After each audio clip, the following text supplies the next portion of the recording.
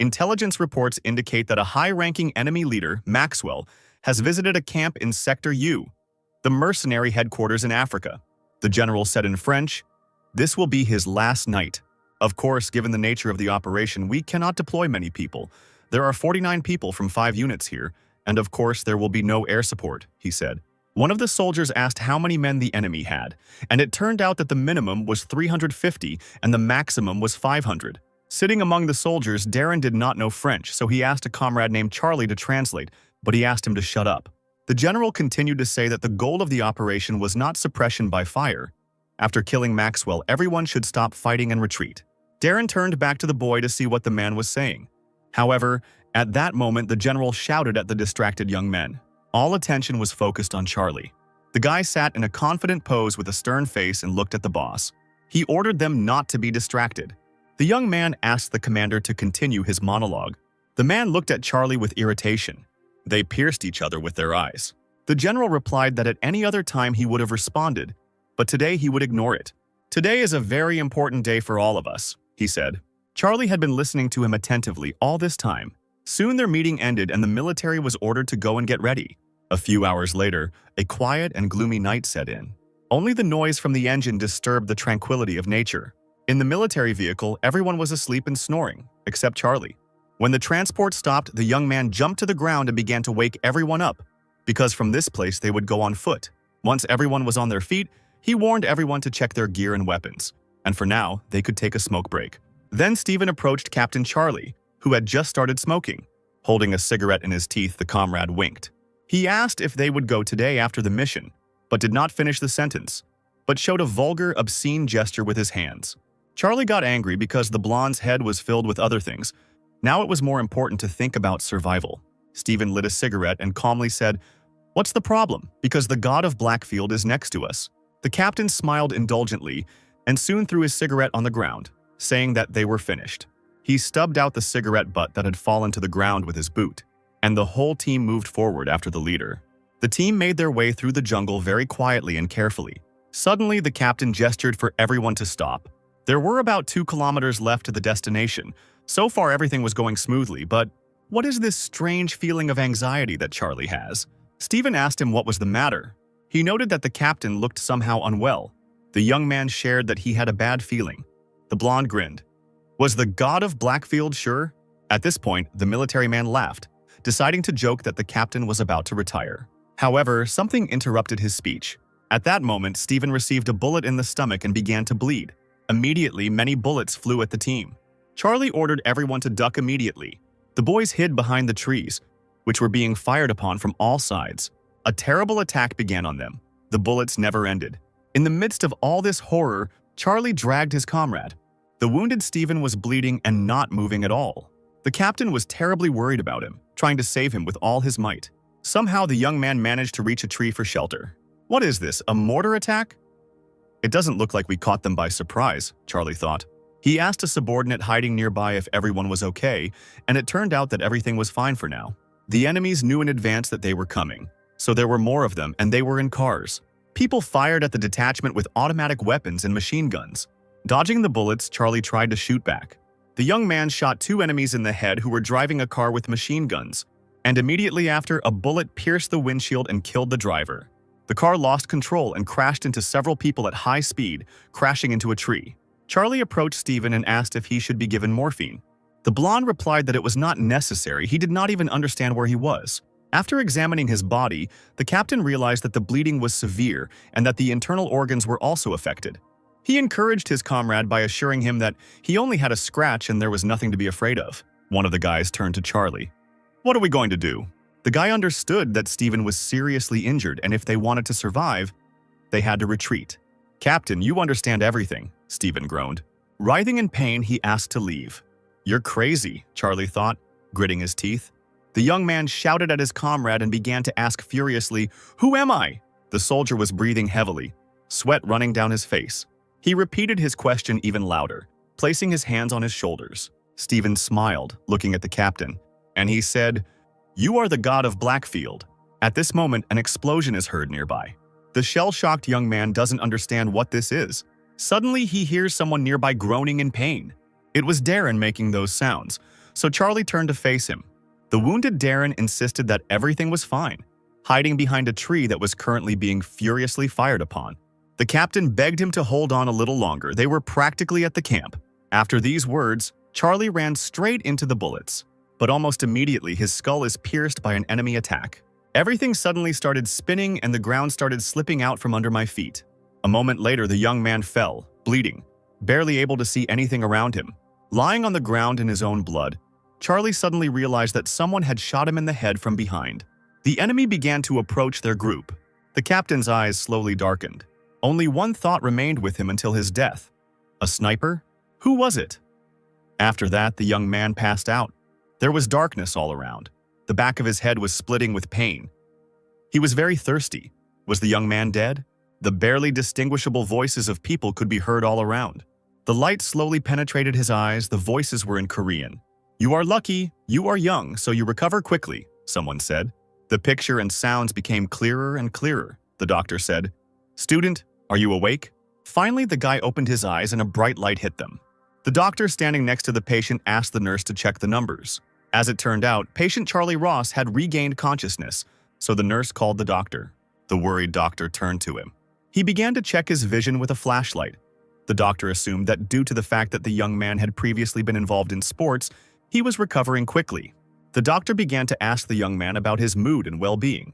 At the same time, the man took out some cotton wool with tweezers. While his face was being wiped with it, the patient was able to quietly ask, "What is this place?" He was told that he was in Sebuil Hospital in Gangnam. The doctor asked the nurse to contact the relatives, as the young man was in a stable condition. If it's Gangnam, then it's definitely Korea, but who brought it here? The doctor answered quite calmly that it was an ambulance. The patient couldn't believe this nonsense. How could there be an ambulance where he was?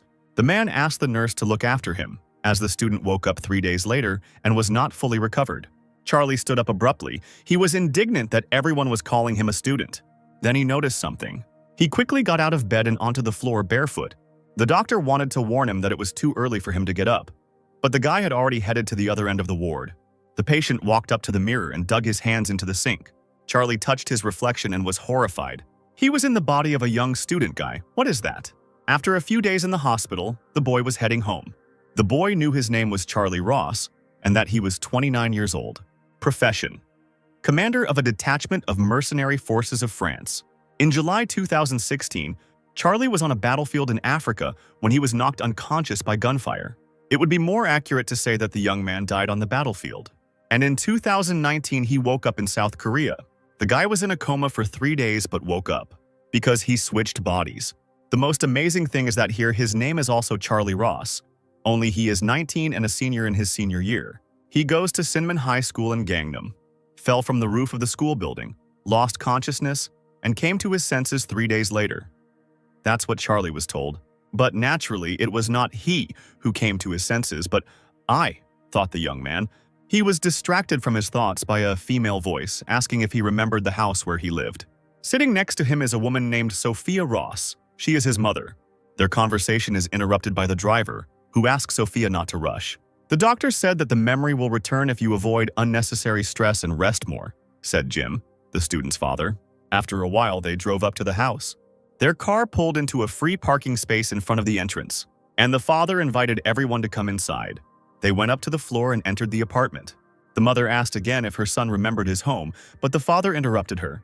He hugged Charlie and asked him not to worry about anything, and to go and rest in his room. The young man was faced with a choice, which door to enter to get into his room. Father kindly suggested that his bedroom was on the left. Ross tugged the door handle carefully. He stopped and suddenly looked back unnoticed, after which he immediately went inside. Mom and Dad looked after him with excitement. When they were alone, they shared their concerns about their son. Meanwhile, Charlie admired the room, which was 100 times better than the personal room of the mercenary commander. This kid was just a rich guy. The most important thing among all of this is that the workplace with a computer is the most pleasing. The student decided to turn it on by pressing the button. He settled into a comfortable chair, however. A login password appeared on the screen, which he, naturally, did not know. There was a telephone lying on a stand on the table, which caught his attention. The young man took it, because you can use the internet on your smartphone. Unfortunately, it also had a password set. Charlie didn't understand why so many passwords were set. Here he feels a round surface on the back of the phone. Thanks to his fingerprint, he was able to unlock the phone. It was obvious because Charlie was in the body of the owner of this phone. Who knows, maybe he will be able to find some thread leading to the solution of his death and transfer into this body. However, an internet search for 2016 Battle in Africa Masalan yielded no results. Maybe it's because the boy was searching for it in Korean. Ross typed the same query but in English. There were no results, so he decided to try French. He was interrupted by an unexpected message from Lewis Clark. "Charlie, I heard you were discharged from the hospital?" asked the blonde. It was unclear whether this guy was his friend or not. He had to quickly answer something and continue his business. "Yes, I just got discharged," the young man replied. However, the next message surprised Charlie. Clark began to snap back in an insulting tone and say why he didn't report this to him. Did he really want to die? Ross was confused. Wasn't this the student's friend? But it didn't matter, so he continued what he had started. But Louis didn't finish writing. He complained about why he wasn't answering him. This guy had already begun to irritate the former captain with his obsession. To get rid of him, the young man wrote that he was busy. After that, he immediately received a call on his phone. The guy smiled with interest at Clark's reaction. The student picked up the phone and immediately began to shout insults at him. His screams brought a smile to Ross's face. "He's become completely brazen. He swallowed a bunch of drugs in the hospital to gain courage," Louis said. The young man calmly repeated that he was busy and warned that he was hanging up, which caused an even greater storm of emotions in his interlocutor. The blonde started to threaten, but was cut off by the brunette who hung up. Charlie assumed that he would call him again. "That's why I blocked his contact on my account." At this time, screams could be heard from the roof of the school. Louis was furious that Charlie had dared to block him. In anger, he threw the phone so hard that its glass cracked. Clark was breathing heavily. He was terribly angry. There was only hatred in his eyes. One of his friends asked him why he was throwing phones around. "I don't care. I'll just tell that idiot Charlie to buy me another one," the bully said. His friend started laughing at him. "Did Louis ever spend his cash on anything?" "Just come to school, Ross," Clark said menacingly. Soon night fell in the city. The brunette was still sitting at the table in his room. He looked through various news articles but couldn't find any mention of that battle. Was it a security measure or some other reason? Thoughts about this did not give him peace. That's why such a large flow made him want to smoke. The young man began to search the shelves. Perhaps the student had something hidden away. But after searching, it became clear that this puppy was apparently really an excellent student. There was still hope that he hid the pack among the books. When Charlie opened one of the cabinets, he saw a lot of trash. Taking one of the notebooks, he thought that it would be an ideal place for a stash. However, instead of cigarettes, he found the student's notes. "I gave them money today, and still, I don't understand why these guys are treating me like this. Where did I go wrong? I didn't do anything." Charlie read the pages where the boy described his suffering, where he had already begun to believe in his insignificant existence because of his offenders. It was scary. Ross thought that Lewis's behavior was strange. So this kid is an outcast? Every page was covered with vows to kill those bastards who had bullied him. What a fool, Charlie thought. If you want to kill someone, just go and kill them quietly. In the end, no cigarettes were found. And this kid turned out to be some kind of scapegoat. One way or another, the young man was very tired and lay down on the bed. As soon as he closed his eyes, he immediately fell asleep. A few hours later, a new day began. In the morning, Charlie's father drove him to school. The young man himself sat sullenly in the back seat. Jim saw his son's condition in the rearview mirror and was very worried about his son. After some time, they finally arrived at the school gates. My father asked, "Are you sure you're okay? You could stay at home for a couple of days." Charlie came to his senses a little and replied that everything was fine. Jim smiled and asked not to strain himself too much. The student smiled politely in response and agreed. The young man got out of the car and walked into the schoolyard. Only now did he realize that he didn't know which office he needed to go to. He looked around. There were many students around. It would be nice if someone showed him everything here. Suddenly, someone from the crowd called out to Charlie. At that very moment, everyone around began to whisper and glance sideways. Lewis walked confidently towards him and said cheekily, "Isn't this the same Charlie who grew balls of steel in the hospital?" The young man looked at the blonde man carefully. He saw that his badge said Louis Clark and realized that this was the same man he had spoken to on the phone. The enraged hooligan shouted loudly, reminding them of their conversation yesterday. Charlie began to smile, chuckling a little. "What are you laughing at? Have you been sniffing glue?" Lewis started snapping. Ross's face was beaming with happiness. His guidebook was in front of him. But Clark's facial expressions indicated that a fight was about to happen. Not understanding what the young man was talking about, the blonde asked him again. "You are Lewis Clark, aren't you?" Charlie asked happily. "Yes, bastard. I am Lewis Clark, to whom you always brought cigarettes and lunches without question," the hooligan yelled throughout the yard. Without any embarrassment, the brunette asked to give him a cigarette if he had one. Ross extended his hand with a friendly smile. Clark began to flex his fists. He wanted to wait until lunch, but the student apparently couldn't wait. He ordered the brunette to follow him, quickly turning away and walking away. He didn't even doubt that Charlie would not follow him. Soon the two of them entered the empty gym. After walking forward a little, Louis stopped. He turned around with a grin, looking at the young man. The blonde was the first to decide to start intimidating Charlie, aiming punches at him. "Do you know how hard it was for me without you?" said the impudent Clark. His fists froze in the air, a few centimeters from the student's face. "Bastard, did you want to die?" Clark said. But his verbal attack was interrupted by a powerful blow to the face from Ross. "Why are you talking so much?" asked the brunette. Louis flew a couple of meters away from him from the force of the blow. But Charlie immediately runs up to his body.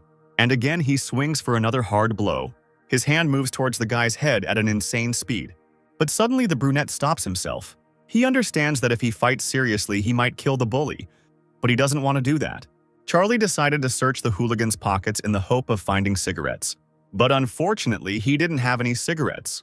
The young man decided to leave Louis lying there. The guy was lost in his thoughts. In his head, Ross began to address the student. "You see this? I don't know where you are now, but you can look at this and calm down a little." Meanwhile, behind his back, Louis began to come to his senses. Clark slowly began to rise to his feet. How angry he was at Charlie, who had suddenly become bolder. The blonde pushed away sharply and headed towards Ross to beat him up. The brunette himself noticed the enraged body approaching him. "You hit me in the face!" Ross tried to attack Clark, screaming, but he dodged. The next blow also missed the student, and the offended blonde said, "Are you crazy?" Charlie was alarmed that the bully recovered so quickly after his blow. To calm the rebellious brat, the brunette hit him in the face again. The force of the blow made it seem as if the place where it hit was smoking. Louis got really angry and stuttered and insulted the young man. Here, Charlie realized that he was not in his own body, and the fist was not his. Therefore, the strength was different.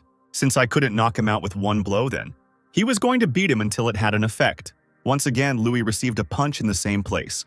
The guy pushed off the parquet floor to gain speed. Clark didn't give up and ran towards the student again. And again he missed, in addition to receiving a powerful, by body standards, uppercut.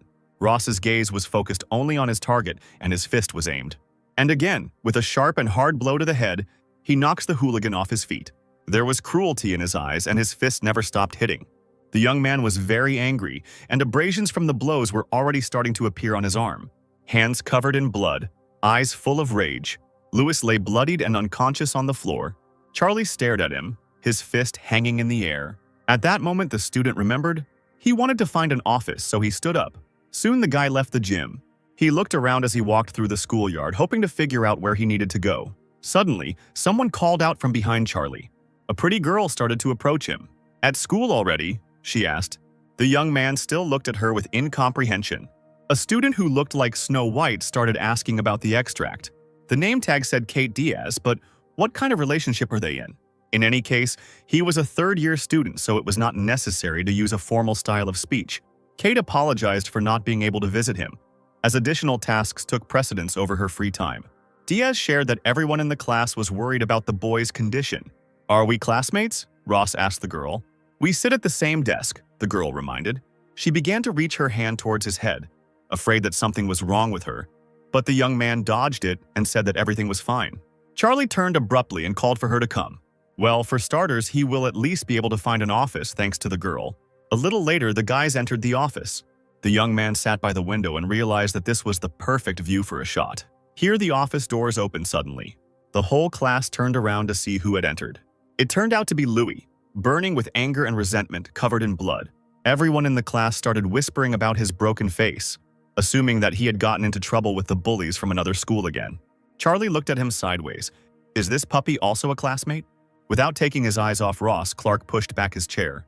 He sat against the opposite wall and deliberately turned around so as to pierce the impudent fellow with his gaze. The face, swollen and covered in blood, expressed hatred and disgust. Charlie didn't pay any attention to him. The guy was getting on his nerves. Louis took his phone out onto the table. He wrote to someone, "This Ross has gone completely crazy. Everyone leave during the first lesson. This bastard won't get off easy," Clark thought. The physical education lesson began. The whole class lined up in sports uniforms outside. The teacher looked carefully at those present in the class. "What about the uniform?" he asked Charlie, who was standing in his usual school uniform. Kate said in his defense that the young man had been in hospital for some time and had only recently returned. The coach quickly understood the situation and asked the guy not to strain himself too much and to rest in the shade. "Today you can play football, basketball, or dodgeball. The main thing is not to hurt yourself," the teacher announced. While the boys were playing football, the teacher stepped away for a while. Ross sat down on the steps alone. Louis noticed him immediately. Charlie's mind was filled with, "I was in an unclear situation one way or another. What to do next?" He was rudely interrupted by a hooligan who approached him. "Anything else to say?" Charlie asked. "You think you can get off that easy?" "Get up, let's move away," Clark answered fiercely. The blonde turned away and walked forward with an angry gait. "They won't understand until they die," the young man sighed. There was nothing else to do, so Charlie followed him. Charlie didn't show any emotion on his face, although he was a little curious about what was waiting for him. And soon they arrived at the place, where, besides the student and Louis, there were 5 more hooligans. "Haha, have you come?" The guy with the mask grinned. "Look at Louis's face," the thug began to mock. "Did Charlie really paint you like that?" The 5 hooligans began to smile evilly and prepare for a fight. And they hastened to surround one defenseless student. They were already waiting in anticipation of a fierce battle. Ross, looking at all this, smiled slyly. "What a show. Attack all together," he declared. The brute laughed. Was the guy's head still not working? One of the hooligans decided that he alone could teach the boy a lesson and swung his fist. Charlie instantly sensed danger from behind, and with a quick movement of his hand, he hit the guy in the jaw. The force sent the hooligan flying and rolling headfirst across the asphalt. Everyone gathered was in shock. They didn't expect this from an ordinary weakling.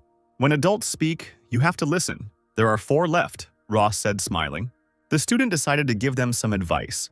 Since they didn't really understand, they shouldn't all aim at the same place. He ordered each of them to hit different places, distributing parts of his body between them. "And from different angles, okay?" Charlie asked. The irritated guy in the mask couldn't take it anymore and shouted, "Are you showing off by knocking one down?" After that, they all attacked the student together. Ross skillfully dodged the hooligans' blows, managing to inflict damage on them. But they ran towards him again, not wanting to retreat. Confident in his own strength, he was already taking aim at them. The first blow flew into the back of the guy with the mask. With the second, he hit the other man on the jaw with all his might, making him bleed. However, the guy was still on his feet, although he was staggering. So the next thing he did was punch him in the stomach. It felt like his hand went deep inside. Meanwhile, another hooligan woke up behind the student. He looked at the offender with hatred, and finding the strength in himself, he began to run at him from behind. He was able to grab Charlie by the hair at the back of his head. "Got you, you're finished," the bloody hooligan declared. But Ross watched the movement of the boy's fist closely. So as soon as he got close to his face, he successfully dodged. Charlie was unhappy that the enemy rose again after his blow. What a useless and weak body he has. But that didn't stop him from throwing the bastard forward through the bend. Louis watched in horror, not understanding how it happened. He looked at Charlie. Who was the loser? Was it him? His friend stood next to him, and he was terribly angry. He took out his knife and warned that the student was to blame for forcing him. "Don't draw your weapon unless you're prepared to give your life," Charlie told him. Of course, these words made the situation even worse, and the guy began to mindlessly wave the knife. Ross still managed to catch his hand with the weapon and stop him. The guy squeezed her and started to twist her. It was terribly painful for the hooligan. There was a crunching sound, and the attacker's face screamed in pain. Charlie let go of his hand and turned to Louis. "And here we are again, one-on-one," the brunette grinned. The recently beaten guy was afraid. He couldn't find the words. Charlie picked up the fallen knife and said, "Don't be too afraid. If you think about it, it's all my fault. Apparently I was too soft this morning. The day wasn't over yet. And you were already able to plan this," the student continued. He looked askance at the bully. Now he wouldn't make such a mistake. Fear gripped Clark. He was shaking. Charlie gave him a choice, a cut, or a break. Now Louis admitted he was wrong and assured him that he would not touch him anymore. However, at that moment Charlie heard someone's footsteps. He turned around angrily to see who it was. A teacher walked towards them, full of irritation. He gave a stern command, "Stop it!" Ross couldn't understand how the coach had managed to get so close without being noticed. And behind him, Louis, all in tears and snot, begged the teacher to save him. Charlie and the teacher stood opposite each other in terrible tension. "So you are that, Charlie. I heard about your situation, but you need to stop. This is no longer self-defense. This is beating," the man said. The young man did not answer, but looked at him with particular anger. "You bastard, just look at his eyes. If you don't stop, I'll make sure you get kicked out of school, even for what you just did. You could get into serious trouble," the teacher continued. Charlie responded with complete indifference that this meant he wouldn't go. How can a schoolboy not go to school? The coach didn't understand. "I'll take care of this, and you can go home. And a case will still be open, so if you have any evidence of their bullying, you can bring it." The teacher walked up to the wounded, and Charlie started to walk away. He understood that he didn't need to get involved with this man. Suddenly, the teacher turned to Charlie and asked him where he learned to fight like that. At first, the young man doubted it, but almost immediately answered that it was on the internet. The man was amazed by his strength and asked to come see him later for a talk. Ross didn't answer and walked away. The teacher looked after him and wondered if everyone really changed that much once they died and came back to life. A little later, the student was walking through the city streets. He thought that this was enough to avenge the owner of this body, and he could return to where he belonged. The young man went into a men's salon and got a haircut. Now he looked exactly like Charlie Ross. After that, he went into a cafe. He was greeted by a friendly employee. Sitting down at the table, Charlie asked for a chicken cutlet and a portion of rice. The woman shouted an order to the kitchen. All of this reminded him of his past. Then he was also sitting in a cafe and they brought him his order, rice with chicken. He looked at his plane ticket. Nearby, a child was asking his mother for a chicken cutlet and crying. The guy put his ticket on the table. It had a departure from Incheon to Paris written on it. Finally, Charlie was brought his dish. As expected, it tasted better eating with chopsticks. However, the taste is not quite the same as it once was. Suddenly, the phone started vibrating in my pocket. Ross looked at the screen and it turned out that it was his mother calling. The young man decided to pick up the phone and talk to her. Sophia started asking about what happened and wanted to come and talk to her son in person. But the guy said he would talk when he got home and that was it. Charlie cut the conversation off in irritation and slammed the phone down on the table too hard. The young man thought, "Maybe this is not my style." The image of the student standing on the roof of the school came to mind. He looked at the city at night, how high it was. Tears welled up in his eyes and his whole body shook. One last breath and he decided to jump. These thoughts made Charlie stab his chopsticks furiously into his food. In the end, for everyone, he was just recovering from suicide. At home sat an angry father who had learned about what had happened, and a worried mother. Jim suggested that his son began to act strangely after that incident, perhaps due to a short-term coma. Their dialogue was interrupted by the sound of the front door opening. Charlie walked into the room and his parents immediately noticed the change in his hairstyle. Father asked him to sit down for a moment, but Ross, without saying anything, went into his room. "You little bastard!" Dad shouted. His wife immediately began to calm him down.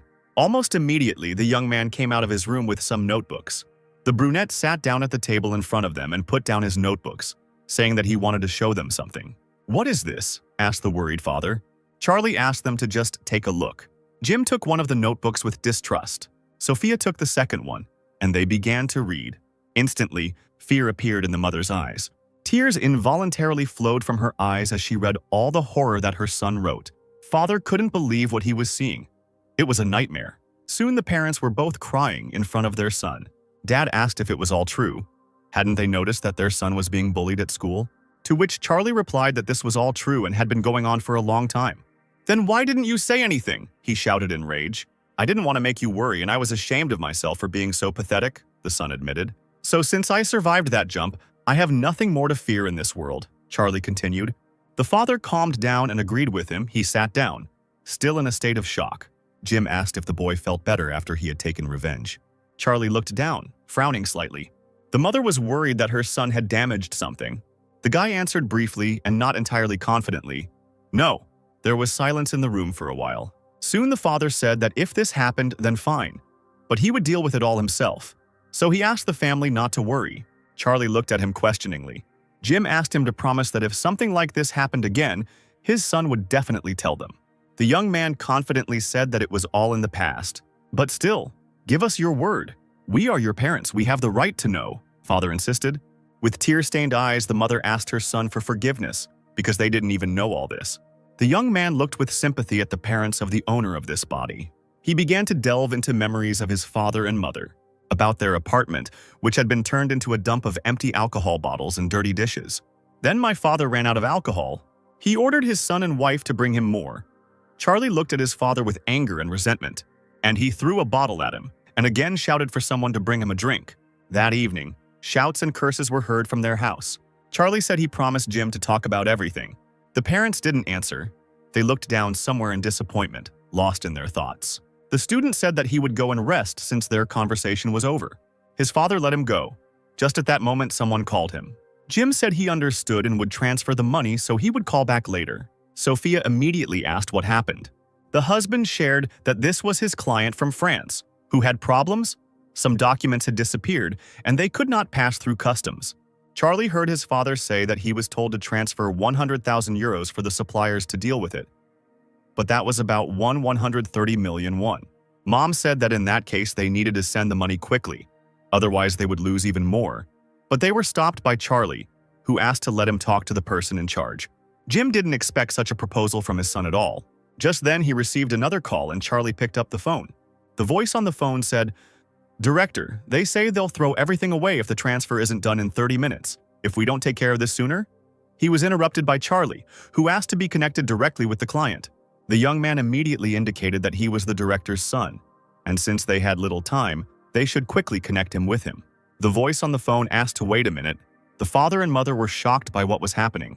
The client joined the conversation and Jim's son began speaking to him in French. Charlie spent some time talking to the client in a foreign language. Neither father nor mother understood what was happening. Soon, Charlie said goodbye to the person on the other end of the phone. Giving the phone to Jim, Charlie said that they found the lost documents. It just happened. So there are no more problems with customs. The father was happy and shared that they sometimes have such force majeure situations, to which his son replied that this would not happen again. "I said that in that case I would set the Algerian mercenaries on them," Charlie said.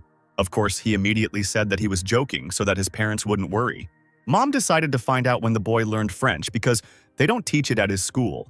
The son hesitated awkwardly and said, "On the internet." Mom smiled and patted Dad on the shoulder. The current generation has gone too far. The student bowed and said, "If you are finished, then I will go and rest." Ross went to his room and lay on his bed for a long time, lost in thought. It looks like he will have to postpone his trip to France. His body is not in the best shape, and his head has not yet recovered. Besides, now he has a family. He lives with his parents. Charlie sighed heavily, thinking about all this. He decided that as soon as he recovered, he would leave immediately. Time passed and a new day came. Charlie went to school again. Everything is fine, of course, but does a student have nothing better to do than school? He thought. Since he was bored anyway, the young man decided to take a nap and settled down on his desk. He was disturbed by the uncultured Louis, who brazenly sat down in front of him and forced him to raise his head. Charlie was surrounded by the same hooligans who had been beaten up yesterday. The student asked if Clark was tired of all this. "Tired of it? We'll definitely give it to you today, so follow me," the blonde ordered. Not wanting to obey him, the student lay down on his desk again and sent the hooligan packing. Louis smiled strangely. Was the brunette really refusing? "So you don't care what happens to Kate Diaz?" the bully asked. After these words, Charlie stood up abruptly, asking if he had misheard. Seeing his opponent's reaction, Louis repeated with a cheeky smile, "Yes, Keith Diaz." "Who is this?" Ross asked quite sincerely, not understanding who they were talking about. The hooligans suddenly fell silent and were stunned by what they heard. "Just look at this idiot." The blonde was indignant, while the brunette tried to remember someone with that name. "She immediately ran to the roof as soon as she heard about you and you decided to forget her?" Clark was indignant. At that moment, Charlie suddenly remembered that it was his deskmate and instantly jumped up from his chair. Now his face reflected anger and he asked, "Where is she?" Louis was pleased with this reaction and smiled sarcastically. Soon they and Clark climbed up to the roof. Charlie looked carefully at the people in front of him. 7 hooligan boys, 4 girls, and Louis himself met him. They all looked at him with malicious glee and smiled, clearly preparing for the massacre. "Ross, you bastard, I tried especially hard for you today. You better get ready," the blonde declared. "There are girls here too," the young man thought. One of them, a blonde with makeup, noticed the guy. "What do you want to get?" she quipped. Charlie said sternly, "You 4, leave." The blonde clearly didn't like this tone, and she got angry. The girl decided not to delay and immediately approached him. She started yelling at him arrogantly, "Who are you anyway?" She was immediately shut up by a slap in the face. The impudent girl immediately fell to the floor from surprise and humiliation. She turned around, hurt and in tears, at the guy who hit her, covering her reddened cheek. "Get out of here or you'll die," Charlie explained coldly and sternly. The confused blonde looked back at the hooligans, seeking support there. Louis said they would pay Charlie back by asking the girls to close the door and leave. The insulted girl could barely hold back her tears, burning with shame. Standing on her feet, she ordered that the bastard be finished off. Ross watched the girls sideways until they left the roof. Then he turned to the crowd of guys and asked where Kate was. And at that moment, Diaz just entered the classroom. Her friend started asking her where she came from. Kate said that she came from home, but missed the bus she usually took. The girl asked where such interest came from. Was anyone looking for her? The friend, without saying anything, looked up, where the fight was about to take place. Not understanding anything, Diaz also looked up. Meanwhile, Louis revealed that he had deceived Charlie by saying, did he imagine himself to be a prince who had come running to help Snow White? Here Ross thought, but really, if you look at it that way, Kate really does look like Snow White. In that case, Ross had nothing to do here, which he announced to those gathered. The young man turned around and walked towards the exit from the roof. However, he was immediately surrounded by hooligans, blocking his path. Charlie didn't like this behavior of the boys. What? You want to try jumping off the roof again? Louis said disgustingly. It turns out you're a real piece of trash, the student responded to his attack. And then the realization comes to Charlie's mind. The blonde said, again. That is, last time. Ross asked the hooligans, was it because of you? Wow, you really lost your memory. I didn't even touch you. But you asked for help so much that you didn't even notice how you fell, Clark told him. The people who now surrounded the student now revealed their true faces of cruelty and deceit. You should have told me this earlier, the brunette said with unnatural coldness. It was clear that he was furiously irritated. Don't show off, today will be completely different. I've gathered all the strongest guys from the area. You're definitely finished, said Louis. One of the hooligans started walking straight towards the young man. A huge brute approached him. It seemed that he was twice as tall as the guy. The man looked at Charlie and said, no matter how you look at it, you look like a girl. He placed his large hand on his head, not believing that the young man was really so strong. Enraged by this attitude, the brunette, peeking out from under his arm, said, I really am strong. The young man grabbed the thug's wrist with all his might, and he dislocated his arm so much that he couldn't move from the pain. Covered in sweat and writhing in pain, the bully tried to somehow insult the guy. But at that very second, he received a knee in the face. Louis shouted in panic that he had warned them to be more careful. He ordered everyone else to hit everyone at once, and they ran to attack. Having thrown the big guy to the floor, Charlie headed towards the rest. One after another, he knocked out his opponents in the stomach, neck, face, someone with a kick to the jaw. Another guy got punched in the nose with all his might. Blood gushed out like a stream. At that moment, a hooligan with a knife approached Ross from behind and was already aiming at him. The young man successfully dodged the blow, carefully watching every movement. The brunette stood in such a way that he could grab the handle of the weapon. Then he twisted the bastard's wrist so hard that he dropped the knife. Fearing for his life, he began to shout, wait, wait! But it was too late. So his next move was to poke his fingers into his eyes so that he fell to his knees. The last one left was Louis. Charlie looked back at him. Ross walked around the knocked-out opponents and approached Clark, leaving them alone again. What kind of person are you who feels no remorse for nearly killing a schoolboy? The young man asked in a rage. Louis stood at the edge of the roof and begged the brunette not to come near him. However, Charlie was not going to stop. He decided to pay him back in the same coin. Trembling with fear, the blonde began to cover himself with his hands and call for help. But not just anyone, but a teacher whose appearance Ross never expected. He turned around and saw the teacher heading towards him. Is it him again? The coach thought irritably. The man shouted sharply, calm down quickly! Charlie began to suspect that this man was not an ordinary teacher. Here he turned his gaze to Louis and addressed him. I'll talk to you separately, he said, and commanded, take your guys out of here right now. Tears of happiness appeared in Clark's eyes. He was saved and immediately obeyed the teacher. The hooligans slowly and with some help from their comrades were able to leave the roof, leaving the teacher alone with Charlie. The teacher lit a cigarette and said, not even a day has passed and you did this again? Charlie wondered how he knew they were here. It turned out that Kate Diaz ran to him and told him everything. While smoking a cigarette, he asked what they were going to do with it. This kind of thing is really not okay, the teacher declared. What? The student asked him indignantly. Puppy, if you want to be a student, act like one. You'll regret it later, the man shouted at him. At that moment, a thought comes into Charlie's head. Is this just an accident or did the same thing happen to him as to me?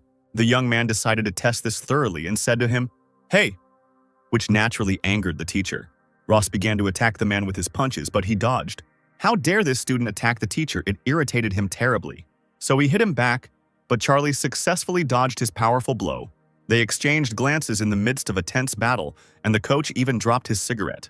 The teacher continued to deliver a series of professional blows, which the student successfully dodged. In addition to dodging, he blocked and parried blows. The man continued to aim his large fist at the young man. However, each of his blows flew through the air, and not at the target. At one point, they both struck at the same time and dodged, missing. And finally they stopped in a fighting stance, holding their fists to each other's faces. The teacher was amazed. How could an ordinary high school student do this? The man asked the young man who he was. The guy grabbed his fist with his hand and smiled. I don't even know who I am. The teacher did not understand what the student meant. Charlie asked calmly and clearly, Who am I? After this phrase, the teacher was shocked. His eyes widened in surprise. Charlie repeated again, but this time he shouted loudly, Who am I? The teacher couldn't believe it. He asked him to tell the rest. Ross looked the man straight in the eye and said, God. And together they said, Blackfield. The teacher did not expect this at all. The man was amazed. Charlie smiled approvingly. It seemed his plan had worked. Later, the two of them came down from the roof and entered the reception area. The man turned out to be the reincarnated Darren. Charlie was curious why the guy spoke Korean so well. It turned out that Darren himself had no idea why this was so. He began the story, after you were hit. They dealt with me quickly too. I woke up in bed, as if I had woken up from a bad dream. It turned out that I was in Korea, and next to me in bed was supposedly my wife. Then I noticed that I spoke Korean quite fluently. Ross smiled and asked, Well, since it's you, do you have a light? Darren explained that smoking was prohibited here. What? Charlie asked, cheekily and disappointedly. What? Darren corrected him with a small grin. Ross swung sharply at the confused Darren for such impudence. He put his hand on his heart in fear to catch his breath. The teacher started shouting, That's it, I don't know anything. I said it's not allowed, so it's not allowed. What kind of nonsense is this? A student asks the teacher for a cigarette. Charlie asked in amazement if he really was a high school student, to which Darren replied, It doesn't matter what's inside. But you have the body of a high school student. I won't give you anything, even if you kill me. What a bastard. I understood everything. I myself have no desire to pollute the body. The student turned away offended. The boys looked at each other happily. Ross thought, It turns out that Ken Evans is Darren. Judging by his story, we have traveled to the same time. Did you enjoy your wife's embrace while I was in the hospital? The young man asked. Darren smiled and said, It wouldn't be a pity to kill her. This phrase infuriated the student, but the man asked him to be quiet. I am a teacher, and the commander is now a student. Charlie concluded that his comrade was in hiding. Here Darren decided to ask why Ross was behaving like this, since he had been reborn. Why not be an ordinary student? Do you think I enjoy dealing with children myself? Charlie asked, stating that they were pestering him. The young man shared that he does not intend to stay here for long and will return to France. Are you going to go back to the hell you barely escaped from? Darren asked, completely confused by the commander's decision. Charlie assured him that there was definitely someone behind all this. If he didn't find these bastards, how could he think calmly about those who died so unfairly? The comrades sat opposite each other and silently looked into each other's eyes. Darren broke the silence by saying that in that case he would go with him during the holidays. Ross smiled mischievously and asked, Hey, want to do a tour? The man frowned and answered sternly, What do you mean? I'm actually serious too. Don't reveal yourself and just stay here to live. Looking after those jerks, don't let them pick on me, the young man asked. To which the teacher replied, In any case, I was already quite well prepared and was going to deal with this. The student crossed his arms and said mockingly, Weren't you weakly prepared against children? What? Did your self-confidence diminish after death? However, Darren wasn't talking about the kids. He was asking if Charlie had noticed anything when he was fighting with those puppies. Don't you think that was too much for a child's fight? The man asked. Charlie calmly replied that there was nothing suspicious, since as long as there were no guns, it was just right for children's showdowns. Darren immediately started to get indignant. Commander, are you sure you're from Korea? But ordinary hooligans don't use knives and bats. Really? The young man was embarrassed and the man just sighed. The coach suggested that there was some kind of group behind them, and Ross chimed in. Gangsters, really? I'm not completely sure yet, but I think the chances are high. I'll figure it out before the holidays, and then we can go to France, said Darren. The grin on the commander's face made the man confidently declare that he was not joking. But Charlie already understood everything, so he suggested discussing it later.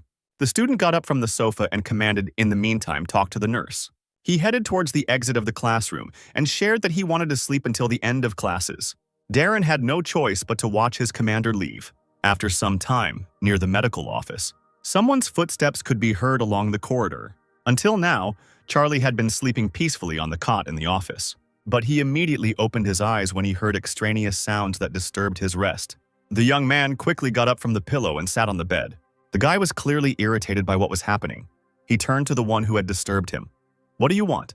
Startled by the student's abrupt awakening, Louis began to apologize for disturbing him. Clark gave him various snacks to eat. After school, the kids from the first and second grades will drop by to say hello. "You are now the head of the school," the blonde explained. An irritated Charlie ordered him to get lost, and the bully apologized to him again. At that very moment, Clark ran out of the medical room so as not to disturb Ross once again. The young man sat on the bed for a while and thought about everything he had heard. A little later, he went out into the corridors of the school, where the students tried to avoid him, looking at him with fear. People glanced at him warily as the boy passed by, but Charlie paid no attention to anyone. Kate, standing near one of the classrooms, saw Ross walking. Shyly, tucking her hair behind her ear, she smiled sweetly and approached the guy. The student looked at her silently, incomprehensibly. Diaz handed him his bag and asked if he was okay. Putting his backpack on his back, Charlie coldly replied that she shouldn't worry. Nothing serious had happened. The young man had already turned away to go about his business. However, a female voice called out to him rudely, so he and Kate turned to see who it was. In the corridor stood the same 4 girls who were on the roof and looked in their direction with malicious glee. The blonde stepped forward and said, "They want to see you. Take a minute." Charlie frowned and snapped back that he was leaving. He invited Kate to come with him, and she quickly agreed with him. The blonde didn't like this attitude and she got angry. The girls shouted after those leaving down the corridor, "Hey!"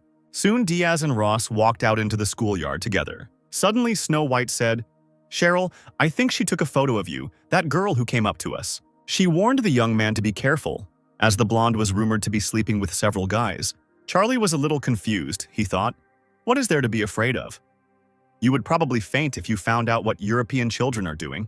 At the exit from school, 4 serious, muscular men were waiting for the young man near a black car. One of them was looking at his phone, where there was a photo of Charlie, and comparing it with the young man passing by. He asked his comrade, who answered yes. Ross became wary. These big guys were clearly looking at him. "Hey, come here." They called the student to them. Was it really them that Darren was talking about when he suspected the school children were connected to gangsters? Kate began to worry and asked not to go to the men. The girl tried to detain the young man by grabbing him by the jacket, but the brunette carefully removed her trembling hand. "It's okay," Charlie tried to calm Snow White down, and after a few steps the student stood in front of 4 serious men. "Are you Charlie Ross?" asked one of them. The young man answered affirmatively and asked what they wanted. "The puppy," as they said, "has no respect at all." The man got angry at him. Charlie assessed the situation. 4 opponents, if that were the case, it wouldn't be that dangerous. The only thing that bothered him was that there was little room for a fight as he looked back at Kate and the rest of the students. The man continued, "Kid, we didn't come to fight, so fix your face." He pointed to the car behind him and ordered them to get in to discuss something important. "What?" Ross asked, cheekily and irritably. Diaz was standing not far from them. She was very worried about what was happening. Charlie, without looking away, looked at the man with anger in his eyes. He in turn grinned and laughed a little. Snow White looked at the tense situation and covered her mouth with her hands in fear. The thug with the cigarette put his hand on the student's head, saying, "What a fine boy." Not allowing himself to be treated this way, Ross ordered him to remove his hands. This angered the man. "You really are completely immature. I wanted to be more gentle." The boy looked at him irritably, peeking out from under his arm. The student threw away the big guy's hand that was lying on his head. With a quick movement, he grabbed the front of his clothes with his hands so that he couldn't dodge, and immediately he hit his forehead with all his might into his face. The cigarette flew out of his mouth, saliva and blood flowed. His whole face was distorted by the impact. The young man grabbed him by the collar and the wrist of his right hand and swung hard. He knocked over the huge man at the same moment, and he powerfully hit his head with the asphalt. The man's whole body was shaking. Foam was coming out of his mouth. The surrounding students were shouting, "They are fighting!" The guys immediately started taking out their phones and filming what was happening on cameras. One of the men rudely ordered them to put away their mobile phones. He walked up to one of the students and knocked the phone out of his hands. The phone quickly fell onto the asphalt and its screen was completely smashed. All the students immediately grabbed their phones tightly, shocked by such rudeness. "Little bastard," the bandit said, Taking a knife out of the inside pocket of his jacket, Charlie immediately began to take his briefcase off his shoulders so that nothing would hinder his movements. The leader immediately approached the guy with a knife and said sternly, "Did you decide to make sashimi before school?" He said that we just need to make sure that the puppy can't act up anymore. The man understood the boss and put away the knife. He and another thug prepared for battle. After this, two of the men stood on either side of Charlie. The student even smiled a little. The guys were in a good formation. They were clearly different from the older students. "Quickly wipe that grin off your face, bastard," one of them ordered and swung at the student. Charlie, in turn, aimed his fist to strike. And at the moment when the man tried to hit him, the student dodged and punched him in the jaw. After that, he immediately began to deliver a merciless series of blows. Everything happened so quickly that almost no movement was visible. And at this time, the second big guy decided to take advantage of the moment and attack the brunette from behind. Ross noticed out of the corner of his eye a large figure approaching him. Although he couldn't dodge, the guy successfully blocked it with his hand. And with the next movement, he turned around and struck a hard blow to the stomach so that the big man bent in half. The one who had been hit many times was terribly angry. And when he more or less came to his senses, he bared his teeth and began to aim at the student. The man believed that since Charlie had his back to him, he would be able to inflict serious damage on him. But his calculated attack was stopped by a fist to the jaw from Ross, who naturally sensed the enemy's movements. Instantly, a fist from the second bandit flew at the brunette from the other side. Thanks to his agility, he was able to bend down so that the man missed. The young man quickly looked back at his attacker with an enraged gaze, and suddenly he decided to kick him in the head, but the big guy somehow managed to block it, almost falling over from surprise. Charlie stood up on both feet and continued to deliver punches one after another to his opponent's body while there was another opponent behind him. Trying to cover himself with his hands, the man realized that the guy had gotten carried away and was trying with all his might to resist him. As expected, it's a completely different fight with adults. "I'll have to prepare this body better," Charlie thought. The head of the four suddenly smiled, looking at what was happening. Ross noticed that strange grin and knew something was wrong. Not having time to react in time, the student was hit. The leader kicked him in the back so hard that the blow was reflected in his chest. It was mean, but Charlie stayed on his feet, but he was very angry. If Darren sees this, he'll be making fun of him for a long time. At this point, the leader started talking. "We've seen your abilities, so how about you call it a day and come with us?" "I told you we didn't come here to fight. It's your business, not mine. It just ruined my mood at the end of the day," Charlie answered him. Apparently, there was nothing left, so the leader began to take his hands out of his pockets. He decided to teach Ross a lesson and make him come with us, so he immediately hit him with his right hand. Although the young man managed to block it, he still felt pain from this powerful blow. At that moment, he decided to grab his hand, which was just near his shoulder. And with quick and precise movements, he began to move forward, turning the man's hand at the same time. Hellish pain was reflected on the leader's face.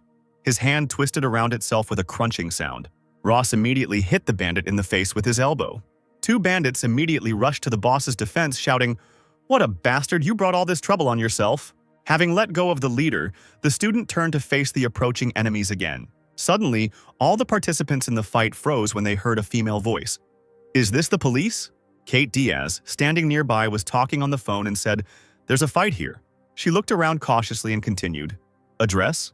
The leader was unhappy with this outcome of events. It irritated him greatly. Holding his wounded hand, he turned to the young man. "We'll finish today, but I'll remember this. Next time I'll break her completely." The student responded with a threat. In a short period of time, the bandits gathered, got into their car and drove away. Snow White sighed with relief and said that it was time for her and the young man to go too.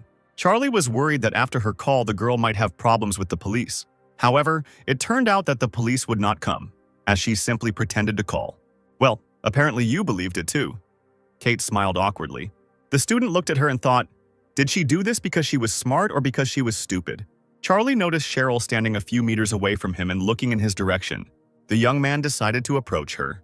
The blonde was irritated and tension was visible on her face. When Ross approached her, he immediately said rudely, "I'll give you one piece of advice. Live on your own. If you continue to live at someone else's expense, you'll end up getting screwed." "Who are you to tell me this?" The girl pushed the student in the chest in anger. They both looked at each other, and there was anger in their eyes. Charlie decided not to continue the conflict, so he quickly turned around and walked away, saying goodbye to her. Cheryl's impudence made her shout across the street after him, "Hey, Charlie!" But the guy ignored her, Soon the young man and Kate were walking down the street. The guy's thoughts were occupied with the battle that had taken place. The blows were not so strong as to cause serious injuries, but I still managed to get them. No matter how you look at it, this body is too weak. Diaz was concerned about her friend's condition and asked if she needed to call an ambulance, but Ross refused and suggested they go get something to eat. Charlie asked, "Do you like chops?" Snow White was a little confused at first by the unexpected question, but then she smiled sweetly and said that she liked chops. The next day, the teacher explained to the class, so Sonaxol, for defending this theory, Sun Tzu could be considered a cold-blooded and inhumane person. But this is far from the truth. We can simply observe differences in the perception of the world, since Sun Tzu, being one of the followers of Confucius, he always put virtue and ethics first, so listening to these words, the exhausted Charlie tried his best not to fall asleep. Soon his desk mate said that the lesson was over. The young man immediately lay down on the desk. It would have been better for him to run around the battlefield with machine guns at the ready. Then, unexpectedly, students approached them from behind. Ross raised his head from his desk, looking in their direction, and asked what they needed. One of them said, pointing to the guys standing nearby, "These are second graders and these are first graders." After that, he handed the young man an envelope with the words that inside was money for this week. The brunette didn't like this, so he irritably asked who asked them to give him money. The student turned to where Louis usually sat, but he was not there. Charlie looked sternly at the crowd of boys. "Give it back and don't do it again, and stop walking around here in a herd, waving the envelope away," the guy ordered the guys. Charlie was very sleepy and lay down on his desk again, kicking the boys out of the classroom, who obediently bowed and left. However, immediately after this, another student wearing glasses approached Charlie's desk. Annoyed that he couldn't be left alone, Charlie raised his head again and asked, "Do you have something to say too?" The guy in glasses reported that the student's physical education teacher had called him to the teacher's room. Charlie's expression immediately changed. He was interested in why Darren was calling him. Sitting in the teacher's lounge, Darren asked, "I heard something here. Did you get into a fight with someone yesterday too?" "And gossip spreads quickly here, but nothing serious," the student said. Darren cautiously asked the commander to stop fighting, because he was not a child. "Others may not know, but I don't need to tell you. Who was the one who was picking on everyone the most in Africa?" Ross asked. The man raised his voice, trying to convey to the young man that this was Korea, not Africa.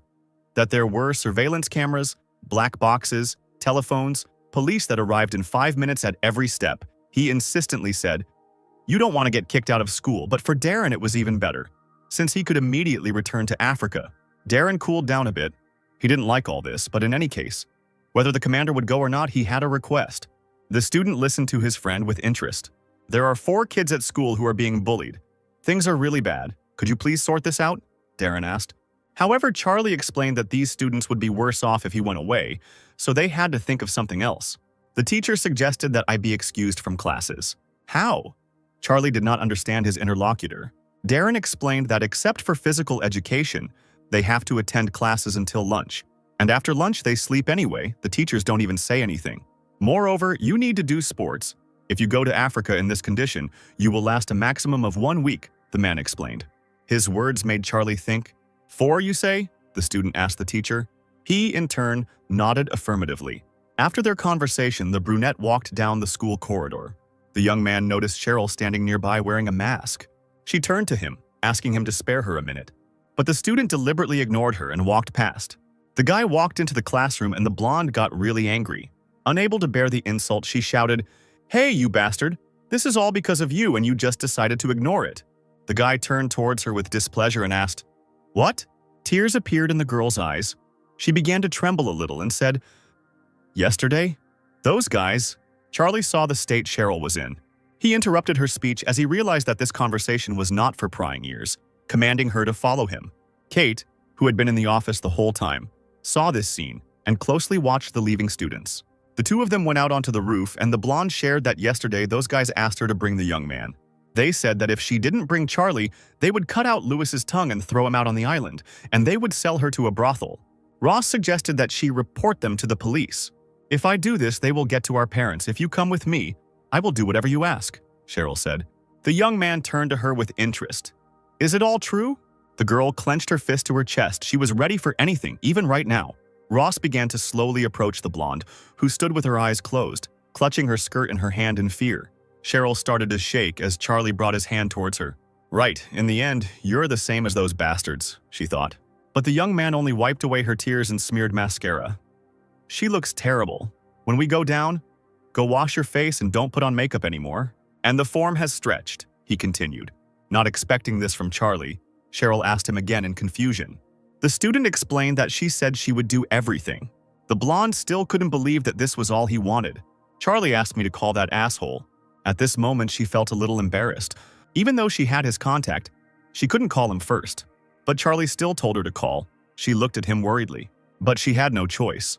So the girl reached into her jacket pocket. She took out her phone and started looking for the right contact. And soon, that same bastard's phone rang with a call from Cheryl. He grinned and said, "Our Cheryl has grown up. She is already the first to call." Charlie immediately snatched the phone from the blonde's hands.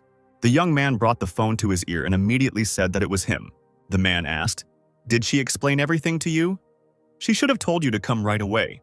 He is immediately interrupted by Ross, who explains that he will be busy until the weekend, so he will come on Monday. On the other end of the line, a voice began to speak irritably. "What? You still don't understand what situation you're in."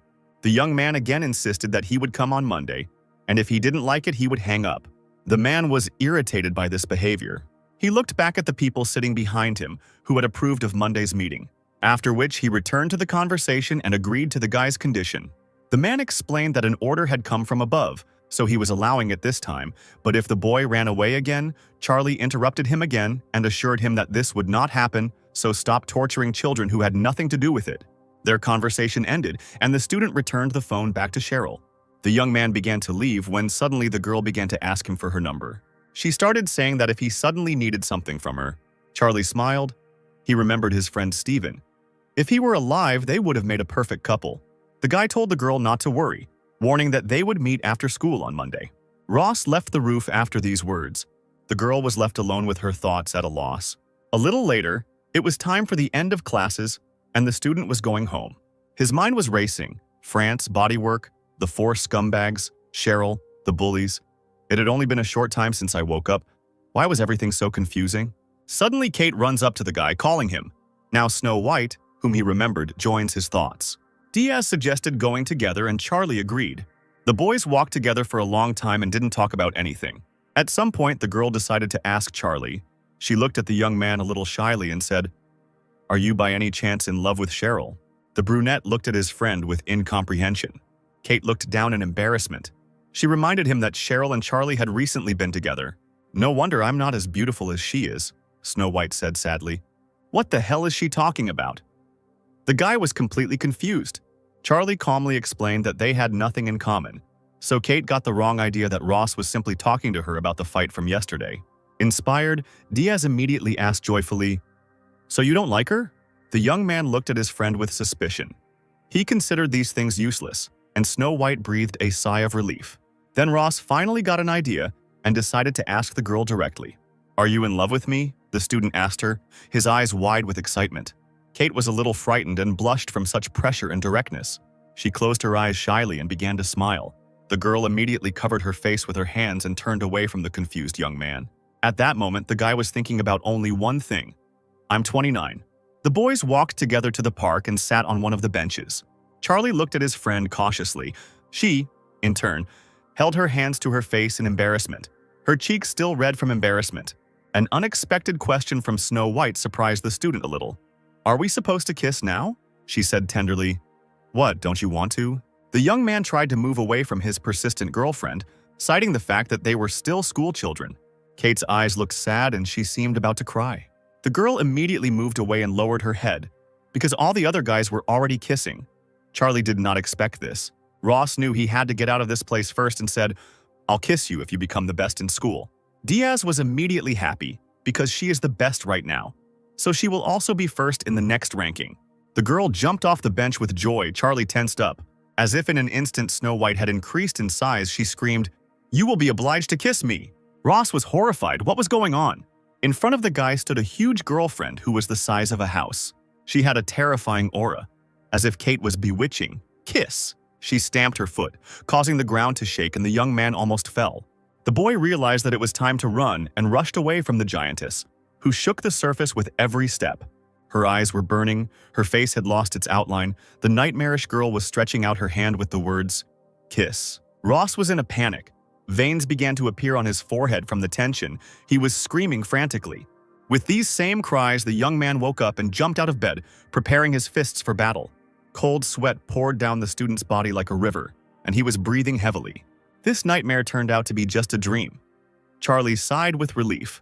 Soon he got ready for school and left the room ready to study. His mother noticed him. She was sitting in the living room reading a book. The son warned Sophia that he was leaving. She asked where he was going. To school, of course, the young man answered her. Sophia wondered why he needed to go to school on Saturday. Mom started to worry that his headache had not yet cleared up, but her son quickly got out of it by saying that he was in 3rd grade.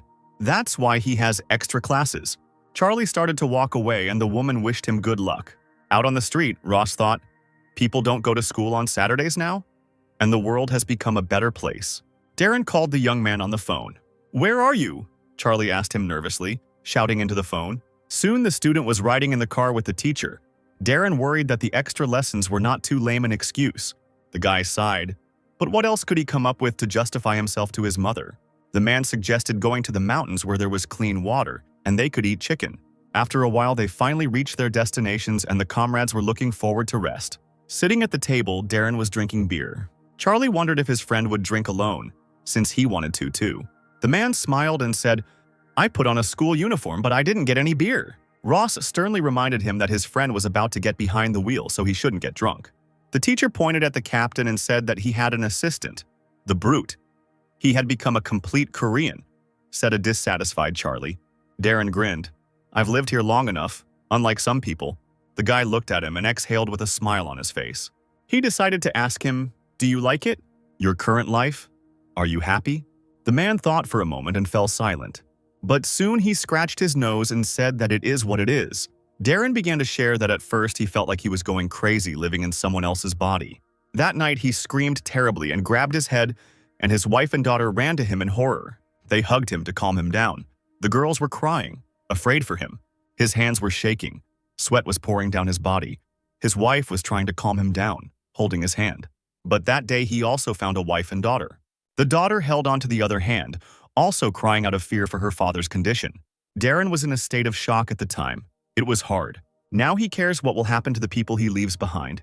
And he doesn't even think he'll be able to return to Africa with this body. Charlie tensed up and listened carefully to his friend. Darren shared that in any case, the thought that the universe has gone crazy and given him a chance to live differently does not leave him. Ross smiled and agreed with him. It really was nice here. The young man looked around. It was so peaceful here that he felt uneasy. "And you say this, who almost started a stabbing at school in 2 days?" Darren remarked sarcastically.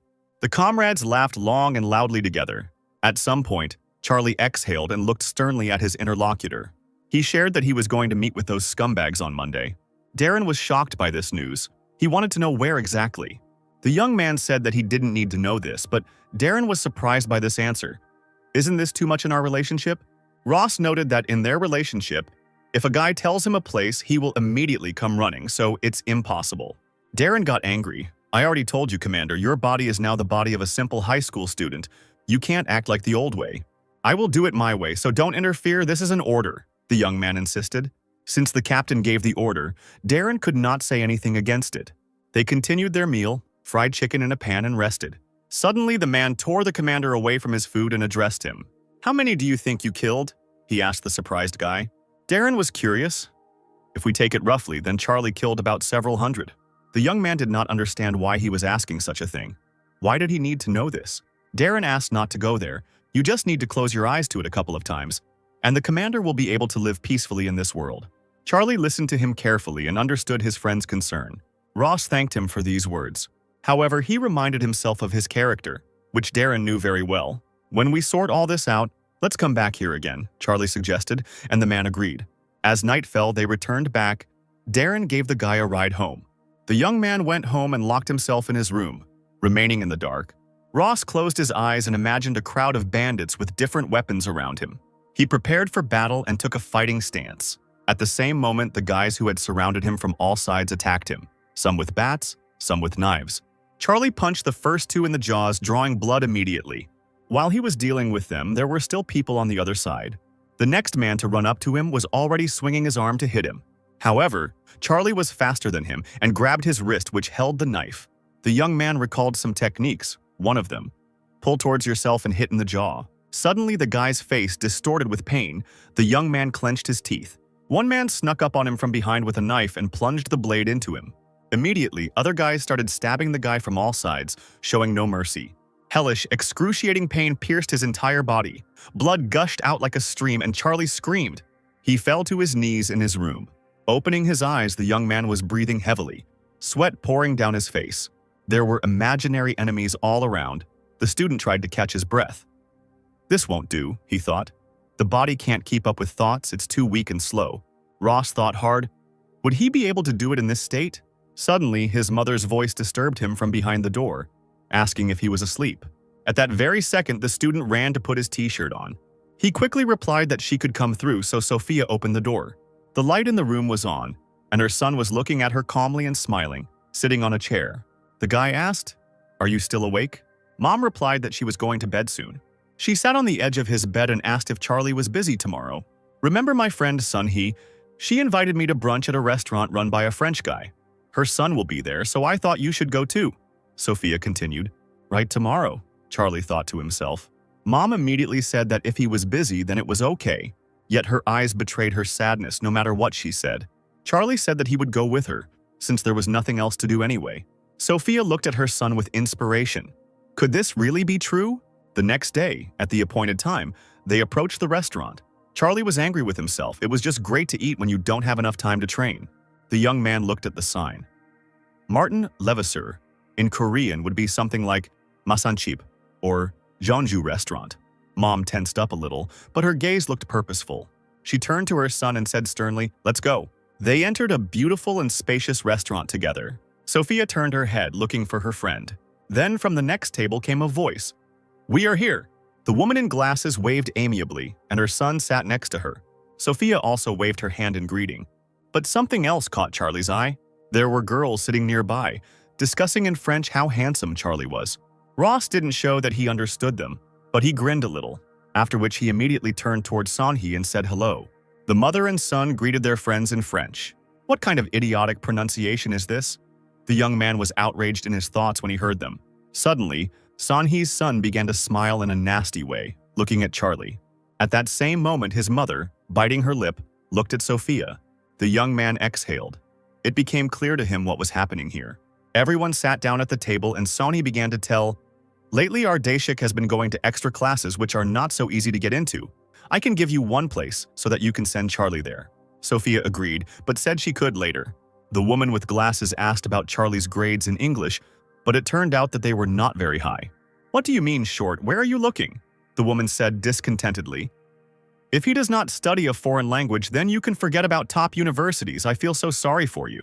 Ross looked at his mother, who at that moment looked down in embarrassment. At this time, a waiter passed by their table and Daeshik called out to him in French. The guy asked to bring another glass of water. Soon the glass was filled upon request. Sun-hee continued bragging.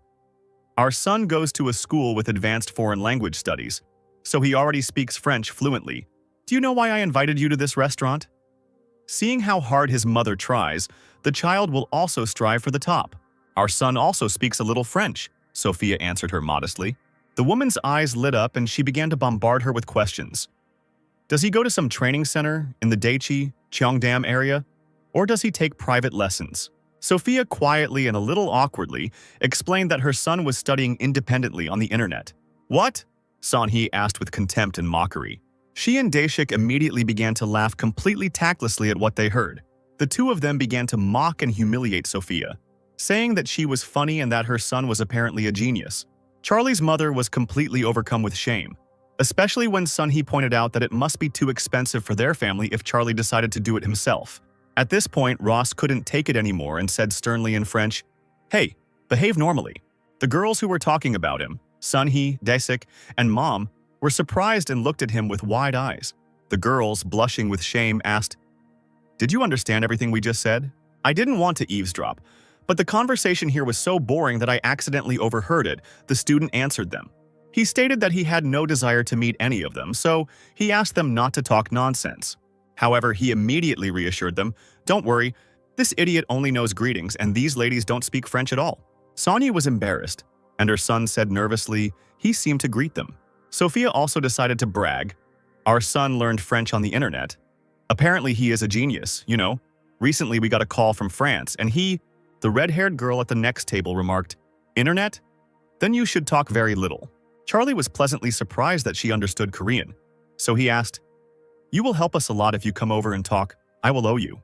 The girl was very interested in this proposal, so the three of them got up from their table and walked over to Charlie.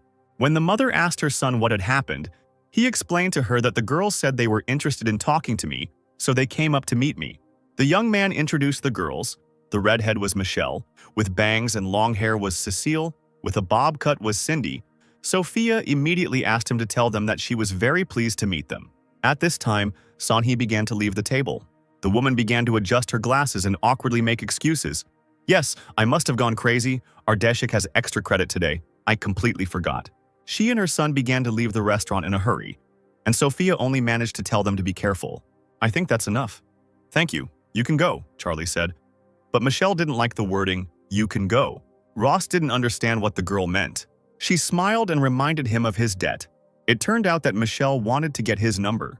She explained, "No one will understand what we're talking about anyway. To be honest, you interested me." At that moment, the young man even became a little confused. "You're funny," Charlie decided to answer.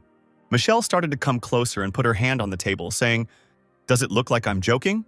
The girl coquettishly sat on the edge of the table and began to play with her hair, flirting with the young man. "Just don't tell me that you are one of those terrible men who cannot keep their word." Ross clearly liked this behavior. The girl was no slouch. A while later, Monday came and Charlie was working hard in the gym, doing push-ups and handstands. Suddenly, the young man remembered Michelle's words. "Just don't tell me that you are one of those terrible men who cannot keep their word." And he laughed. "What made you laugh so much in that situation?" This question brought Charlie back to real life. Darren looked sternly at the guy. Ross came out of the handstand but said it was nothing special. "It seems like it's serious. I can't lift my arms after a couple of warm-up exercises," Charlie worried. Then Darren suggested contacting the police before it's too late. The student smiled and turned to the wall, which angered the teacher, because now was not the time to smile. He shouted, "If something goes wrong, you will go to France on crutches." While the young man was warming up, he suggested an idea. "Let's open a sports club when we finish this. Then, even if I leave during the holidays, they can handle everything together. Isn't that a great idea?" Darren agreed. It would be even easier to get the budget for buying sports equipment, and I could be the manager. But immediately after that, he shouted again, "But that's not important now, Commander. You're still weak, and those bastards aren't so simple." Here, Charlie decided to pronounce the motto of the Foreign Legion, which is a special unit of the French army where men of any nationality and from any country can be recruited. Legio Patria Nostra. In an instant, Darren straightened up and clearly said, "The Legion is our homeland." Ross started getting dressed and asked, "What is the continuation of the motto?" Darren shouted, "There is no word for us. Retreat." Charlie explained, "Cheryl and Lewis may be complete scum, but I promised I would go. I would rather go and get stabbed than back down."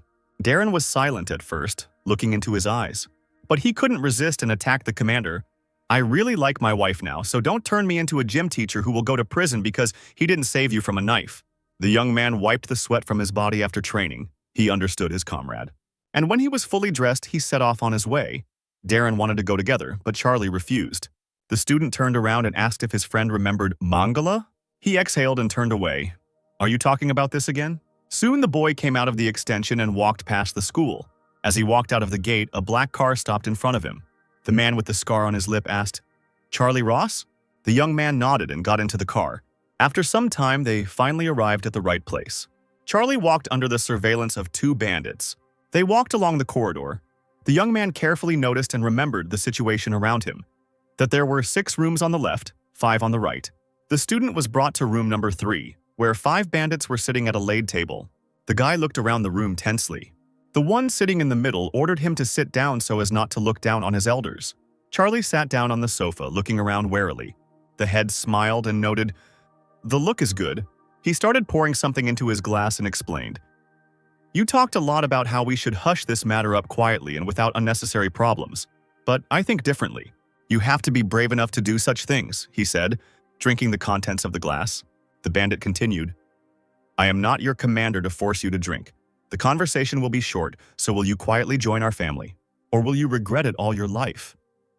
These words made Charlie smile. This reaction made the man very angry. Ross responded sharply that he too would be brief in his speeches. He said menacingly, "Get your hands off our school. I don't care what you do here among yourselves, but stop bullying little children who don't understand anything." These words made the bodies of his subordinates tremble with rage. Out of anger, the chief squeezed the glass until it cracked, saying, "I thought you were a brave guy, but it turns out you're just a regular psycho. It's even kind of a shame." The young man squeezed the chopsticks lying on the table in his hand and repeated that they should not even breathe in the direction of the school that such a psychopath goes to. One of the bandits couldn't take it anymore and attacked the student. His fist flew past the boy's face, but he dodged it. Charlie quickly thrust the sticks into his hand, driving them into the table. The man screamed in pain and his face twisted. The leader ordered everyone else to finish him off. 3 huge men attacked the young man. He attacked the first one in the jaw and punched the second one in the stomach, so that he started spitting blood. The third one first got hit in the jaw from below, and then Ross decided to add to it and hit him in the cheek. Soon, all the bandits who had attacked him were lying around the room. Now the young man's gaze fell on the head, who remained conscious. How angry this man was. He was ready to kill this little bastard. At the same second, he pounces on him across the table. However, his fist flies past. Charlie managed to dodge. Now the leader was in a vulnerable position because he was exposed. Charlie made a headlock and began to choke him. Ross kicks the door out of the room with one foot. The young man is extremely tense, but he has no intention of giving up. Charlie walked out into the hallway, still holding the bandit, but he was surrounded by a crowd of guns. The man he grabbed grinned cheekily and said that the guy was finished. Ross shouted, "If you don't want to see your brother die, disperse." One of the men went on the attack anyway, swinging a bat. The student noticed his movements out of the corner of his eye, and at that very moment, without letting go of the bandit's head, he kicked the attacker, causing him to fly away. A commotion began. The bandit flew into the people standing nearby. The rest moved into battle, ready to kill the guy. The battle began. A bunch of big guys started beating Charlie, but the young man tried to dodge. Because he lacked strength, the bandit was able to escape from his grip. As soon as he got to his feet, he ordered, "Just kill this bastard." Instantly, a powerful blow lands on his impudent mug. Then Ross kicked him in the chest with all his might, and the man knocked down several others with his body. This action gave the young man a chance to escape, and he ran. He didn't care where to step, so the guy pushed off the face of that same bandit. In an instant, the student found himself jumping over the heads of his enemies. And in order not to go down, the brunette again pushed off the head, but this time of another bandit. He jumped away from him onto the wall, from where he pushed off again. Charlie flew swiftly over the heads of his disgruntled opponents. And when the student had overcome the entire crowd, he jumped to the floor. But he was immediately knocked off his feet by a man standing nearby. And again, this whole crowd turned around and went to attack him. The blows came raining down. So many of them and so fast that they were almost impossible to track. They were overwhelming him with numbers. Charlie terribly regretted that he was not in his own body now. However, there was nothing to be done, so the young man clenched his fist and began to resist the blows. There was also confusion in the crowd because everyone wanted to kill the bastard, but there were so many people that they started pushing. After a while, those who stood first were lying on the floor covered in blood. The guys who were standing nearby were still holding on, but it was obvious that they were badly wounded. Charlie stood in a fighting stance, ready to fight again. However, suddenly an order was heard from the crowd. "Hey, disperse!" The bandits dispersed and 2 men came forward. The one with the tail was indignant about why it was so difficult for them to cope with the child. "Forget about a painless death. I'll cut you into pieces with a saw and feed you to the dogs," he said to Charlie. Ross noticed that the 2 had the eyes of experienced killers. They pulled out their weapons and prepared to destroy the boy. But at the other end of the crowd there was a sound, and everyone turned in that direction. The bandit immediately attacked the stranger, but the man in the mask easily parried his blow with his bat. The bandits didn't expect this, so they became very tense. Charlie didn't understand what was happening either. The man in the mask looked menacing. His eyes seemed to glow. 2 more decided to attack him with bats in their hands. After a few swings of his weapon, the masked guy destroyed these daredevils. Ross watched their fight closely. He saw him standing over the bloody body he had so quickly dealt with. It was then that the young man realized who the man in the mask was and grinned, "I told you not to come?" The bandit with the tail was confused as to why the other man was beating their comrades. The second one told him that it didn't matter now. They would just deal with the 2. "As you can see, we have more work." The guy with long hair turned around, smiling. So he decided to deal with it quickly and immediately attacked the student.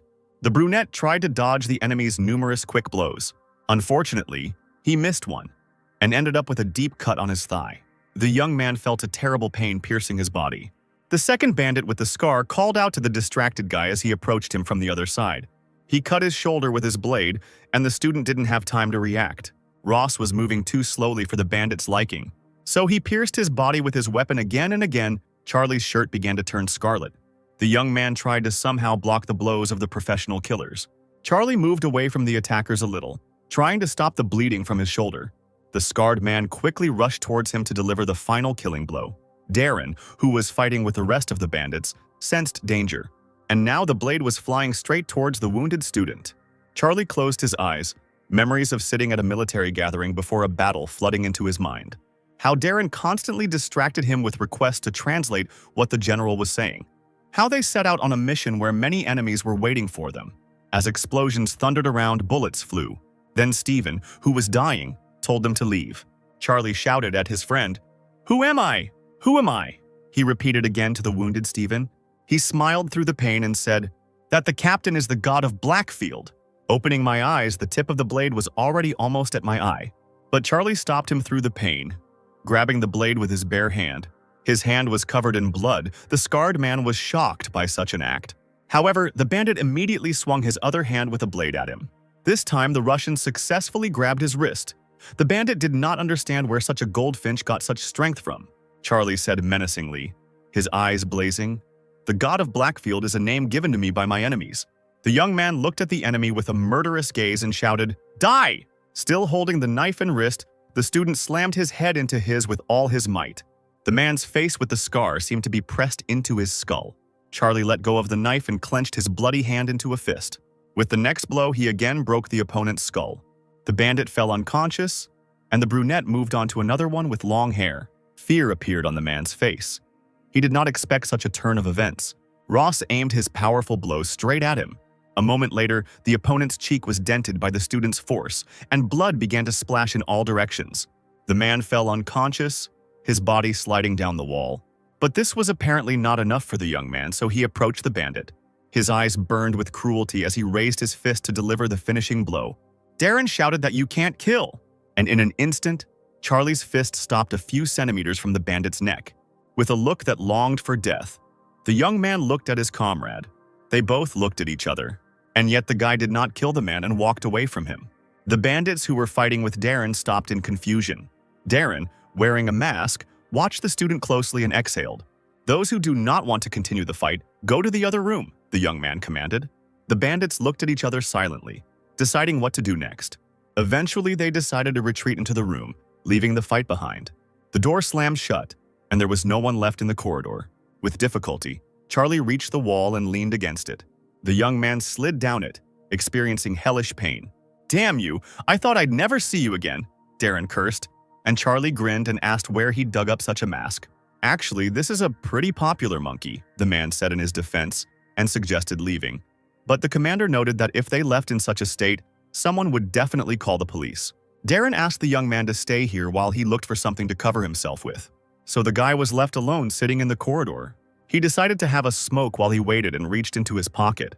Unfortunately, at that very moment the cigarette box was empty. At that moment, his gaze focused and the young man tensed. He heard the sounds of footsteps. The guy counted at least 20 people. Were these reinforcements? A crowd of men came out into the corridor towards him. Ross found it hard to get up, afraid that his body would not withstand another battle. The crowd stopped and a man emerged from it, apparently the leader. He turned to the student. "I couldn't believe it, but are you really a schoolboy?" The chief ordered one of his subordinates to go and check everything inside. He continued, "My name is Lee Guantek. Everyone knows me as Guantek from the Shinsa area. I came as soon as I heard that someone was throwing guys from the juke gang left and right." Charlie immediately asked, "Do you have cigarettes?" One of the bandits could not stand such rudeness and shouted, "Oh, you dandy!" Guantek immediately turned to the man and shouted, "Who is this brazenly interfering? Could you have handled this alone? I really want to talk about age. Go to a nursing home, you stupid idiot." Suddenly, a cry came from the crowd behind. "Go away, puppies!" Darren began to quickly push his way through the crowd of men towards Charlie. He was worried about the commander, so he came right away. The leader laughed, looking at the senior and the monkey mask. "It looked too funny," he said. "Park Keebum should be ashamed." At that moment, his subordinate arrived and told him about the situation. There were no corpses, About 5 were in serious condition, and Jucha's gang was finished. Lee Guangtak commanded, "I will go first, so don't forget to clean up here and then come." Charlie and Darren knew that this man wanted to deal with all this quietly too. The chief said that they had a hospital where he usually sent his guys, so he suggested going there. Ross looked at the bandit with distrust, but there was no other choice, so he agreed. Soon night fell, and Charlie was taken to the necessary hospital. The young man was lying in a ward with an IV drip and a cast. After some time, he slowly began to open his eyes. Darren, who was next to him, was glad that the captain had woken up. The man said that the young man's wounds were too deep, and if they had been a little deeper, they would have had to use a sewing machine. The young man did not understand what his friend was talking about. Darren explained that when they got into the car to Lee Guantek, Charlie immediately passed out. At that moment, the guy began to remember how he led the head of the gang into the corridor where there were many bandits. How desperately I fought with these men. He also remembered those professional killers who had badly wounded him, and how the student dealt with them later. Charlie sat on his bed feeling ashamed of what had happened. The man said that the commander had been unconscious for quite a long time, and it was already 1 o'clock in the morning. "I should call you at home and tell you that you are staying overnight at my place," the teacher suggested. Charlie was in great pain from his injuries, refused food and asked for a cigarette. Guantak, who entered the room, intervened in their conversation. Ross, as soon as he saw him, asked about cigarettes, but the bandit replied, "What a puppy, looking for a smoke at every opportunity?" The head asked whether the man sitting next to him was the boy's teacher, and the student decided not to explain for long and agreed. Guantak looked at Darren suspiciously. Charlie assured him that he could be trusted, and so asked him to say what the man wanted. He exhaled and shook his head in agreement. "Thanks to you, I didn't even have to get my hands dirty, and now there's no one in Gangnam who could go against me," Lee Guantek said. So the man wanted to know if the student had any wishes for him. Ross only asked not to interfere with the school. The head accepted his wish. "I like you, so I'll give you some advice. Take care of your body for a while," Guantak continued. He warned him, "Gossip spreads quickly. Those who need you, those who hate you, those who are interested in you, people of all sorts will start to gather around you." To this, Charlie replied that he would figure it out himself and asked Guantak to mind his own business. The man was angry at such rudeness directed at him. "Hey Charlie, I admit you're a very capable guy," he said. The enraged man continued, "Whether you did it intentionally or not, I got a lot from you." Ross guessed that there was a but in his speech and asked about it. "I recognize your talent, so you must respect my name and authority," the bandit replied. However, after the question of what would happen if the student did not recognize his authority, the head finally lost his temper. Charlie was tense, but he wasn't about to bend over backwards for Guantak. After a tense silence, the bandit chuckled. "Okay, I lost. Let's forget everything and be friends," the man suggested. After these words, Darren decided to intervene and asked that they first remove those guys at the door because there was no need for it. Guantak asked what subject the teacher taught, and he said it was physical education. The chief understood that Darren was from Ulsan from his dialect, so he said, "And why did I think so? But I will leave the guys outside. The guys from Ulsan might arouse suspicion." Guantak warned them that he was leaving, so if they wanted something to eat, they should ask his guys. After that, he said goodbye and left the room. Ross asked his friend to go too, but he insisted that he would spend the night there and go to work in the morning. Darren asked, "By the way, is something going on with you and Kate?" She had been writing non-stop all this time, like crazy. Charlie replied that the girl was still too young, so it was not worth paying attention to. The student was wondering when he would be discharged, and it turned out that the doctor said in a month. Charlie thought about it, because then he would have to lie here for a week, and he couldn't say for the whole week that he was spending the night at the teacher's. So I suggested saying that they had an accident, had a short career counseling session, had dinner, and crashed on the way back, and to blame one of those on the outside. As he left the room, Darren said that in that case he would let everyone know. Soon, the worried mother ran into the room to see her son. Darren said, "Don't worry too much. He will be able to be discharged soon." Charlie started to wave it off, saying that everything was fine with him. Mom, with tears in her eyes, turned to Ross. Let's first transfer you to the hospital where you were last time. After the accident, all sorts of complications may arise, so we need to be careful." At this time, the young man was very worried that his parents would not believe him if he told them that he and his teacher had crashed into a sashimi knife delivery vehicle. Then a doctor and a nurse entered the room. The man in glasses greeted the patient and asked how he was feeling. Charlie replied that everything was fine. Sophia immediately stood up to greet and introduce herself. The doctor reassured her, saying that the injuries were not as serious as they seemed. He said that the operation was successful, so all that was left to do was eat well and rest. The mother said that she was thinking about transferring her son to Sebule Hospital, where he had recently been treated. The doctor smiled kindly and said, "Of course, do as you see fit." Charlie was shocked by his words. Did the doctor really not know the whole situation? The man shared that the head of the surgery department was a good friend of his, so he could call him if Sophia wanted. But he noted that in Charlie's condition, he would advise him to stay in this hospital. He began to refer to the fact that doctors in such large hospitals always have a lot of patients. In the case of Sebule Hospital, the doctors have a lot of outside work, of course. When it comes to life and death, big hospitals are better. But in the case of Ross's patient, he doesn't need emergency treatment, but rather intensive care. The doctor explained that this was only his opinion, and the right to choose, of course, remains with the parents. The man assured that although the head of the hospital, Sebule, was quite a busy person, he always answered his calls. After his words, Darren and Charlie looked at each other with a smile. The doctor asked if she should call him right now. Sophia immediately began to refuse because she did not want to disturb the man at such a late hour. The mother decided to first discuss this issue with her husband when he arrived. The doctor responded accommodatingly, "As you wish." However, he asked his mother to leave the room for a while. The man explained that he needed to undress the patient and examine the wounds, worried that the sight would be too much for her. Sophia agreed with understanding and went out into the corridor. The doctor then began to cut the bandages around the student's wound. He said, "The threads are already coming off. Usually it takes half a month. There will be no need to stitch it up again since everything is almost healed." He admitted that this is the first time he has seen something like this. Charlie thanked him for telling his mother. "Do you know why I did this?" the doctor asked the guy. The doctor began to tell a story. "When I went to study abroad, my younger brother joined a gang. He always compared himself to me, and then shouted to his parents that he learned to use a knife better than me. And then one day he got a knife wound, there was a huge amount of blood, but he knew that he was in the hospital where I worked, so he refused treatment. Although in the end it was me who named the time of death." Charlie looked at the man with sympathy and remained silent. Soon the doctor finished bandaging and said, "I heard that you are a master in using fists, so I will have one request." He said, "You can come or send someone here as much as you want, but do not kill or die yourself." Ross listened carefully to his request. "And I decided to ask if you don't like it, then wouldn't it be easier to refuse such work?" The doctor said that even if he didn't like her, there was nothing he could do, because no one should die simply because they couldn't find a suitable hospital. The student was worried. "What if you have problems?" To which the doctor admitted that he had earned enough for a comfortable life, and if his license was revoked, he would simply go abroad. Charlie smiled and thanked him from the bottom of his heart. The doctor laughed. "No, I should be the one thanking you. Such cases are not covered by insurance, so the check will be hefty."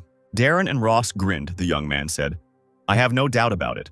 However, the next phrase shocked the guys. The man said, "If next time you decide to die on my operating table, then I will sell you for organs in secret from your parents." With this, he said goodbye and wished them a good rest. Charlie sat on his bed, completely taken aback by what he had heard. Soon a week passed, and the young man returned home. In the morning, he was getting ready for school, but his wounds were still bandaged. After a while, the student was completely ready and left the room. Mom, hearing his footsteps, came out of her bedroom and said that she wanted to talk to him. Sophia was surprised why the young man put on a uniform, since the doctor told him to rest at home for a couple more days after being discharged. Charlie assured her that everything was fine. Since he could walk, there was no reason to stay at home. But the boy noticed an envelope in his mother's hands and asked what it was. She started to take out a bill for 50 million won from him.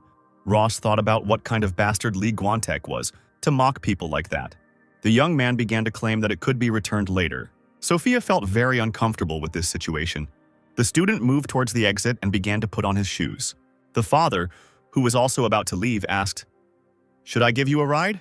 Charlie was a little confused at first, but quickly agreed. Then Jim hugged his son and they left together. Charlie felt uneasy about his father's behavior. Sometime later, the two of them were riding in a car. There was a tense atmosphere in the air, but no one dared to speak. Suddenly, the father decided to turn to his son. "Do you by any chance want to tell me anything?" he asked him. Jim said, "If not, then no, I won't ask anymore." The student admitted that he actually wanted to. Unfortunately, he couldn't tell earlier. Charlie answered honestly that he had gotten into a fight, and his father gripped the steering wheel at this news. The young man continued, "There was a gang behind the guys with whom I recently fought at school." Jim listened to him attentively and thought. The student said there were some problems, but they eventually came to an agreement that the gang would not appear at the school again. adding that several people were injured but no one died. The father asked why his son lied about being in an accident. It turned out that the guy just didn't want to worry his mother. Charlie apologized to Jim for this. "You know how much your mother sacrificed for your father?" he asked the student. Of course, Charlie didn't know, but then he saw the photo in the car. It depicted a mother in a special mask holding a child together with her father. The young man decided to answer that he knew, although in fact he didn't know the whole story, but he guessed something like that. In fact, when Sophia was giving birth, she was taken to the operating room. There were complications, so she had to breathe through a mask, but she gave birth to Charlie. Jim said sternly, "I don't care, but never make your mother cry. Can you handle that?" The young man looked down and agreed with understanding. The father thanked him for telling him the whole truth. Soon, Charlie arrived at school. The guy immediately went to see his friend, the physical education teacher Darren. The teacher did not expect to see the captain, especially immediately after discharge. It turned out that the student was allowed to be discharged so early. The doctor said that he had some kind of special physique, which he himself saw for the first time. "This is of course good, but somehow suspicious. Strange, right?" he asked the teacher. Darren smiled, because the captain had been strange long before this, and Charlie asked what was new. During this time, strange rumors spread throughout the school that Charlie is on the verge of life and death after being stabbed, or that he died, and there are guys who say they saw him get stabbed. The young man became interested. It seemed that many people breathed a sigh of relief. He suggested taking a little walk. Darren asked in surprise where, and Ross reminded him that the teacher himself had asked him for something last time. The man remembered and exclaimed joyfully, "Oh, you mean this?" The student smiled and asked for a list of names. Meanwhile, in the first class office, the students were having lunch. One of them, a guy with glasses, was eating modestly alone. Suddenly, his meal is interrupted by an unexpected blow to the back of the head. The boy, perplexed, turns towards the offender. "What, not enough?" the hooligan asked brazenly. Stuttering with fear, the boy answered, "No." The bully snatched the chopsticks from the student's hands. "Oh my God, our moon key genie." He started eating his food and saying, "You idiot, if you eat only meat, your blood will thicken, you'll overeat and walk around with jelly instead of blood. But don't be afraid, your brother will take care of your health." The hooligan ate the meat and Kajini thanked him. But he himself was sweating like a river from fear. Suddenly he asked with feigned anxiety, "But why haven't you eaten anything yourself? Does our Kijini have no appetite?" And after that, the bully forcibly shoved food into the student's mouth with a spoon. Classmates watched what was happening and laughed at Moon Kijin. The bully now grabbed the guy by the jaw with all his might and shoved food into him. The bully scooped up a spoonful of rice and held it out to the boy with a cruel face. And again he cruelly fed the young man, who didn't even have time to chew. At that moment, Charlie walked into their class. The bully noticed the student, but did not immediately understand who he was, so he began to answer him insolently. But when he turned around, horror appeared in his eyes. He realized that it was that same Charlie Ross. The hooligan immediately stood up and bowed before him, greeting him respectfully. The guy started to introduce himself but was quickly shut up by Ross, who was looking for Moon Kijin. Charlie started looking around because he was told that the student was in that class. The bully quickly pointed his finger at a young man wearing glasses sitting nearby. Kijin began to tremble in anticipation of something terrible. Ross approached the young man and addressed him. "Are you Kijin?" The boy somehow turned his head in his direction. Fear gripped him. His body did not stop shaking, and sweat poured down his face, because this was the same scary guy from the rumors. Charlie realized that this was the one he needed and asked to follow him. But Kijin decided to gather his will into a fist and ask, "Why?" All the classmates who saw what was happening were horrified by the way this boy responded to Charlie. Then a bully jumped out from behind Charlie and started to be rude to his classmate in glasses, saying that he had completely lost his mind. He approached him and started yelling in anger, "Why are you being insolent to your elder?" "Hey, get out of here," Charlie ordered cheekily. The hooligan immediately jumped away from him in fear. Ross walked up to Kijin and leaned on the desk. The young man moved away a little. His whole body was shaking. The guy was incredibly afraid. The young man smiled amiably and joked, "Why, for bread, Goldfinch?" and then asked him to step outside for a second. Kijin started mumbling something. The guy didn't understand what they wanted from him. Charlie continued to smile and moved closer to the boy. He grabbed his hand. "Enough chatter, follow me," he finally said, and dragged the guy along with him. Suddenly, Ross realized that something was wrong. He looked around. Everyone around was looking at them. The young man decided to calm them down, saying that everything was fine and they could go about their business. All the boys started covering themselves with their hands, shaking with fear, and praying that the young man wouldn't beat them up. In another class, the kids were actively communicating with each other on various topics. However, one girl sat apart from the others. Suddenly, someone approached her and asked, "Are you Cha So-yeon?" When she raised her head, she saw Charlie and Kijin in front of her. She said sheepishly, "Yes, it's me." Ross introduced himself in a friendly manner and invited her to come with him to talk. After she found out that it was that same Charlie in front of her, she was overcome with fear. The guy thought that the girl was busy, that's why he didn't answer. But she immediately stood up and shouted, "No!" Now the three of them walked further to another class. In the hallway, they met three guys who recognized Charlie. For some reason, Cha So-yeon was very scared when she saw these three. Ross noticed that the girl began to tremble. He realized that something was wrong. Three students bowed before the student. One of them introduced himself as Cho Se-heon from the 2nd grade. Charlie waved his hand at them to get them off him quickly. Se-ho looked at the young man with confusion.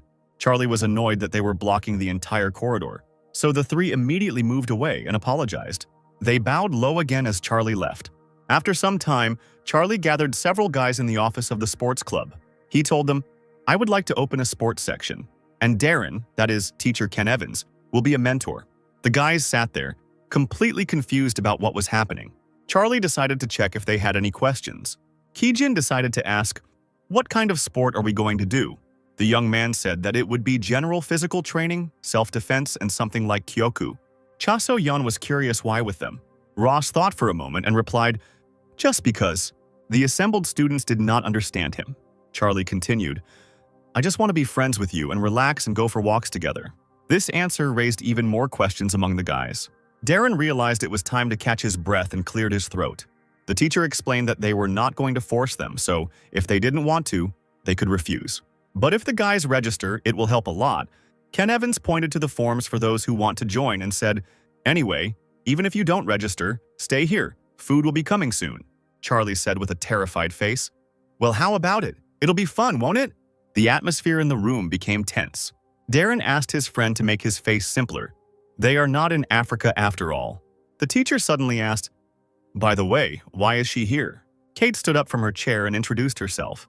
As it turned out, she would be the manager of the sports section. The girl with kind eyes took the forms and began asking who needed it. Darren turned to Charlie. Why did she come here? She was one step away from a prestigious university.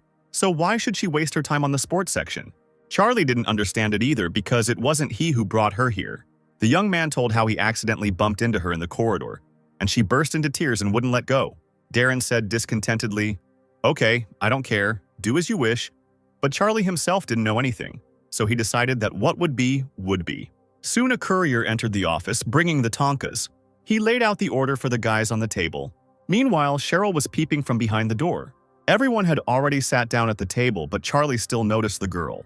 When she realized that she had been seen, she started to run away. Suddenly, someone shouted after her to call her.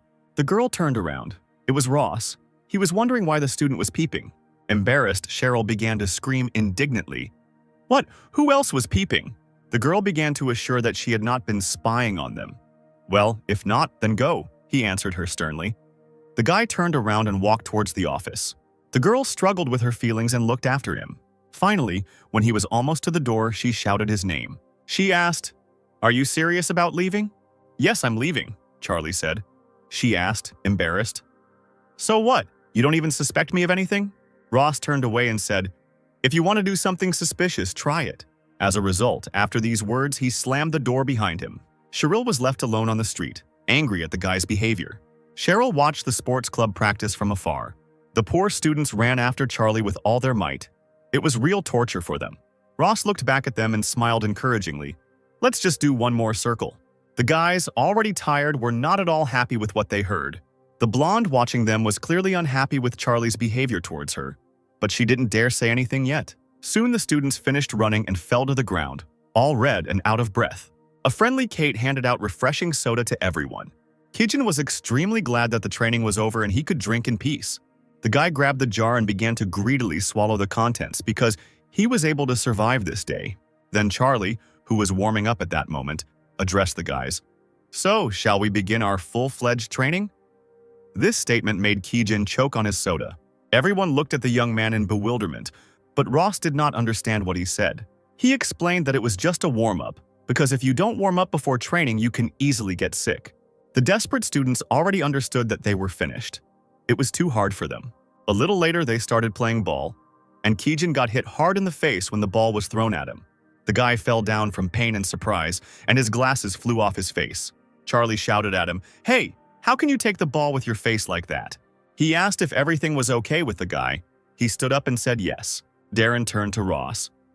"So you weren't aiming right at his face on purpose?" Charlie became angry at such impudence. Ken Evans reminded his student that this was school.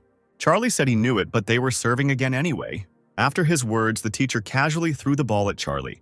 "I'll show you what it means to aim straight at the face," the young man said terrifyingly. Ken deliberately teased the guy by enticing him with his finger.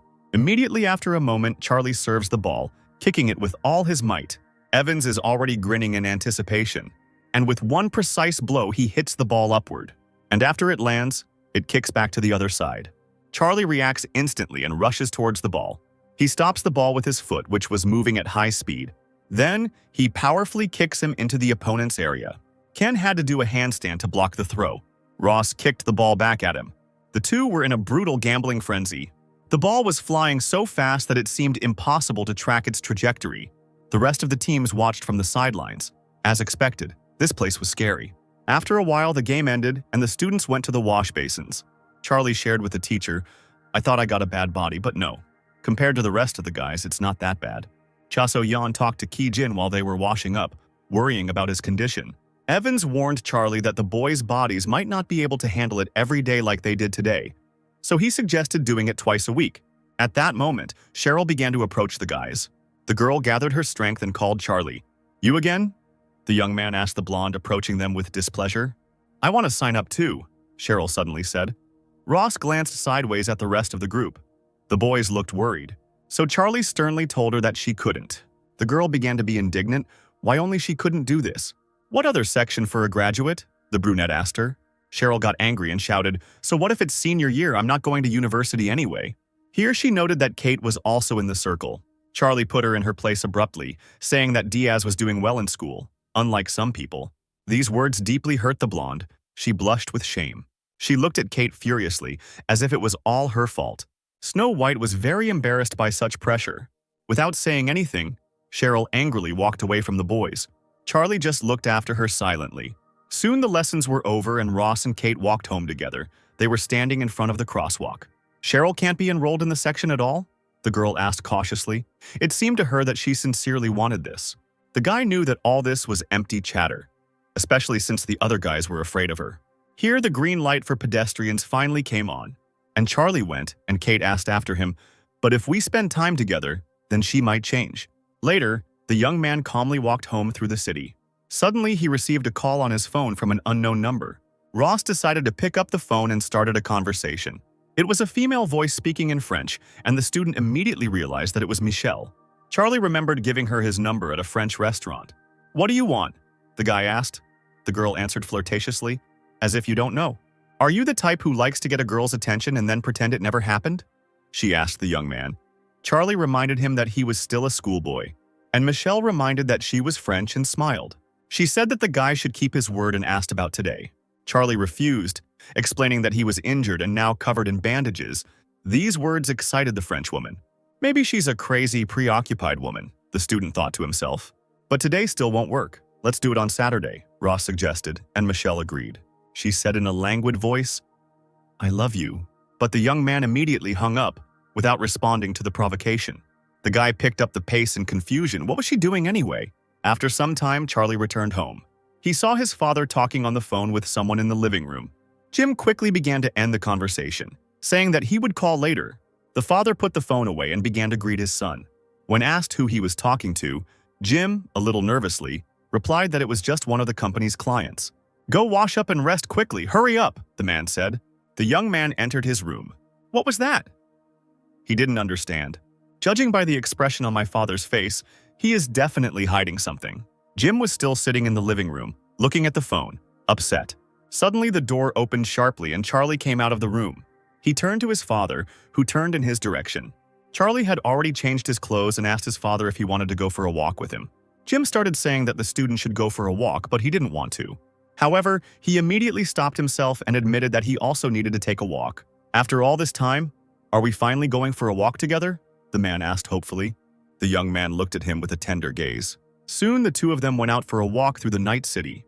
Charlie decided to ask what happened to his dad. As if not understanding, he asked his son, "What are you talking about?" The brunette stopped and said, "If you don't want to talk, then I won't ask anymore." Jim remembered saying those same words to his son recently and chuckled.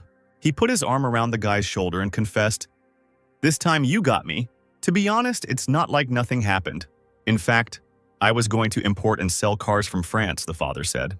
They sat down on a bench in the park and he continued. "At the beginning, we thought the risk would not be so high if we ordered about 50 units for display and test drive, so we sent a request to the head office. However, it turned out that a problem had arisen. The Sojong Group opened a branch of Sojong Motors and submitted a proposal to purchase the same cars as Jim. Charlie was angry because his father wanted to get into the new market, and here were fucking thieves. And then the young man realized that he had just called Jim father in his thoughts. Meanwhile, the man said that he had recently received a call from France. They said they would give them exclusive rights to sell if they ordered 500 units at a time, although they said they would give them the best possible consideration compared to those who had priority negotiating rights. They made these terms on purpose, knowing that Jim would not be able to accept them, because they were confident that they could get a better deal if Jim's side pulled out of the agreement. Charlie asked what kind of cars you were planning to buy, and Dad said a Supra. The young man knew that the Supra was a luxury sedan that cost around 100 million. He began to wonder how much it would cost to order 500 of these. Now Jim will have to either give up the money he left as a deposit to order 50 cars, or spend everything on the company's balance sheet to buy 500. But the losses in both cases will be the same. The father admitted that he was ashamed in front of his son and mother, since he had invested the money he had received by mortgaging the house. If this business did fail, we're in trouble. "Forgive me for showing myself like this," the man said desperately. The young man looked at his father with understanding. Charlie said he was fine, but his mom, "This is what worries me the most. I have been trying not to show it all this time," Jim admitted. The guy explained that it was still noticeable on the man. "That's how it is," Dad answered embarrassedly. "Unfortunately, the latest news made my father lose control of his facial expression even more.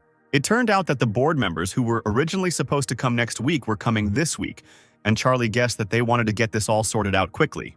If on this one, then tomorrow or the day after tomorrow," he clarified. "Tomorrow they said they wanted to take a day off and meet for lunch on Sunday," Jim replied. Then Charlie turned to him. He asked if he could go with them. Jim refused him, saying that Dad would figure it out himself. Charlie reminded them that they knew he spoke French very well.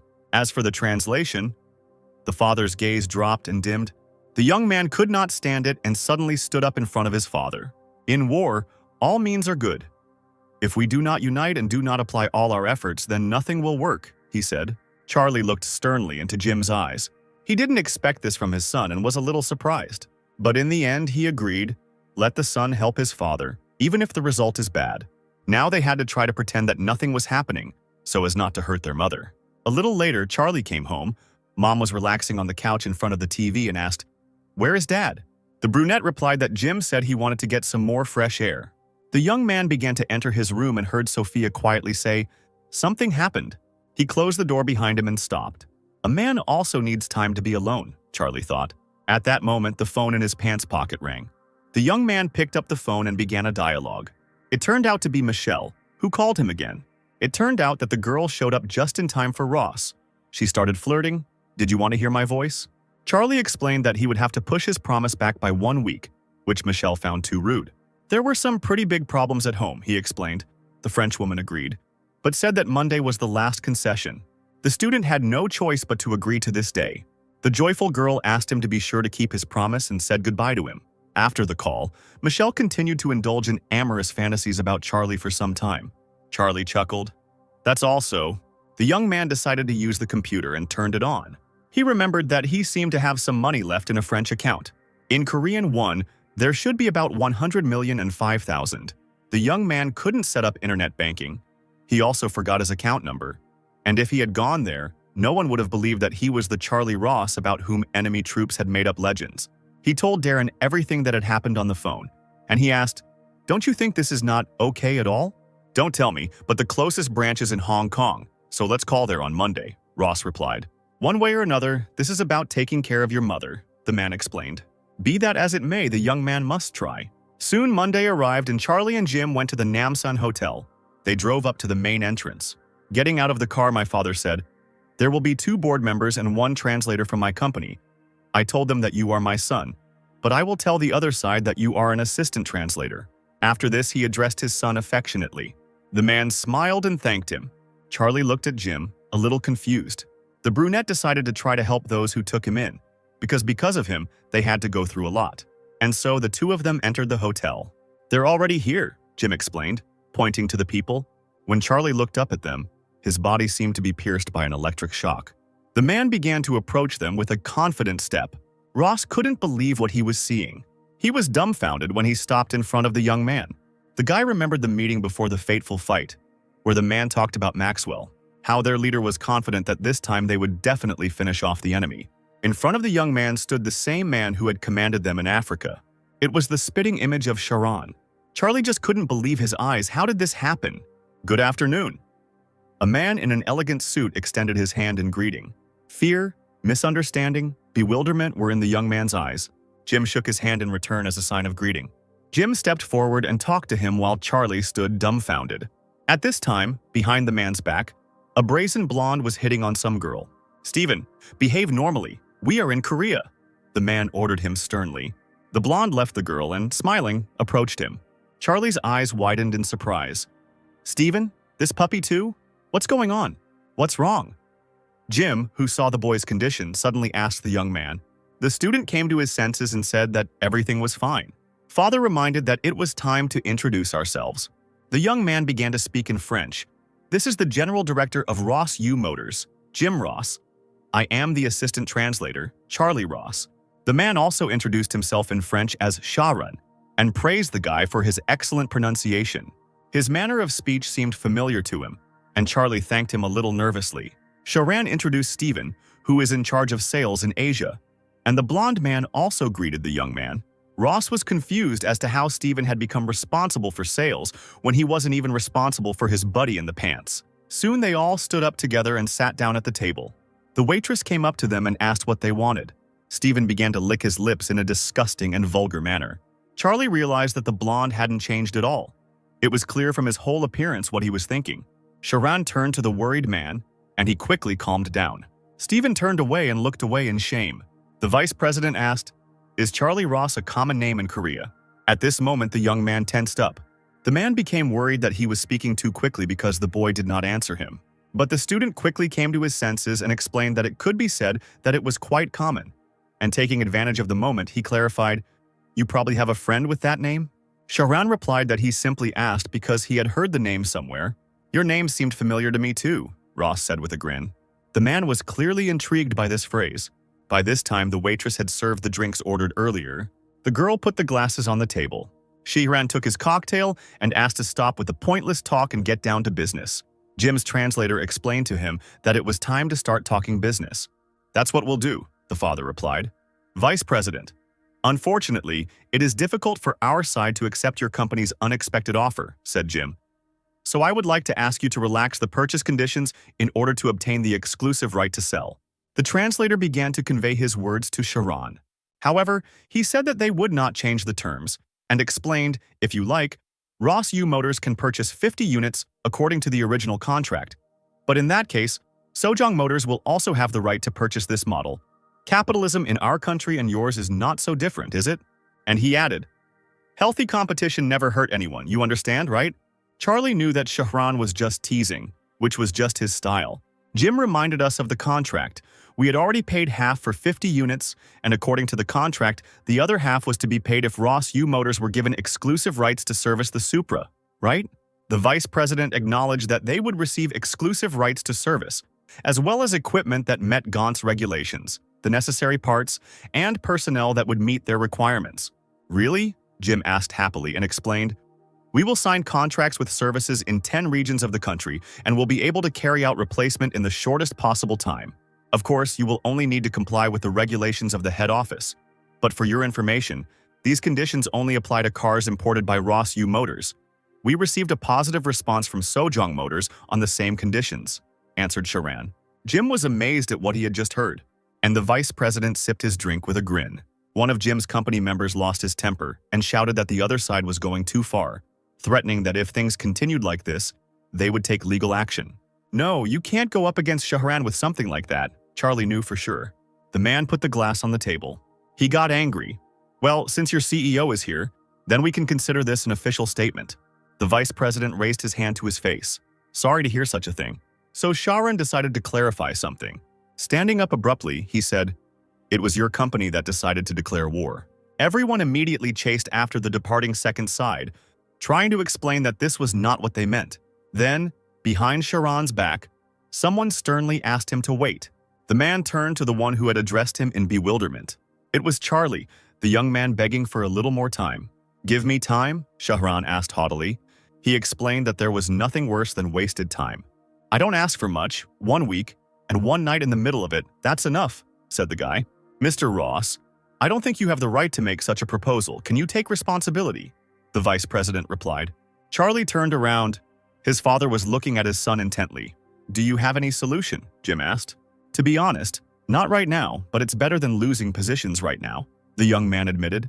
One of the board members was worried that if they didn't find a way out within this week, they wouldn't even have anything to say, so he suggested that they just apologize now and not ask for negotiations. At this point, Charlie raised his voice at them and said, "Instead of losing and making ourselves look weak, we need to try harder." Jim covered his face with his hands, deep in thought. Shahran and Stephen had been watching them the whole time. And then the boy's father raised his eyes full of determination, and he asked for his words to be translated. Now, in this place, to perceive all of Charlie's words as mine, all of his decisions as my decisions, he strictly instructed. A slight smile appeared on the son's face after hearing this. One of the heads began to get indignant, turning to the director. But Jim was adamant in his decision. Charlie thanked his father for his support and encouragement. Shahran, seeing this whole situation, grins with interest, and he clarifies. That is, if you cannot purchase 500 cars in a week, then you can calmly give up the right to provide service? The young man smiled and asked them not to worry about it. However, the vice president did not understand what he meant by 1 night. Suddenly, the guy said in a frightening voice, "You will understand. Wait, this is something unusual." Stephen started to shrug when Shahran turned to look at him. The 2 chapters and the translator were in complete despair, but the father was inspired and proud of his son. "Korea is an amazing country, Mr. Ross. You are very similar to a person I knew," the man admitted. Charlie asked to answer exactly whether they agreed. Shahran answered in the affirmative and asked when that very night was. The student explained that he would contact them about this later. The VP warned that they had a specific schedule as well, so he would have to make sure Charlie gave advance notice, and they shook hands. Ross pierced his interlocutors with his gaze. If these are really those same Shahran and Stephen, then he will be able to cope with them. "Then let's end it here," the man suggested. He walked towards the exit and called Stephen to follow him. The heads immediately began to bombard the director with questions about what he had planned and whether he understood that he would now be indebted to the other side. "No, it's not like that," Jim answered them. First, they had to come up with a way out of this situation. The men looked at him in complete bewilderment. The father left his workers alone, leaving the place with his son. A little later, the 2 of them were already driving in a car. Jim decided to approach the young man. "Are you really my son?" the man asked an unexpected question. Charlie tried to pretend he didn't understand him. "Still claiming that you learned French online?" Dad asked incredulously. "Even if I tell you, you won't believe it. No, you simply won't be able to believe it," the guy explained. Jim smiled and said he understood the guy. However, then he remembered something else. The man strictly ordered him not to even think about asking the gang for help, and Charlie agreed. He also asked not to tell my mother anything. Charlie understood everything that was asked of him. The father looked sternly at the student, after which he thoughtfully turned away to the road and leaned on his hand. The young man watched his behavior with a little excitement, and soon I decided to take out my phone. He wrote a message saying, "We need to meet." Arriving at the house, they got out of the car, and the student announced that he was going to go somewhere. Charlie said there was one place he felt he could go for help. The father repeated again that his son should not dare to join any groups. "I understand, don't worry," the young man assured. After that, Jim went home. Charlie watched his father until the end, and when the door to the entrance slammed shut, he set off on his way. Shooting from behind the barricades, the bullets flew deafeningly. The enemies on the other side resisted. Suddenly, a military vehicle drove up with several more opponents. The soldiers were forced to take cover again from the barrage of bullets. Darren, hiding behind a tree, tried to shoot at them. but each time he received even more attacks in response. Here he shouted to call the commander. Charlie asked to be patient with him a little longer. After that, a friend nearby gave him a lift, and Ross flew up with a high jump. The young man climbed onto the roof of the house and immediately rushed along it. Another soldier stood up behind him and followed close on his heels. From above, he saw that the enemy had a handheld anti-tank grenade launcher. The enemy already had him ready. A man with an RPG in his hands took aim to take down the soldiers, but Charlie couldn't let that happen. The young man ran and jumped, landing on the ground near the enemy. There was immediate commotion on the enemy side. The commander did not wait and immediately began shooting at everyone who was there. By accident, the man fired an RPG straight into the car they were hiding behind, causing it to explode. Someone tried to run out of the fire, screaming in pain, but Charlie kept shooting, sparing no one, killing all enemies. The fire from the explosion grew, and black smoke billowed out in clouds. And the only one who came out of this fire was Charlie, who announced over the radio, "The capture of Zone K is complete." The team members ran up to the commander, looking around. Darren grinned. The commander, as usual, decided to show off. But Charlie reprimanded him, saying, "Puppy, if you think it's undeserved, then show what you're capable of." "Okay then," his comrade smiled. Ross asked what losses they had suffered. As it turned out, according to preliminary estimates, 4 people were slightly injured. There were no deaths or serious injuries, but for some reason Stephen was not visible. Darren started calling the blonde around the area. The commander was tense about this situation. He knew him well. Meanwhile, Stephen licked his lips with lust in his eyes. In front of him in the house, a trembling girl cowered in fear in the corner. The blonde said in a terrifying tone, "Don't be afraid, I just want to play a game with you, I won't kill you." He pressed himself against the girl, breathing heavily into her back. She said that she didn't want to. Animal passion took hold of the man, no matter how much you don't want it. In such a situation, your opinion is the last thing that worries me. Just then, Charlie entered the house looking for the horny bastard. Hearing footsteps and a voice, Stephen froze in horror. He let go of the girl and turned around with an awkward expression on his face. Charlie became furious when he saw the whole picture. The blonde tried to save the situation by making excuses. "You came just in time. There's a surviving civilian here." Unable to tolerate such rudeness, the young man hit the soldier and ordered him to shut up. Ross started yelling at the concerned man, "Who are you telling me? You said it yourself, it's written all over your face when you're doing something crazy. Animal, how are you better than those bandits?" Charlie beat the blonde with all his fury. Covered in blood, Stephen begged for forgiveness because it was only this once. Charlie sat at the bus stop, remembering this story. This time, Stephen had the same expression on his face. "Have you been here long?" Suddenly, a question disturbed his thoughts. The young man answered Darren that no. Since he had just arrived, he asked to go somewhere where they could talk calmly. The boy got into the teacher's car and they drove off. "What happened?" Darren asked worriedly. Ross replied disappointedly, "It's Stephen." The man looked at the commander in bewilderment. The student said that he met a blonde man who was with Sharon. "Are they still alive?" Darren was surprised, to which Charlie replied that since they met, of course they were alive. The man was curious as to where they were now. Ross said meekly and sternly, "Namsan Hotel." Gritting his teeth in anger, the comrade tensed up, and he said, "Adding gas, let's go right now." The student explained that they would talk first, since the two were in business. Sharon was now the vice president of the Gaunt Company, and Stephen was a board member. Darren started laughing hysterically at these words, but he quickly calmed down and put on a stony expression, declaring that he expected nothing less from them, and again offered to go. "What's wrong with your 'let's go'?" Charlie asked discontentedly. The angry man began to appear. "They think that you died, and after you I will follow. Let's tell them that we are here." He could not accept that Stephen was a member of the board of a huge company, because he was dumber than him, Darren said. "Yes, if he can manage a big company, then it's time for me to become a general in the French army." Charlie decided to answer honestly. "You are worth each other, and if you take a closer look, you might even be dumber." But Darren did not calm down. "These bastards stabbed us in the back, and now they live happily ever after. Even a dumbass like me knew that, but you didn't," he asked. Ross suspected that there might be something they didn't know about, so it was worth investigating further. Darren gripped the steering wheel and shouted, "If there is something we don't know, then we need to shake it out of these bastards." The commander tried to say something else, but the man was no longer listening to him. He explained that Charlie could do as he saw fit, but he decided to do it his own way and picked up even more speed. At that moment, Ross shouted across the car, "Darren!" He looked at the commander with apprehension.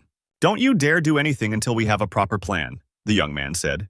And he added that this is an order. Darren looked at the angry Charlie, after which he lowered his gaze, saying, I'm guilty. I went crazy as soon as I heard the names of these people. Forget it. This isn't the first time this has happened to you, the guy said, calming down. Here the comrade decided to ask how about asking Guantek for help. The young man turned away, looking out the window and thinking, this makes sense. His organization can help with collecting information, and in case of a fight, they would not be superfluous. However, Charlie had a but on this matter, so he asked to forget about this option. After all, they don't look like the kind of people who would go to bandits for help. Darren smiled understandingly at the commander. Although Ross said so, he doesn't have a single idea yet. If it were possible to isolate at least one of them, something could be done. His thoughts were interrupted by a ringtone. It was Michelle calling again, and at such a time too. And then an idea struck the young man's head. He happily picked up the phone and greeted his French friend. Charlie, are you done with your chores? The girl asked. No, we're still at a dead end, he admitted. Michelle thought that everything was fine when she heard his cheerful voice, but she was wrong, and Ross meanwhile asked where they would meet tomorrow. The Frenchwoman didn't know where to go. She didn't care as long as she was with him. It was then that Charlie had the opportunity to propose. How about a hotel? Michelle was delighted by this question. She was pleased at how surprisingly proactive the young man was. The guy said that he was treating her and asked her to bring her girlfriend, and from these words the beauty happily got up from her chair and began asking about the place and time. As a result, a meeting was arranged at the Namsan Hotel at 7 in the evening. Michelle immediately began choosing an outfit for tomorrow, humming a melody in a good mood. What is it? Darren asked the guy. The young man explained, a girl, a very beautiful French woman. The man looked vulgarly at the commander, who was not sitting idle. But Ross quickly dispelled his dirty thoughts by reminding him of Steven's opponent. At this moment, Darren finally understood the boy's idea. Well, shall we cast the line? Charlie said, and his comrade nodded approvingly. Ross called and asked to be connected to number 1901. Soon his call was answered. The young man introduced himself and reminded that he was calling about their agreement. He asked if they had time at 7 o'clock on Tuesday evening. The young man knew that this idiot didn't even have the right to decide. He just needed to get Sharan's consent. The voice on the phone agreed to the time and date and suggested meeting in the recreation area. Ross smiled and replied that, of course, they could meet there. By the way, tomorrow I have a meeting there with very beautiful girls, so if you happen to see me there, don't get the wrong idea and continue doing your own thing, Charlie said. That's how it is, I'm even jealous. Well, then I'll switch off, said the interlocutor. Darren was surprised by such a calm reaction, as if Steven had changed. The young man said that it was unlikely. Most likely Sharan, or people from Sojong Motors were nearby, in front of whom he needed to keep up appearances. Charlie even decided to argue that all that was on the blonde's mind right now was evening and girls. Darren was disappointed and angry. Only the grave can correct such people. Come to the hotel tomorrow by car, the commander asked. Michelle's friends are so beautiful that Steven will come running when he sees them. Even if he comes later, he is not the type to sit in a room alone. Charlie was sure that the blonde would come down to scout out the situation. And when the right moment comes, Darren will need to drag him into the car. Enraged by thoughts of Steven, the man promised that he would even look for a quiet place where he could drag this bastard, and asked not to interfere, as he wanted to personally wring his neck. Charlie drowned at his friends. Will he cope? What, you think I can't handle some Steven? Darren was indignant. No, even with the previous body, you know that Steven is not someone to look down on. When you competed in arm wrestling, he won 1 out of 3, the commander reminded him. They remembered that time. All the guys gathered to cheer for Darren or Steven. At some point, it became clear to everyone that the blonde was losing. You're finished, Darren said menacingly. He began to mock him. Where did his strength go? But Steven did not dare give up and continued the competition. Here, Darren said, this is only with the right hand, and if we had fought with the left, even 100, even 1,000 times, I would have beaten him. Charlie knew this, but the problem was that that body belonged to Darren, and now he was Ken Evans, but Steven remained himself. The man asked not to worry because he himself is no slouch. But it didn't matter anymore, because if tomorrow Steven took their bait, they would have to deal with him first. And if not, then on Tuesday they will see what happens. Darren noted that if he was lucky, he would be able to find out the secret about their death, as well as help his father. If it works out, then that's good, of course, but you shouldn't try to be torn between two things. Don't rush to count the trophies ahead of time, Charlie answered. Otherwise, order yourself a tombstone in advance, the man continued. The comrades laughed loudly throughout the entire car. "I'm shaking all over," Darren admitted. Charlie said he felt the same way. Suddenly, the smile on the young man's face disappeared and his gaze became serious. He looked at the confident Darren and wondered what would happen if Steven hadn't lost his abilities. In that case, fighting him will be more difficult than fighting the entire Yuch gang. Soon, they arrived at Charlie's house. "I know a couple of good places you can choose from. I'll send you to the skating rink," said Darren. But Charlie refused.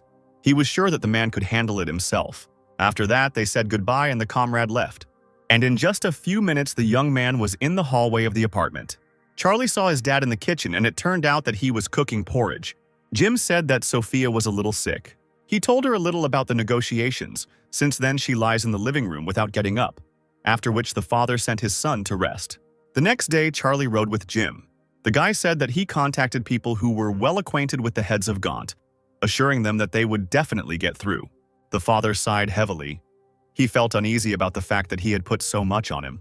"But Charlie," the man said to the young man, alarmed, "don't do anything that is not in keeping with your age and status," he asked. The boy was understanding of his father and agreed. Meanwhile, they had already arrived at the school gates, where the student got out of the car. His teacher, Ken Evans, was just waiting for him. They exchanged greeting glances. A little later, the student was already sitting in class. The guy, out of boredom and fatigue, began to slowly fall asleep.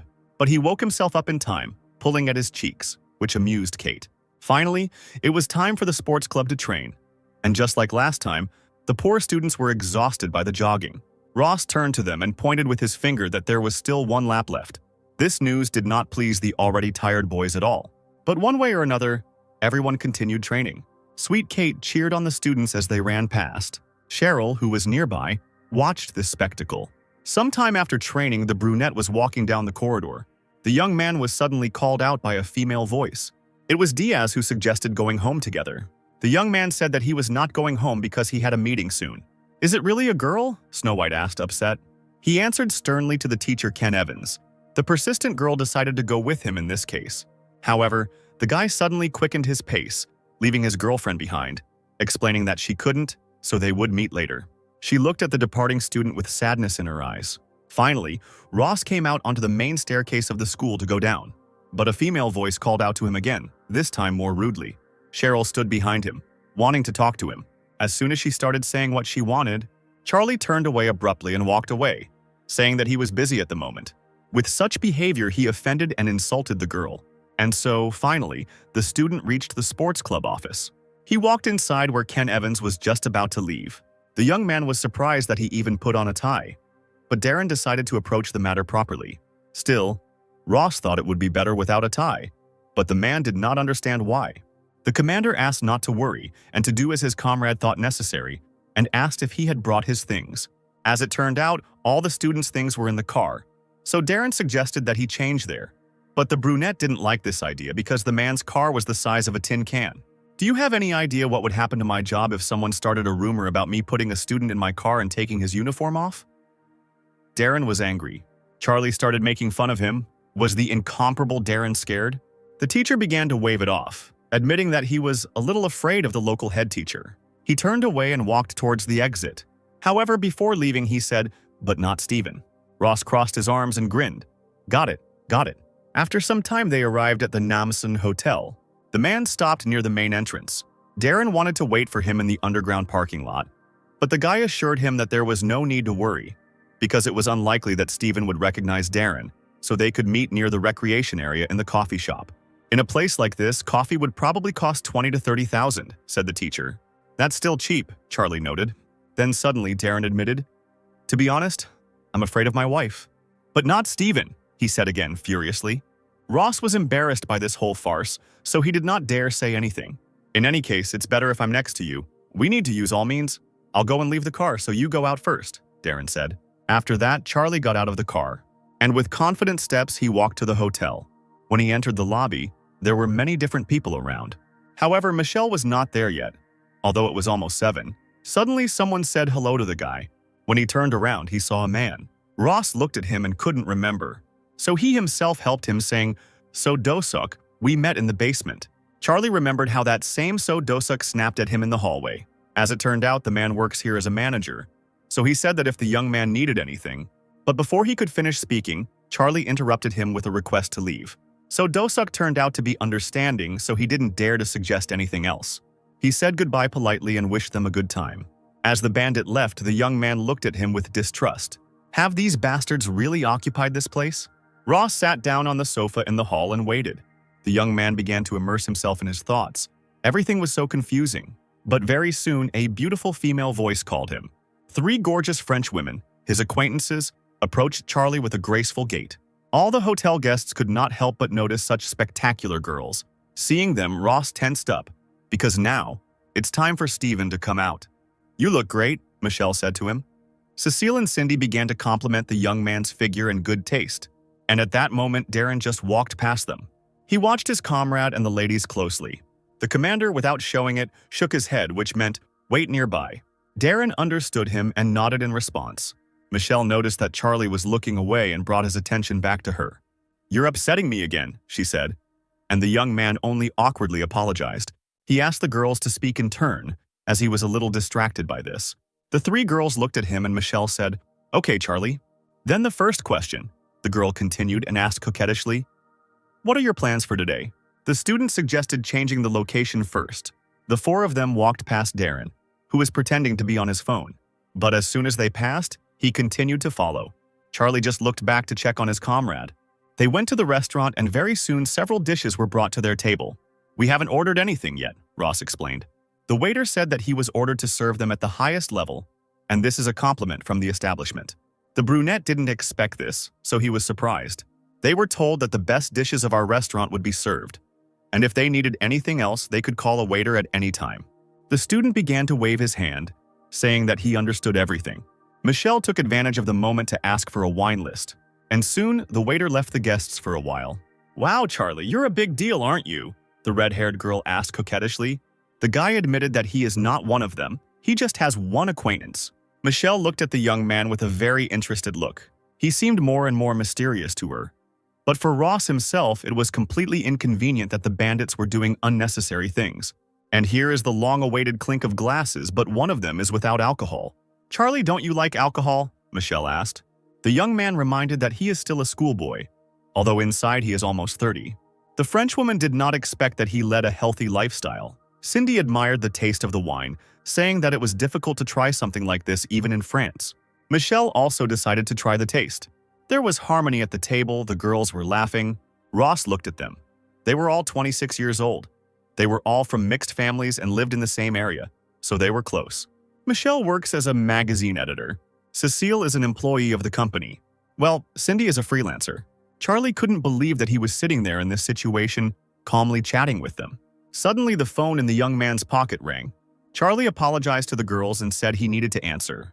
They fell silent with understanding and watched the guy. However, the unexpected call greatly confused the young man, because Darren would not have called, but sent a message so as not to attract unnecessary attention. When Ross saw who was calling him, it turned out to be Gwantak himself. The young man decided to pick up the phone and became a little tense. You're at the Namsan Hotel now, and you've even dressed up, the bandit asked mockingly, but the student immediately said that it didn't concern him. Hey, maybe stop being so harsh. I actually want to get closer to you. If you need anything, you can tell. So, Do-suk, as long as it's not something serious, this brat can handle it, Gwantak explained. The brunette didn't need this dialogue at all, so he quickly hung up. Michelle noticed that the guy was acting a bit strange today. It seems you have some other things to do. Don't try to deceive a woman's intuition, she said. The young man thought that nothing terrible would happen if he told them some part. Of course, he was not going to tell them everything. Charlie admitted, Okay, you caught me. In fact, there is an American named Steven staying at this hotel. Perhaps he will join our feast, he continued. The girl was unhappy. Did Ross really invite them here just for this? He didn't try to hide it, and replied that to some extent she was right. The girl looked at the guy sympathetically. She was worried that this was connected with that problem at home. It may not be directly related, but there are some things I would like to personally check. And in the end, I feel guilty towards you, Charlie said. After hearing this, Michelle became thoughtful. Cecile and Cindy exchanged glances. The brunette felt awkward, but he waited for an answer from them. The girl thought for some time without saying anything, and at some point she looked at the student and said, Since you told the truth and even apologized, then I will forgive you this time. Cecile and Cindy looked at each other again, but this time with approval. Cecile said in a friendly manner that it would be even more interesting with 5 of us.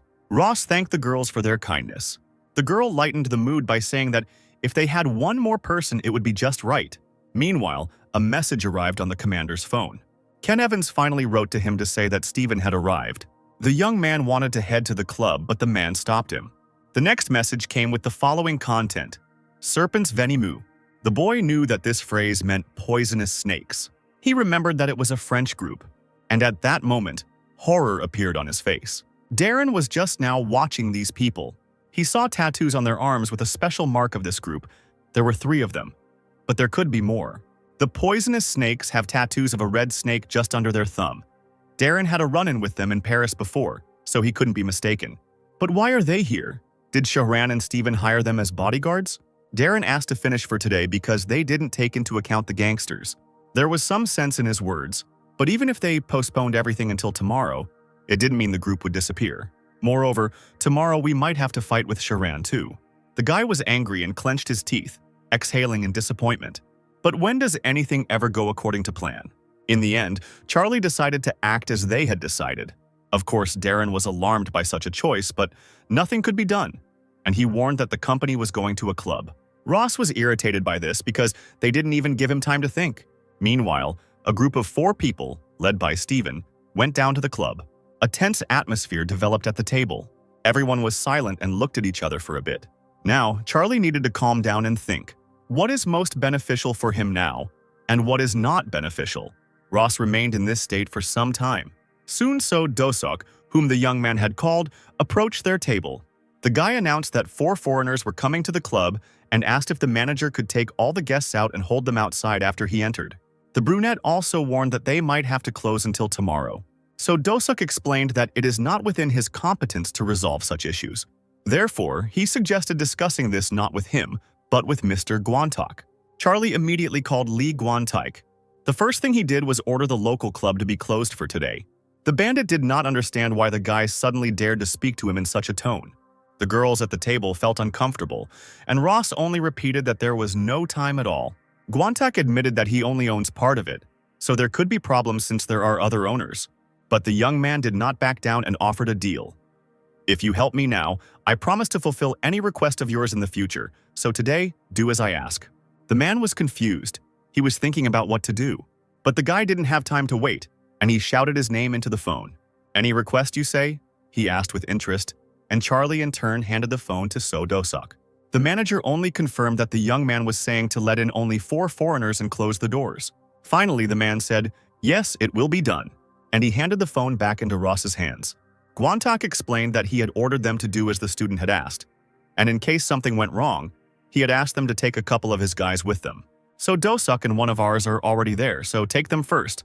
Within 30 minutes, a few more guys we are close with will arrive. The bandit continued. If Guantak's guys can hold off those Frenchmen for at least a little while, then their chances will be better. But Charlie couldn't, because there was one but. So he said it wasn't worth it and just asked to close the doors. The young man thanked him and disconnected from the conversation. Michelle was worried. She saw that something had happened. Ross honestly admitted that there were poisonous snakes in this hotel, a gang of which the girls knew about.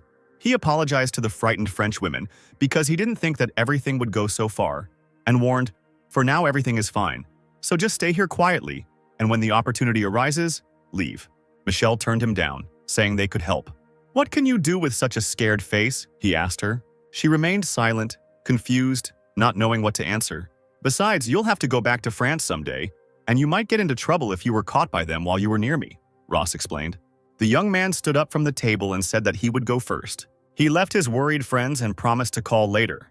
Charlie ordered Soda Syok to take care of the 3, and also do what he asked as soon as possible. The manager assured that there was no need to worry. Thus, the commander left the restaurant in a hurry. The die is cast, but what happens now? Life at the hotel went on as usual. Meanwhile, Charlie met with Darren. They needed to turn off the snakes first, so they went to the club. They will use the element of surprise and knock out 2 of them, 1 for each. Darren was worried about leaving his tools in the car, but Ross reassured him that there would still be plenty of items inside that could be used as weapons. "What if they have a firearm with them?" the man suddenly asked. "This is Korea," the guy explained. "They would only bring guns with them if they knew who we really are. At this time, several dissatisfied girls were leaving the club. No, how can they suddenly kick them out like that? Are they crazy? What club behaves like that? The indignation reached the ears of the guys. All this was happening thanks to Guantok, so Charlie was grateful to him. And finally, they entered the club. Ross noticed that there weren't that many customers here, perhaps because it was still early, but that was even better. Looking around, Darren quickly found those they needed. Not far from them, at a round table, sat a group of poisonous snakes and Steven. Charlie saw them too and told them not to rush. At this time, the blonde was calmly drinking alcohol, surrounded by bodyguards. Suddenly, out of the corner of his eye, he noticed figures approaching him.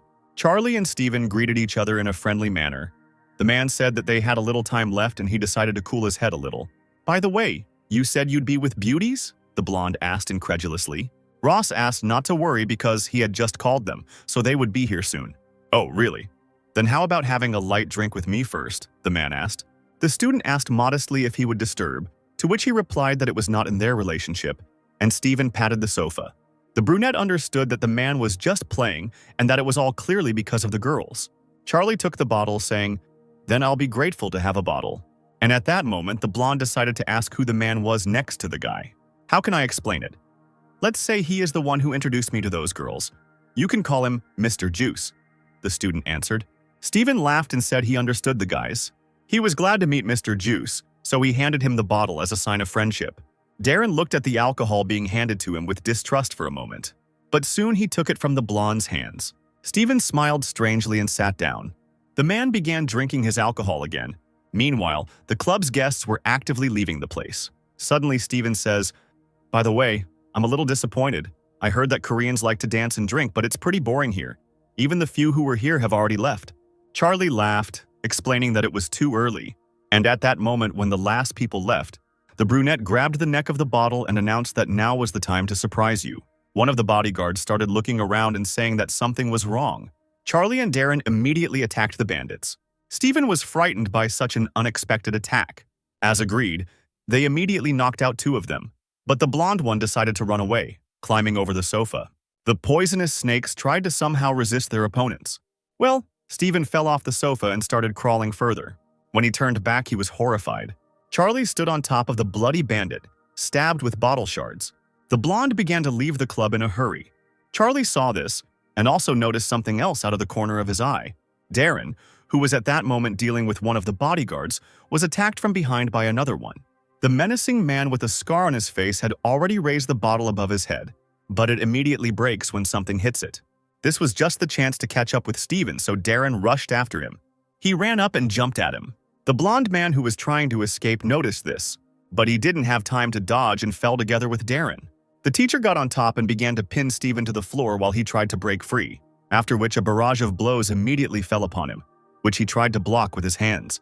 Charlie was also actively fighting another opponent. The man with the scar tried to block and dodge the blows, but at one point he missed and was hit in the face with full force. Having flown back a little, he still remained on his feet. But then the snake reached into his jacket pocket. Charlie was afraid that the bandit would now take out the pistol that he had taken with him, and when the enemy pulled out his hand, there was a knife in it. Ross was glad it wasn't a gun, but the man had a strange posture as if he didn't know how to handle a knife. The next moment, the bandit was already flying towards the guy with his blade pointed. Fortunately, the commander managed to dodge and not get hurt, and the opponent thereby opened himself up and received a serious blow to the face. Ross took the big guy by the arm and shoulder, and in this grip he began to kick him in the stomach. He grabbed his hands to incapacitate them, after which he began to twist his hand with the weapon, and the man fell to the floor, still in Charlie's grip. He begged to stop, knowing what would happen next. However, the brunette did not spare him, and literally a moment later a loud crunch was heard in his hand. The bandit remained unconscious. Charlie dealt with these three quite easily. Ross turned towards the last one remaining, but what he saw shocked him. Steven held Darren's head in a death grip. Unfortunately, the young man began to rejoice too early. "You hardly did it because of the contract," the blonde asked angrily. Here, Charlie saw a special movement of Steven's neck when he was confident in the outcome of the fight. So first, it was necessary to break his spirit. The young man turned to him. "Don't you even know my name?" "Of course I know," Steven said sternly. "How did you survive? Did you betray your guys?" Charlie started asking questions. The blonde didn't understand what the student was talking about. "You still don't get it, do you?" Ross asked, explaining that Steven was currently holding Darren. The man, perplexed, began to ask who the guy was. "I just can't get it. I'm Charlie Ross," the boy told him. The confusion and fear in Steven's eyes only grew, and the commander continued. "Charlie Ross, whom you begged for mercy. Charlie Ross, who beat you half to death when you decided to do something wild in the middle of a fight." Steven looked at the brunette in horror. Standing before him was the god of Blackfield himself, Charlie Ross. He remembered trying to justify himself by saying that he had not harassed the girl from the settlement. How he received a powerful blow as punishment for such behavior. I remembered the anger of the commander who knew he was lying, and how the wounded man communicated with Charlie for the last time. "Who am I?" The question sounded in my head, and immediately the answer came. "God of Blackfield." Steven began to panic because what Charlie said was impossible. "Apparently, those who died undeservedly pushed me to make sure I dealt with the traitor," Ross explained. The blonde man started to get hysterical because he said he didn't want to go to Korea. But seeing a serious-minded student in front of me, he came to his senses and asked, "I don't know how it happened, but it looks like you don't have the body of the god of Blackfield?" The man realized that he shouldn't be afraid of such a weakling. At this moment, Charlie became very tense, but he still challenged him and said, "If you are so interested, come and check." However, Steven had Darren in his grasp, so he was confident that Ross would not attack him, since he could break his neck at any moment. Did working for the company really give him some brains? The guy thought disappointedly. Meanwhile, Darren woke up and began to groan loudly. Hearing this, Charlie was scared out of his mind because he needed to give his comrade a quiet signal if he woke up. At that very second, Steven immediately snaps Darren's neck, realizing that he is conscious. Charlie instantly jumped up from his seat and ran towards Steven. He jumped and hit the blonde in the eye with all his might. The man screamed in pain and his face became distorted. He loosened his grip, holding onto the place where he had been struck, and Darren fell to the floor. Ross pierced the traitor with a murderous look. He, trembling with anger and pain, bared his teeth at him. "Well, I'll be damned. Before your blow would drive me crazy with pain, but now it just stings a little." Steven chuckled sarcastically. The young man understood that he would not be able to knock him out with one blow because he did not have enough strength and speed. The blonde took off his jacket and began to roll up his sleeves for a serious fight. And immediately after that, he attacked the guy screaming. He flew over Charlie, raising his fist above him. But the brunette turned out to be quicker and managed to hit his opponent in the jaw. Blood and saliva sprayed from his mouth. Steven tried to attack the student again, but the boy successfully dodged. The young man's movements were precise and his gaze stern. He quickly turned to face the man, and he struck at him, but the blonde blocked it. A series of blows rained down on the thug's body. Steven steadfastly endured the pain from the blows, of which there were an endless number. And finally, he chose the moment and decided to strike back. It hit Ross right in the arm. The force of his blows seemed to bend the guy's arm, and Charlie even flew back but still remained on his feet. The commander reasoned. "Out of 2 blows, only one reaches the target. This won't do. There's nothing left to do but strike at his weak spot." Steven laughed loudly and quipped, "You are very different from the god of Blackfield that I knew." The young man, running up to the man again, dodged the approaching fist. At chest level, he tried to strike. Now was the perfect moment to attack. But a powerful blow to the side from Steven disrupted his plans. The guy winced in pain, sweat running down his face. "It won't work," the opponent confidently declared. Ross bared his teeth. He knew that if he hit, his opponent would be in trouble. And the guy delivers the next blow to his impudent face, and using the chance from the second hand adds damage. Steven, bleeding, looks at Charlie with hatred in his eyes. He quickly gets his bearings and punches the young man in the stomach. Hellish pain pierces his body. His eyes widen even more. Ross responds furiously by punching him in the face again. Charlie's next blow lands on his right hand. The brunette is not going to give in and once again hits him in the jaw. Both opponents are heated to the limit. They are ready to tear each other apart. Steven decides to kick the commander in the right side. Contorted in agony, the boy tries to endure the pain again. Charlie hits the traitor with such a powerful blow that he almost falls. Steven stood with his hands in a block, breathing heavily. The young man took all his hatred and anger into his fist to strike this bastard with all his might, and immediately punches him in the stomach. The body is shaking. Blood and saliva are flowing from Steven's mouth. The blow left a dent in the man's body. However, this is not the end. Ross has picked up speed. He ran up to the blonde and jumped onto his half-bent legs, and pushing off from them, the guy hits them in the jaw with his knee. More blood gushed down Steven's face. He was in terrible pain. And then Ross followed up with an elbow attack to the head from above. The brunette jumped off his opponent and he began to stagger. The traitor closed his eyes, stood up again and covered himself with his hands. Charlie sees that his opponent is still on his feet and gets angry. He lifts his leg up and knocks his head off. From this attack, Steven finally loses his balance and falls. The bully hits his head hard on the floor. While the blonde lay motionless, Charlie tried to catch his breath. Afterwards, he began to approach his opponent. The young man grabbed him by the shirt, but the man himself could barely breathe. Steven ran out of strength and said, "Damn, this weakling again." The young man stood over him and raised his fist to end the fight. And with quick, precise blows, the student continued to finish off the enemy. Now blood began to flow from the eye of the lying blonde. It was then that Charlie realized that there was one blow left. Steven looked at his former commander in horror. He screamed furiously throughout the club. In a panic, the man began to shake his head and scream. And to calm him down, the young man shook him by the shirt several times so hard that the blonde's head hit the floor hard. And finally, Steven's body could no longer move. His face was covered in blood, tears, and saliva, and he was trembling. And Charlie stood up and, holding his side, walked away. The young man approached the exit of the club, his whole body aching. He started knocking on the door and calling for So Do-sok to open the door. And a few moments later, the manager came out to the guy with several bandits. The first thing Ross did was order Ken Evans to be taken to the hospital, and the bandits immediately rushed towards him. So Do-sok asked if the young man was okay, and the guy only asked him not to react so sharply. And seeing a bat in his hands, he borrowed it for himself. Bleeding and in pain, the two bodyguards lay on the sofa. One of them tensed up greatly when he saw who approached him. It was Charlie, who was already swinging his arm to finish them off. He hit one of them on the knee with all his might. Again and again he struck, blood spraying in all directions. Both bandits groaned in pain, but Ross continued. And when the men were already exhausted and their bodies were shaking involuntarily, the young man stopped, reminding them that they were in Korea. And after that, he left these bandits.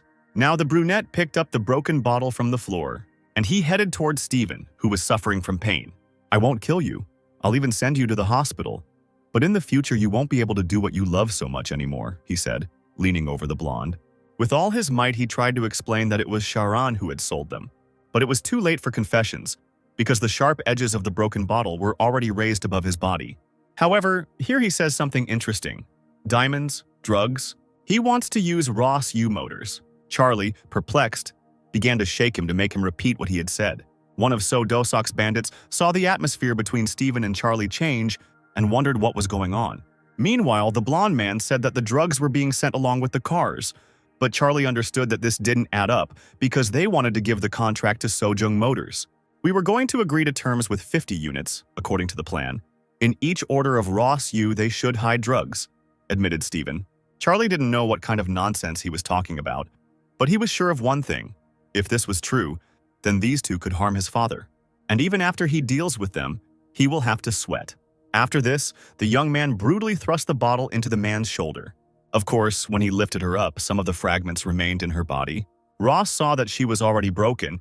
He even felt sorry that this bastard was so strong. While the young man was dealing with the traitor, the bandits were searching the wounded. And as it turned out, one of the snakes had a very good knife. Charlie noticed what the man had found and ordered it to be given to him. The bandit handed the gentleman a knife in a case, and now he swung it at Steven. He began to cut his hands, the left one for Darren, the right one for Charlie. The rest could only watch the blonde's torture. Soon the moment came when Ross had had his fill and wiped the blood from his face. He stood up and asked to take Steven to the hospital. "There is no need to worry about them, sir. You must go to the hospital yourself. The car is waiting. We need to go." The manager addressed the young man. The guy looked at him sternly and nodded. After a while, the black minibus was already on its way, and sometime later the wounded were already being dragged to the hospital, and a doctor was meeting them. Meanwhile, the doctor was observing the arrivals. Charlie decided to ask, "Ken Evans arrived first. How is he?" "Time will tell," the doctor replied, which meant that Darren was still alive. The man in glasses explained that first they needed to take an X-ray and take some medication, after which they would talk. And a little later, the nurse was already treating the wounds. Charlie asked her to untie the bandages on her right hand. "By the way, what is your boss's name?" he asked. But the girl didn't have time to answer, because the voice in the office sounded, "Yu Hong." A doctor came in and introduced himself. "Chongan, I'll sort this out. You can go," he commanded the nurse. The doctor invited the young man to go into another office. "Of course, I told you that you can come here anytime, but don't you think that you've come back too soon?" So Hongwoo asked, but Ross himself understood this perfectly well. and just at that moment, Charlie's chest X-ray arrived. It became clear that 3 left ribs were on the verge of fracture and his insides were at their limit. The doctor was indignant that at such a moment the guy was only interested in his name. "You just didn't introduce yourself," the brunette replied. The doctor suggested postponing this because the guy needs to go to treatment, because if he lets things slide, the ribs could break and puncture the internal organs. However, the commander refused, saying that he could not do it now, so he only asked to bandage him. "I'm telling you, your ribs could break. Maybe some parts have already damaged your organs. Is there a simpler way to explain it?" Honu said with displeasure. If Charlie doesn't get the treatment he needs now, he could die. But he offered, "Then you can take all my organs out and sell them. We already agreed." The doctor admitted that he would not sell anything in such a deplorable state. Who would need organs that were torn here and there? The man began to get angry, asking to explain the reason for refusing treatment. The young man did not hide the fact that if he went to hospital now, several people would be in danger. He was afraid for his family, comrades, and other acquaintances. Seo Hongwoo exhaled and said sternly, "Then I will prescribe you painkillers and give you the strongest rib brace. Do not take it off under any circumstances and come back here as soon as you solve your problems." Of course, Charlie understood the doctor. "I hope I clearly said no way, and don't take it off. This is not a request or an instruction. This is an order," the doctor explained. Soon Ross put on the retainer and got dressed. He left the doctor's office and went out into the corridor. A bandit ran towards him, worried. "Sir, is everything okay?" "Still like me, like Ken Evans," the young man clarified. The manager pointed to a door nearby, saying that Ken was lying there. The commander went inside and stood next to the bed. He said languidly, "You need to be able to retreat if you feel that you don't have enough strength." Charlie looked at his stupid and desperate comrade and thanked him. The guy assured that he would finish all this himself, and until then he asked Darren to have a good rest. Ross soon left the room in a state of anger. His brows furrowed, his jaw clenched. The young man was angry. There were bandits standing in his way, guarding another chamber, and they first took up a fighting stance when they saw the approaching figure. But realizing that it was Mr. Charlie, they immediately bowed respectfully to him. The guy opened the door to the room and walked in. 4 completely bandaged people lay on the beds. One of the snakes smiled, looking at the brunette. He admitted that he had let his guard down this time, but now said that Ross's family was in trouble. The commander ran into the impudent big guy. Did he really dare to threaten him? The bandit began to put his finger to his head, simulating a shot and death. After the fight, these bastards still had some fire in them. Looks like Charlie will have to teach them a lesson. The young man called to 2 guards outside the room, and he asked to bring the thing that he had brought with him. They immediately understood what was going on, and one of them ran to the van. The guy turned back to the impudent bandit, who was already showing him the middle finger. Soon Ross was called by the bandits from the corridor. The man quickly ran for the dagger and gave it to Charlie. He was sweating profusely from being in such a hurry, and the student took the blade from him. He asked them to wait outside. It is not surprising that the bandits did not calm down. Because Ross only scratched them a couple of times with glass, he, of course, will be ashamed in front of Yu Hong, but he will have to do it for the common good. Charlie showed the bastard what they found on him. The bandit began to panic and ask what the young man was going to do with him, to which Ross reassured him that the man would still be able to breathe. "And you don't care if your whole family goes bankrupt?" he asked. But the commander had already raised his blade higher, causing cries of horror. The thug started to say that they were foreigners who had come here to set up business. "If you do this." But the guy interrupted him, replying, "You will make such speeches at the embassy." And after these words, the blade plunges into the man's body. A cutting pain pierces the wounded man's body, and he writhes all over. The man, gritting his teeth, asked them to stop. And very quickly, tears began to flow from his eyes, and he begged for salvation. The whole bed was now stained with blood. Now Charlie headed towards Stephen, who was already shouting at him to stay away. The commander came closer and closer, and the fear in the blonde's eyes grew. And then the young man raised the blade over him, and the traitor began to scream, calling for help. And so, covered in wounds, he begged not to do it. The guards standing behind the door watched what was happening through a small window. They were shocked by what Charlie was doing. At some point, they couldn't take it anymore and moved away from the window when the screams became unbearable. However, after a while, the noise stopped and they listened. At that moment, Ross was just leaving the room. The guy was quite frightened by the unexpected appearance of the men. He stood and stared at one point. His thoughts were not here. Here he finally decided to ask for something. 3 people. "Move them to another room," he continued, and after some time, on his orders, the bandits transported them. Charlie watched this closely and waited until the bed with the last one left the ward. Now he and Stephen were left alone. Because the blonde's eyes were bandaged, he couldn't see anything and only heard the commander approaching him, which scared him to the point of insanity. "You finished with me? You did everything. You said you wouldn't kill me. I won't kill you, but it just pisses me off that you can calmly walk on this earth with your own feet," the young man said with hatred. In fear, Stephen began to justify himself by saying that he knew nothing and recalled that he was the first to be wounded. He shouted loudly that Sharan had come, and the man was still alive when he brought the rescue team, thinking that they were all dead. "Then why are you still licking his ass? You know that this freak betrayed us," the guy objected. It turned out that it was all about the diamonds. Because of them, Sharan decided to sell the team. Even knowing the truth, Stephen had no other choice according to him. "What could I do to gangsters with a bullet in the stomach? I just wanted to live a little longer," the blonde admitted. An angry Charlie explained that he should have told everything at least in the hospital, or that he decided to join the bastard.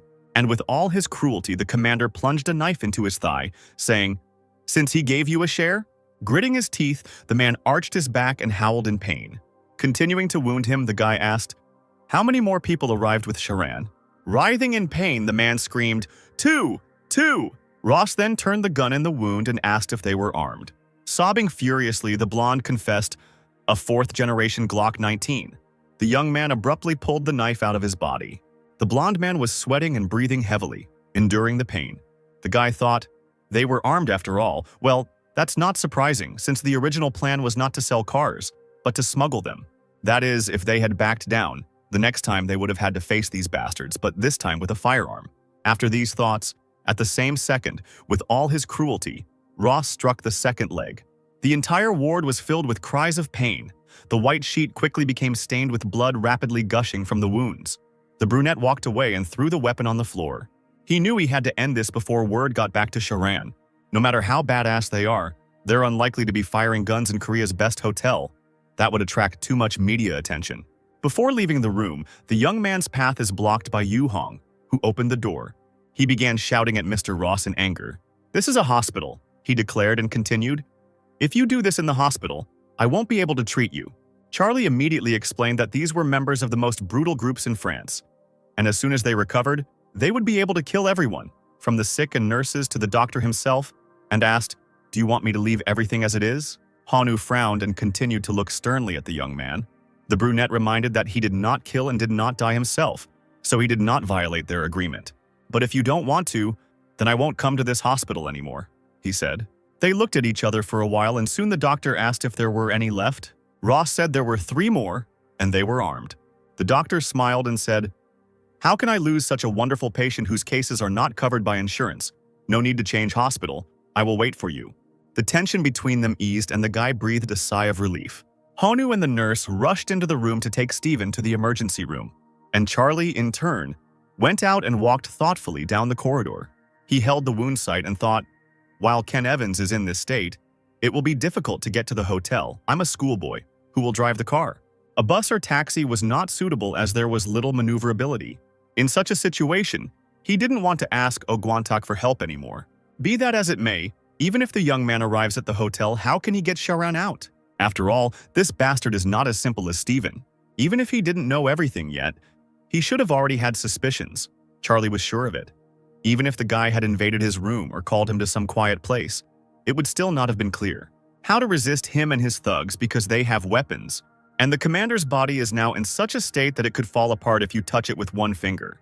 It was a complete failure. There was nothing that could have played into his hands. In any case, we need to sort this out now. But at that moment, the guy stopped and thought about the wording right now. Is this really a case where you need to act now? Charlie thought about it and decided to think about it again. Shahran tied 3 thugs to guard Stephen, who simply went down to the club to pick up girls. There are no weapons in this country, and Shahran certainly couldn't have known about him or Darren. Was there really a need to protect such a strong guy like Stephen? And then Ross realized that it might not have been security. And those people who were with the blonde acted as surveillance. Perhaps Stephen knows some secret or weak spot of Sharan's, in which case it is not Ross who needs to hurry. Confidence and seriousness appeared in the guy's eyes. After all, it was Sharan who should be nervous and going crazy now.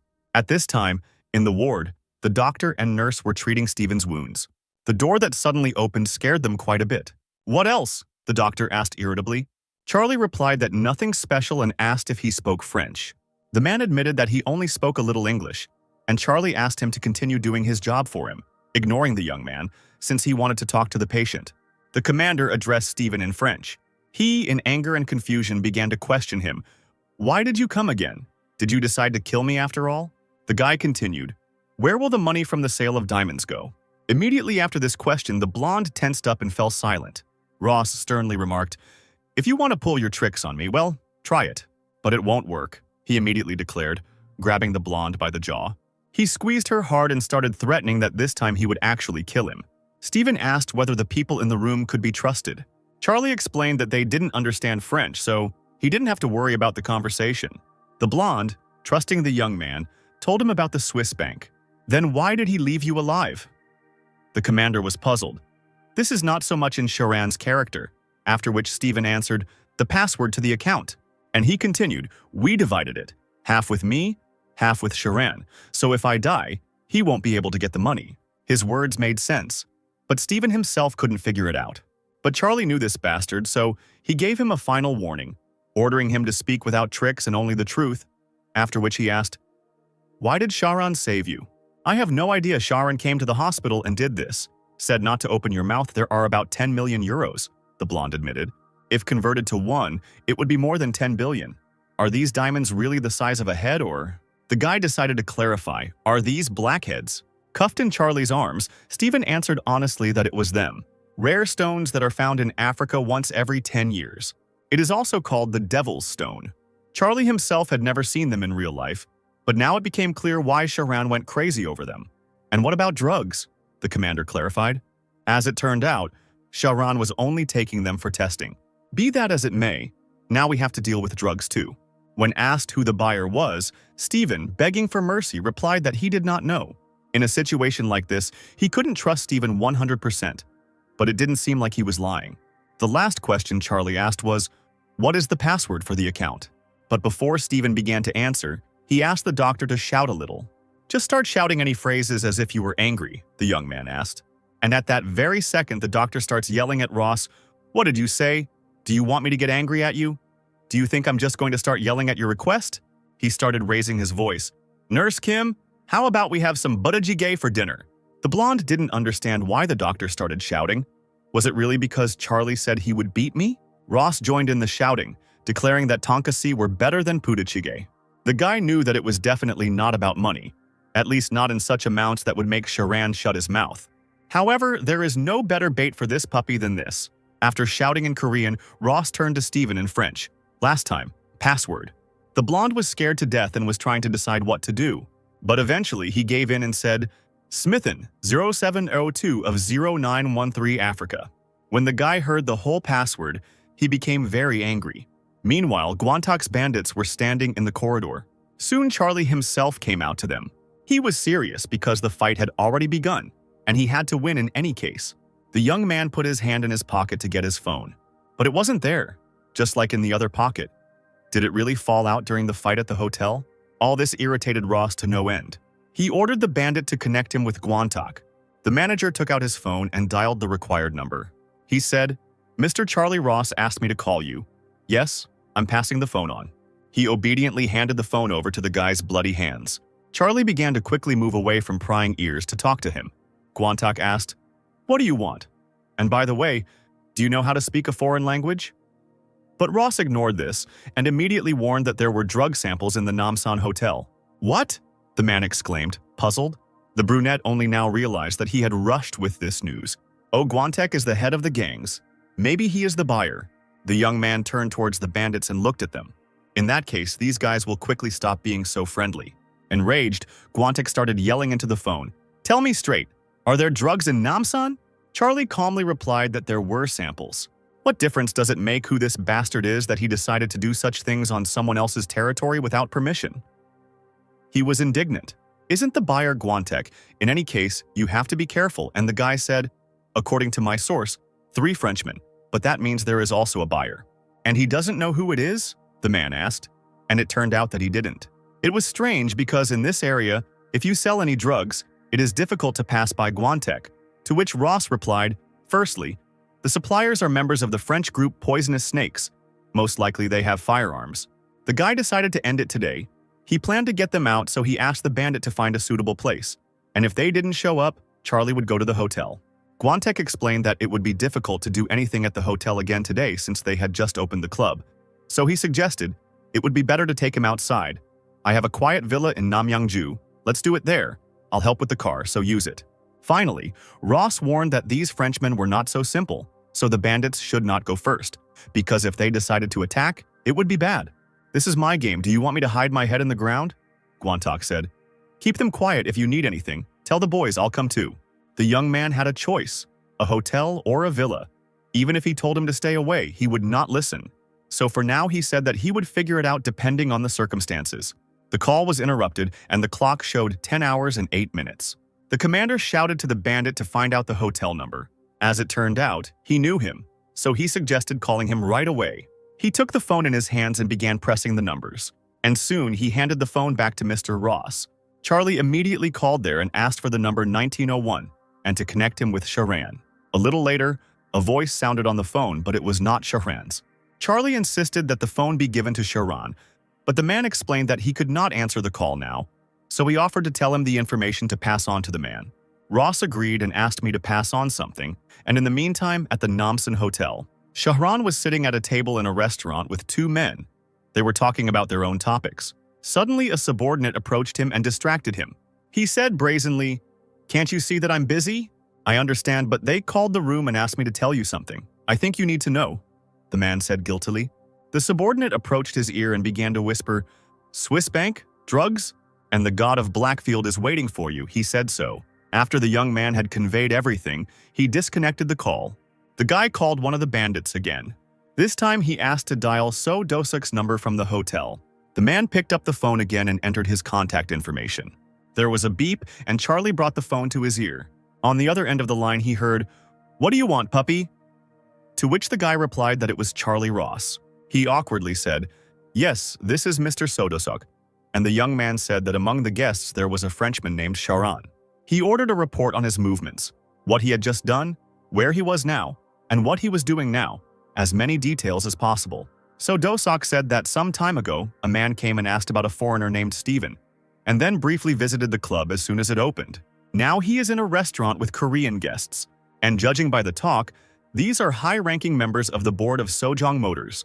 Ross found it strange that Sharan was meeting them at such a time. "I understand that something unusual is going to happen. Call this number immediately," the young man ordered. The guy asked if they had tidied up the club, and it turned out that everything was fine and it was working again. Brunette asked if his phone was there, but So Dosuk himself did not participate in the cleaning. But he was not informed about this, after which Ross said that he had one more request. Since Shahran was still in the restaurant, the commander asked to check his room, in case something interesting came up. "I'm sorry, but I can't do this," the manager said with annoyance. "And even if Mr. Guantak gives the order, the man will not be able to, because their position does not allow this." Charlie agreed and in that case asked to simply keep an eye on Sharan and report if he returned to the room. Ross thought, there is something suspicious, but Steven did not seem to lie. But this is not surprising. Knowing the whole situation and my character, he is unlikely to decide to deceive me. Meanwhile, at the hotel, a subordinate told Sharan that the god of Blackfield was waiting for him.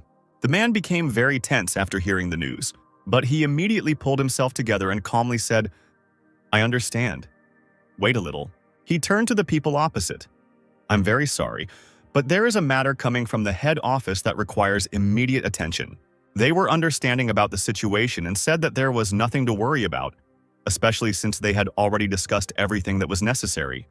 So Sharan could go calmly. The parties said goodbye to each other, and the man and his subordinate left.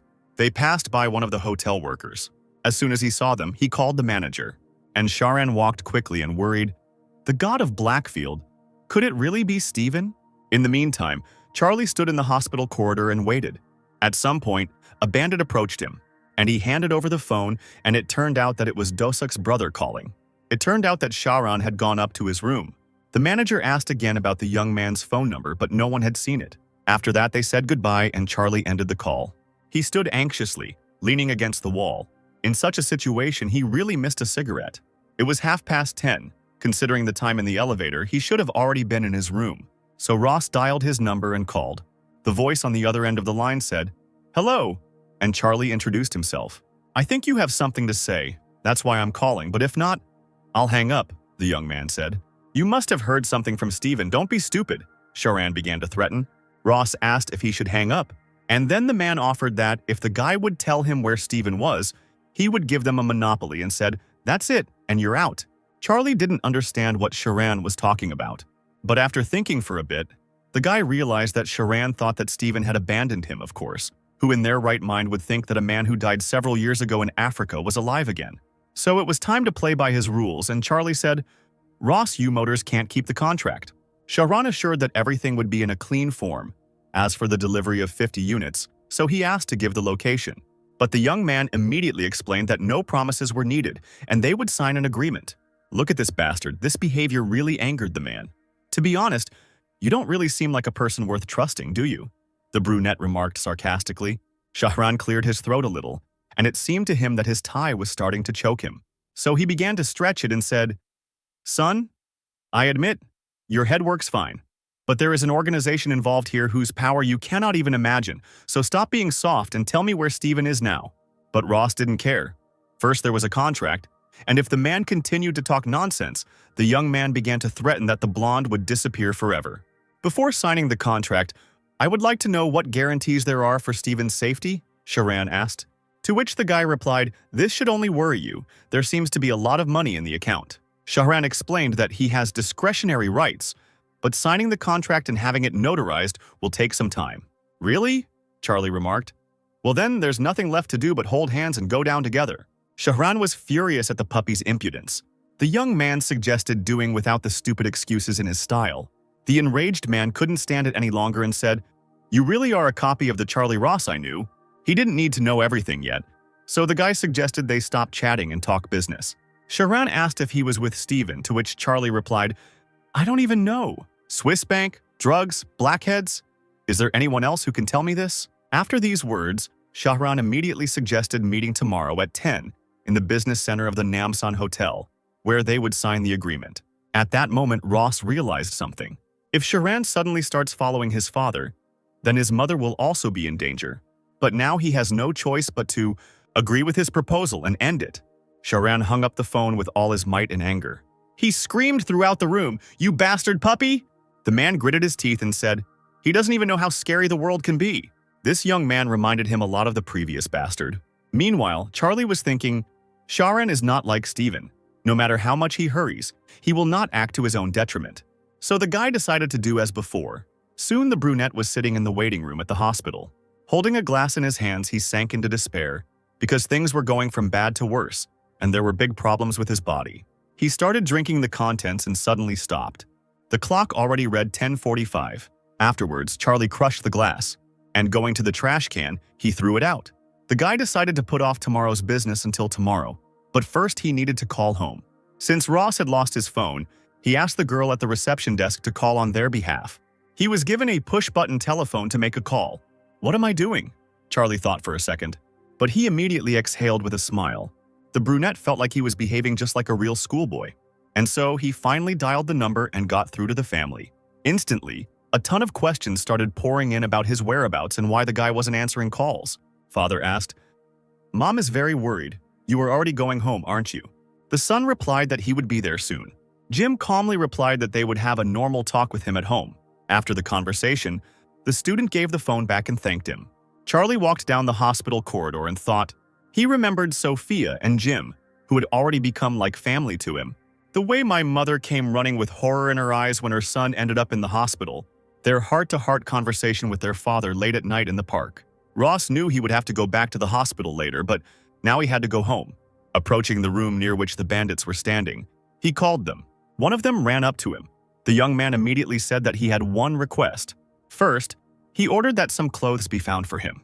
And when the man was about to run away to carry out the assignment, the guy stopped him. And he added, Tell Guantak and So Dosok to be at the hotel tomorrow at 10 in the morning. And if anything happens before that, let them contact me immediately. The bandit didn't understand what he was talking about, but the brunette simply insisted that his words be conveyed to them. Meanwhile, at home, the father was calming his wife, saying that his son would soon be home. He sat by her bed and worried about Sophia's condition. She, in turn, smiled tenderly and assured that everything was fine. "Do you love your son that much?" Jim asked, to which the woman asked why he was asking such a stupid question. She closed her eyes, and her husband said that everything was fine. The main thing was that Sophia would get better soon. The man's gaze dropped and he became sad. Suddenly, the silence was interrupted by a telephone ringing. At such a late hour, Secretary Kim called him. He picked up the phone and Sophia looked at him carefully. Jim listened to everything that was said to him, and suddenly he asked, "What do you mean?" He couldn't believe that they had agreed to their terms. "You definitely double-checked the information with the head office in France. It couldn't be some kind of translation error, could it?" Ross began to explain that it wasn't that he didn't want to, he just couldn't believe it. And they eventually agreed to meet at 10 in the morning. Okay, you did a great job, I understand," he replied. And after that, their dialogue ended. Jim turned pale and froze in shock. Sophia sat on the bed and began asking about what had happened. Having come to his senses, the man said that, on the basis of a deposit for 50 cars, they agreed to grant us a monopoly for the next 20 years. The wife was very surprised by what she heard. As it turns out, this will concern not only the Supra, but also other models of Gaunt cars. And they want to sign the contract tomorrow at 10 in the morning. When Sophia asked why everything was like this, he himself did not know the answer. But, according to them, they met with Charlie and decided to sign the contract. Jim wondered, how did this puppy do it? He didn't even know about it. And he yelled at his son to come home faster. At that moment, some sounds were heard in the hallway. The parents immediately rushed there. It was Charlie who had returned. "Sorry it's so late," the guy said with annoyance. They looked at him, completely confused. Mom ran up to him and took his hand. The woman was scared because her son's face and hands were wounded. Sophia began to ask what happened. The young man smiled and explained that nothing special had happened, as he was just training. She looked into the guy's eyes with excitement and did not let go of his hand. The father invited him to go inside, and the mother began to ask if the student had eaten. Jim didn't wait long and shared that he had received a call saying that thanks to Charlie they had received the contract. He also said that they asked him to come tomorrow at 10 to sign and asked, "How did you do it?" The brunette answered awkwardly, "It's just that some acquaintances from the internet helped." Sophia stood in front of the young man and addressed him. At that very second, she rushed to embrace her son with all the force of motherly love. Charlie looked at his mother with concern. She buried her face in the young man's chest and trembled. "Why are you crying?" he asked tenderly. She replied in tears, "I just thought how hard it was for you to deal with everything on your own." The son assured her that in fact it was his father who did everything, and he only helped. Sophia admitted that the contract is not as important to her as his health. Charlie reached behind the woman's back, and he hugged her tightly. Now he understood what family was. He buried his face in his mother's hair and enjoyed the wonderful moment. But almost immediately he pushed her away from himself, and he asked if the parents knew Ken Evans, his physical education teacher. Charlie said that he found out that he had been in a bad accident, so he wanted to visit him now. "I would like to sit with him all night," he admitted. And Sophia asked where his family was. To this, the guy replied that they seemed to be somewhere in the provinces. After these words, my father immediately said, "Go." Sophia was worried about this decision, and the brunette thanked her.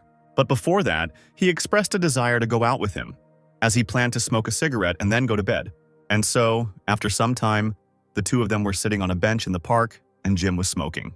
He asked, "Did you by any chance go to the bandits for help?" Charlie assured him that no, because how could people who had at most a small amount of influence in their country force a foreign company to act? The man accepted this version, but he was curious how his son did it. And he explained that excuses about the internet wouldn't work here, since he himself was in business.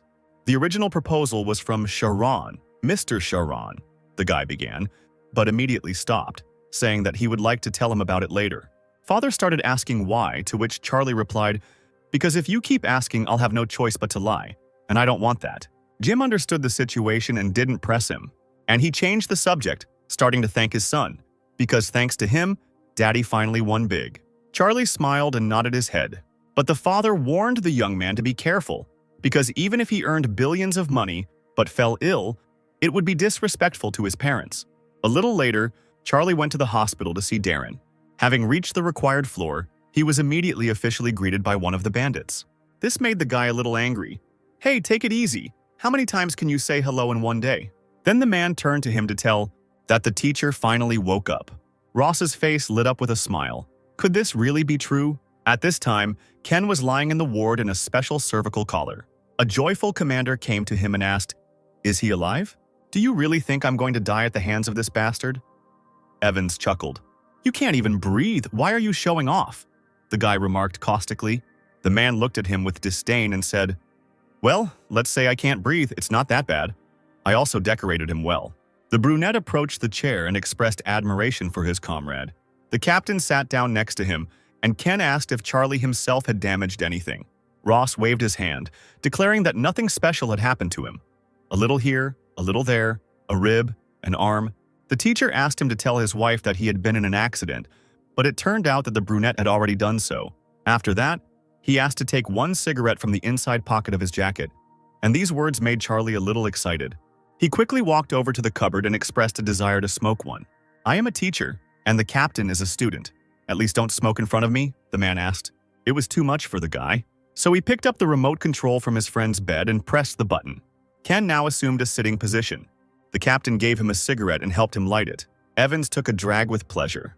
However, he noticed something about the student. He was sniffing cigarette smoke, so the man warned that passive smoking is also harmful to the student's health. How rude, the young man remarked and frowned, and the teacher asked him to tell about what happened after he passed out. Charlie talked for a long time about everything that happened, and soon he finished his story, after which the man turned to him. Captain, I have 2 requests for you, one of which Ross had to fulfill. The first one sounded like this: tomorrow we'll just let Sharon go. The young man did not understand why Ken wanted to do this, but he explained his position, forget about his father's contract. Apparently he just wants to go back with Steven. You have nothing to worry. And he continued, You say you've dealt with Steven. What's more important now, your life or your father's contract? Ross tensed, thinking about what he had heard. But then he said, What do you think I will answer? Shut up, I'll kill Sharon, isn't that right? Ken asked. The comrade knew the captain very well, and he answered him exactly like that. Since the man expected this, he took a drag and made a second request. Take me to Steven, he said sternly. The guy asked, Does he really want this now? Ken explained that if they took him back to the hotel tomorrow, he would never see him again, and he needed to see the bastard. Ross agreed, as he understood the man's desire. The brunette stood up from his chair and walked towards the exit while Evans smoked. The student looked out of the room and ordered the bandits to find a chair for him, and Steven lay alone in his room, completely calm, until the noise of the opening door disturbed him. Footsteps and the sound of wheels approached across the floor. The blonde was very scared and began to ask who had come to him. Ken laughed and said contentedly, You did a pretty good job with him. And Charlie warned Steven in French that Darren had come to see him. He began to stutter in fear when pronouncing his name. This idiot doesn't know Korean, does he? Ken asked, and Charlie confirmed his guess, because the man, unlike them, had not been reborn. Evans sighed in disappointment, as it would now be difficult to talk to him one-on-one like before, but Charlie offered to help as a translator. Darren agreed and began to speak. Bastard, I've forgiven you, he said sternly. Ross didn't understand how to convey this to him. He looked at the bandaged Steven, and he grabbed the stroller saying, After tomorrow, live your whole life with the burden of betrayal. Your team, who died dishonorably because of you. At these words, the blonde man cried out in bewilderment. Are you really the god of Blackfield? The commander asked him what he had thought before this, and the traitor admitted that he thought he had gone crazy. I lay there and thought about it, and eventually decided that it was Sharon trying to shake the password out of me, he continued. Ross wondered if Steven really thought Sharon would know that Charlie had almost killed him for almost raping a 16-year-old child. The man didn't know what to answer to this, but I decided to ask Darren to find out how much he owed him, since he had once borrowed. Ken explained to Ross that the bastard had once asked for money to go out with women, and had also stolen his wallet several times when Darren had left it in the tent. The young man asked Steven irritably if he had been stealing money from Darren. Captain, he shouted loudly throughout the entire ward. Charlie started to turn away from him, saying, If you still don't believe me, we're leaving. It's annoying. The blonde raised his hand convulsively, trying to explain, You died and then resurrected in another body. Is that possible? Ross didn't know the answer, but since that's how it happened, what could he do? Steven was silent, but he was very tense, and sweat was pouring down his face. Charlie said that he was going to give it to Sharon tomorrow. He didn't tell him the password, so he asked him to just go to France and not meet again. The only thing the blonde asked was if they had a cigarette. The young man consulted Darren about whether he should give it to him, but the man only had his extinguished one. In the end, they fulfilled his request and set it on fire. What a picture! The boy was indignant. Charlie Ross personally lighting cigarettes for his soldiers. Darren explained to him, Captain, you are simply the only one here who can move. Stephen noted that these Korean cigarettes tasted great, but Charlie asked him to shut up, as they were both really annoying him. However, here the blonde began to talk about part of Sharan's password, and it turned out that he knew him. Stephen shared that Gaunt's share was under his name, half from diamond sales, half from gangs, so if he just went to France, he would die. The young man was infuriated by the man beating around the bush, so Stephen said, "Protect me, then I will give you both passwords." The commander became furious at such unprecedented impudence. "Do you think we exchanged a few words and I forgave you?" Charlie had no desire to shake hands with the man who killed his guys, so he ordered him to stop talking nonsense and deal with Sharan himself. But before that, the guy assured him that he would work hard with him himself. Stephen tried to remember the name of the group, but he couldn't, and only named the Bampo hotels and the hotel in front of Sichong. He explained that there are several groups from China and Japan there, and if tomorrow the blonde is handed over to Sharan, it will turn out that he deceived them, which is why he asked for help from Darren and Charlie. Things are getting serious. It would be much easier to just meet Sharan one-on-one. Ross guessed that it looked like the traitor was planning to send drugs to China and Japan, to which Stephen replied, "When you called me, I was just finishing the negotiations. They definitely won't stand by quietly while such a tasty morsel is taken away from them. In any case, you won't be able to live in Korea," the young man said. Stephen suggested making him the manager of the Korean office. Already in Korean, the guy said, "He's completely gone," and Darren was surprised why the commander was smiling. Charlie told Ken their entire conversation, and after listening to him, Evan said, "First ask him how he knows Sharan's password. I don't think that with his brains he could fool Sharan. First of all, let's listen to what he says. And if it makes sense, then why wait until tomorrow? We just need to sign the contract before the Chinese and Japanese ruin everything for us." Ross laughed. "You can't fight as well as you used to, but your head works better." Darren smiled proudly, and the guy asked, "Then what? Should we make him the manager of Ganta in Korea?" "Well, if the captain wants it so much, then we can ask," the man answered. The brunette smiled. It wasn't that he wanted to, but wasn't the main thing for them to get money from him? Darren suggested to forget about it and just continue going to school and added, "I'm not good at English and French. Why doesn't he just forge documents and work here as a teacher, as a native speaker?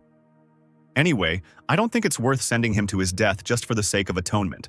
Ross suggested they talk about it later, and he asked Stephen how he knew Shafran's password.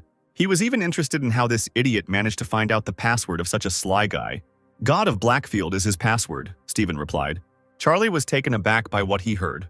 What? The guy was really angry at those bastards. But he decided to put this moment aside for now and find out how the blonde recognized him. The man replied that it happened by accident when he was dictating his password. One day, Sharan asked to call the bank and dictate his part of the password for withdrawing funds. Before, his password did not have numbers and was simply Smithin of Africa. But he simply got it wrong and accidentally blurted out, "God of Blackfield." He was told to give the second part of the password, after which he changed his password to Smithin 0702 of 00913 Africa. However, he even managed to find out part of Sharan's password. Ross couldn't believe this nonsense, that Sharan was stupid enough to choose such an easy password for such an important thing. The guy doubted whether this could be believed. "You don't trust me, do you?" he asked, and explained that he himself couldn't believe it at first, but asked to trust him now, because later they could check, and if the password didn't work, kill him. The captain decided that since the man had given out the information without questioning, it was true. Stephen reminded them that they all knew that Sharan always looked out for his own ass, so the blonde would deal with the Chinese and Japanese first. "You?" Charlie asked him incredulously. He smiled and said, "Of course, Captain." Ross exhaled and continued listening to Stephen. He shouted so loudly that the cigarette almost fell out of his mouth. "Tomorrow, if you sign the contract and send me to France, the snakes will definitely finish me off." Why did he do this all of a sudden? The guy didn't understand. The captain asked if he would betray them again if they ended up together, and Stephen asked, "What do you think I should do?" After all, Sharan has no idea that the blonde knows his password. They had no dealings with gangs before, but Sharan, out of greed, decided to buy shares in Gaunt with money borrowed from the gang, and not only in his own name but also in Stephen's name. So if the blonde wants to live, he will have to pay off his debts upon returning to France. If the money disappears, he will die, and Sharan will simply make a new plan. After listening to him carefully, Charlie thought about it. "Captain, you have already deprived me of one eye and one arm. Let me live, save me," the man begged. Ross remained silent, not answering him. Here Ken decided to intervene in their conversation and asked the captain what this puppy had been talking about all this time. To which the guy replied, "In a nutshell, We need to catch Sharon and save him. Evans asked the young man what he had decided. But clenching his fists in anger, Charlie commanded that it was up to Darren, whom Stephen had almost killed, to decide. Comrade, as he said earlier, let the blonde live. Ross was worried. Will you be okay? Ken turned towards the traitor and looked at him, and after which he confidently said, yes. They soon left Stephen's room. In the corridor, Charlie immediately gave the bandits the task of calling Guantok. One of them immediately carried out the order and dialed his number. Yes, I'm passing the phone, Charlie and Darren heard, and the man approached them, handing them a smartphone. Guantok immediately asked, so what? Ross told that there were about 10 Chinese and Japanese sitting in the Saigon and Bampo hotels who would definitely buy drugs. The bandit got angry from such news. These bastards decided to go international. What was the name of the gang? However, the guy did not know this yet. Guantek assured them that they would quickly deal with such a large number of people, and the young man asked for a room at Namsan. The bandit said he would pass this on to Dosok and asked if the guy would be in the hospital and should he call him on this number? To which Ross responded positively. After some time, Guantek himself came to the hospital and, entering the ward, he smiled and said, you were shaken up quite a bit, but we held out. The young man answered him and asked, you didn't come to visit someone sick, what do you need? It turned out that they found all the foreigners and are now dealing with them. So what next? Charlie asked. The man smiled and asked, won't you go? Me? Ross exclaimed menacingly. The guy turned to the bandit in a cold tone. Is it really that you can't do this yourself? The man got angry. What are you talking about? Frowning, the brunette explained, if you're afraid, then speak directly. Guantak couldn't stand it and raised his voice. Can you speak more clearly? The young man replied, clear your territory, help with this and that. Do you want me to do everything you say? The bandit made a stopping gesture with his hand and asked him to wait. He asked indignantly, did you really just think that I'm calling you to fight with those bastards you take me for? In anger, he continued to explain that he had called him to come along so that he could help him assess the situation and see everything with his own eyes. Did he really think that of all people, Guantaik would ask a schoolboy to deal with his affairs? The man was furious about this. However, he was interrupted by Charlie, who said, I don't need to know the details, that's all, of course, I still owe you. So I'll fulfill one request of yours. And he added, but other than that, let's not cross paths anymore. Guantak laughed and called him a little puppy. Okay, since you helped me take over all of Gangnam, you don't owe me anything more. It's all over between us, are you satisfied? His screams could be heard even by those passing by in the corridor. Ross also ordered him to remove all the guys from the hospital. The bandit couldn't stand such rudeness. This hospital is an important place for us. We are not here because of you, so my guys are staying. The man turned towards the exit, and he put the guy in his place. Don't even dare dictate your terms. Besides, we dealt with the foreigners, not you. To this, Charlie replied, because it is your job, not mine. Leaving the ward, Guantak wished him all the best and advised him to study hard. Otherwise, he would end up in a gang. He walked away irritably, saying, you've ruined the whole mood. Let's go. Now Charlie and Ken were left alone. Evans asked why the captain behaved like that. What do you mean? He answered him. Evans didn't understand why the young man was doing this to Guantak. Was it really worth going that far? Darren, think about it. They are a criminal group. We, in your opinion, are gangsters. What have you been fighting for all this time? Ross turned to Comrade. Of course, Charlie was grateful to this bandit for a lot, but it was necessary to draw a line between them as soon as possible. They would solve their problems on their own, and we would deal with Sharon.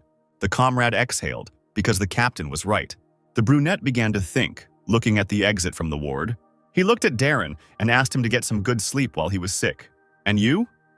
Ken was worried, but the guy assured him that he would soon go to bed too. However, first he needed to deal with someone.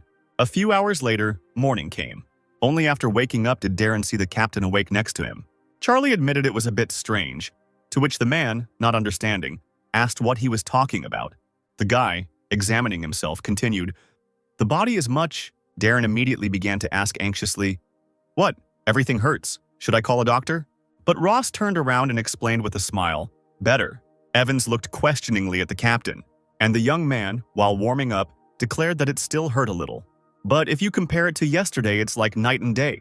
Charlie wondered if this was really possible in just one day. Darren decided to use the remote control to raise the bed to a sitting position. And he said, does this surprise you more than the fact that we died and were reborn? Although you are right, there is no need to look for an explanation for everything. The main thing is that you recovered quickly. The young man approached the phone and agreed with his friend. Ross called and asked for the use of an ambulance. He explained that they knew he couldn't tell the truth anyway. After that, the guy smiled and thanked him. And having finished the conversation, he hung up the phone. Then he began to get dressed, asking his friend to take care of himself. "Are you sure everything is okay?" Darren was worried. "You are going there alone." "Of course it's not okay," the young man replied, "but it's better than having you following me around." The brunette mockingly said that he could do without such a burden, which angered Evans. Ken asked the captain to be careful, and he watched him until he walked out the door. After this, the man took out his cigarettes and lit one. A little later, Charlie and Steven were riding in an ambulance. "Are we really going to be just the two of us?" the man asked.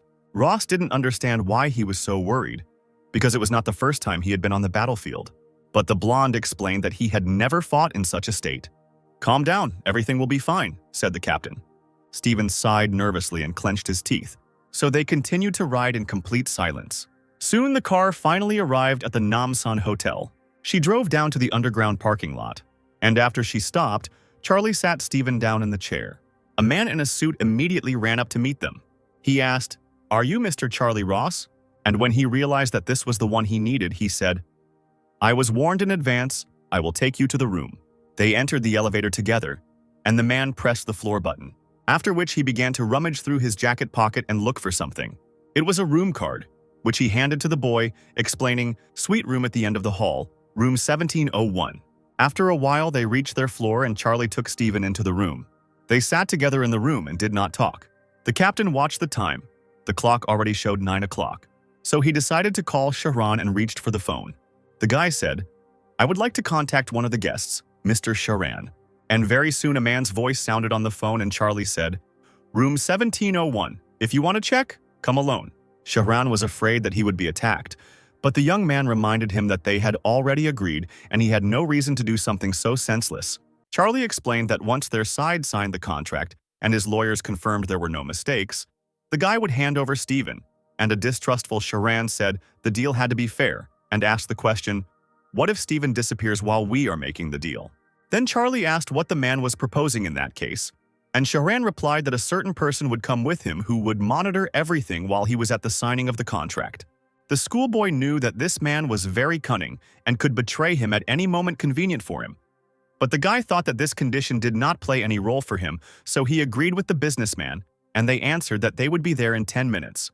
Charlie sat on the brown sofa, mentally preparing for the massacre, thinking through every detail, while Steven, who was next to him in a wheelchair, remained silent, hoping that he would remain alive when it was all over. 10 minutes later, footsteps were heard outside the door, followed by knocking on wood. The guy said that the door was open, after which the handle turned and the door swung open. The room was filled with a disgruntled Sharan, and behind him a man with shoulder-length blonde hair and a look that seemed to hate the whole world. Looking at Steven, the businessman pointed at him and asked in French, "What is this?" Without going into detail, Charlie replied that something had happened and asked if he had been too concerned about a colleague who had been sold out so easily by the man. Grinning with rising anger, Sharan said, "Stop joking, I can just take him right now." A confident guy stood up from the couch and asked, "Do I look that stupid?" Charlie stated that if the man decided to do something wrong within a couple of minutes, the number of people here would increase quite a bit. The businessman replied that in any case, only Steven was enough for him. Turning halfway towards his thug, Sharan said, "Be ready." Watching the mercenaries' movements, the schoolboy became alarmed, realizing that things were taking a more serious turn, but he didn't show it. The long-haired man pulled a pistol from the inside pocket of his black jacket. He then put a silencer on the weapon to avoid any further problems and for intimidation purposes. Holding his pistol at the ready, the thug assumed a closed pose, trying to further intimidate the enemy with his appearance alone. The businessman explained to Charlie that he should sit quietly here while Sharan himself was busy with the contract. The guy only answered him briefly, "Do as you wish." Piercing the schoolboy with his gaze, the businessman asked, "What about the other three?"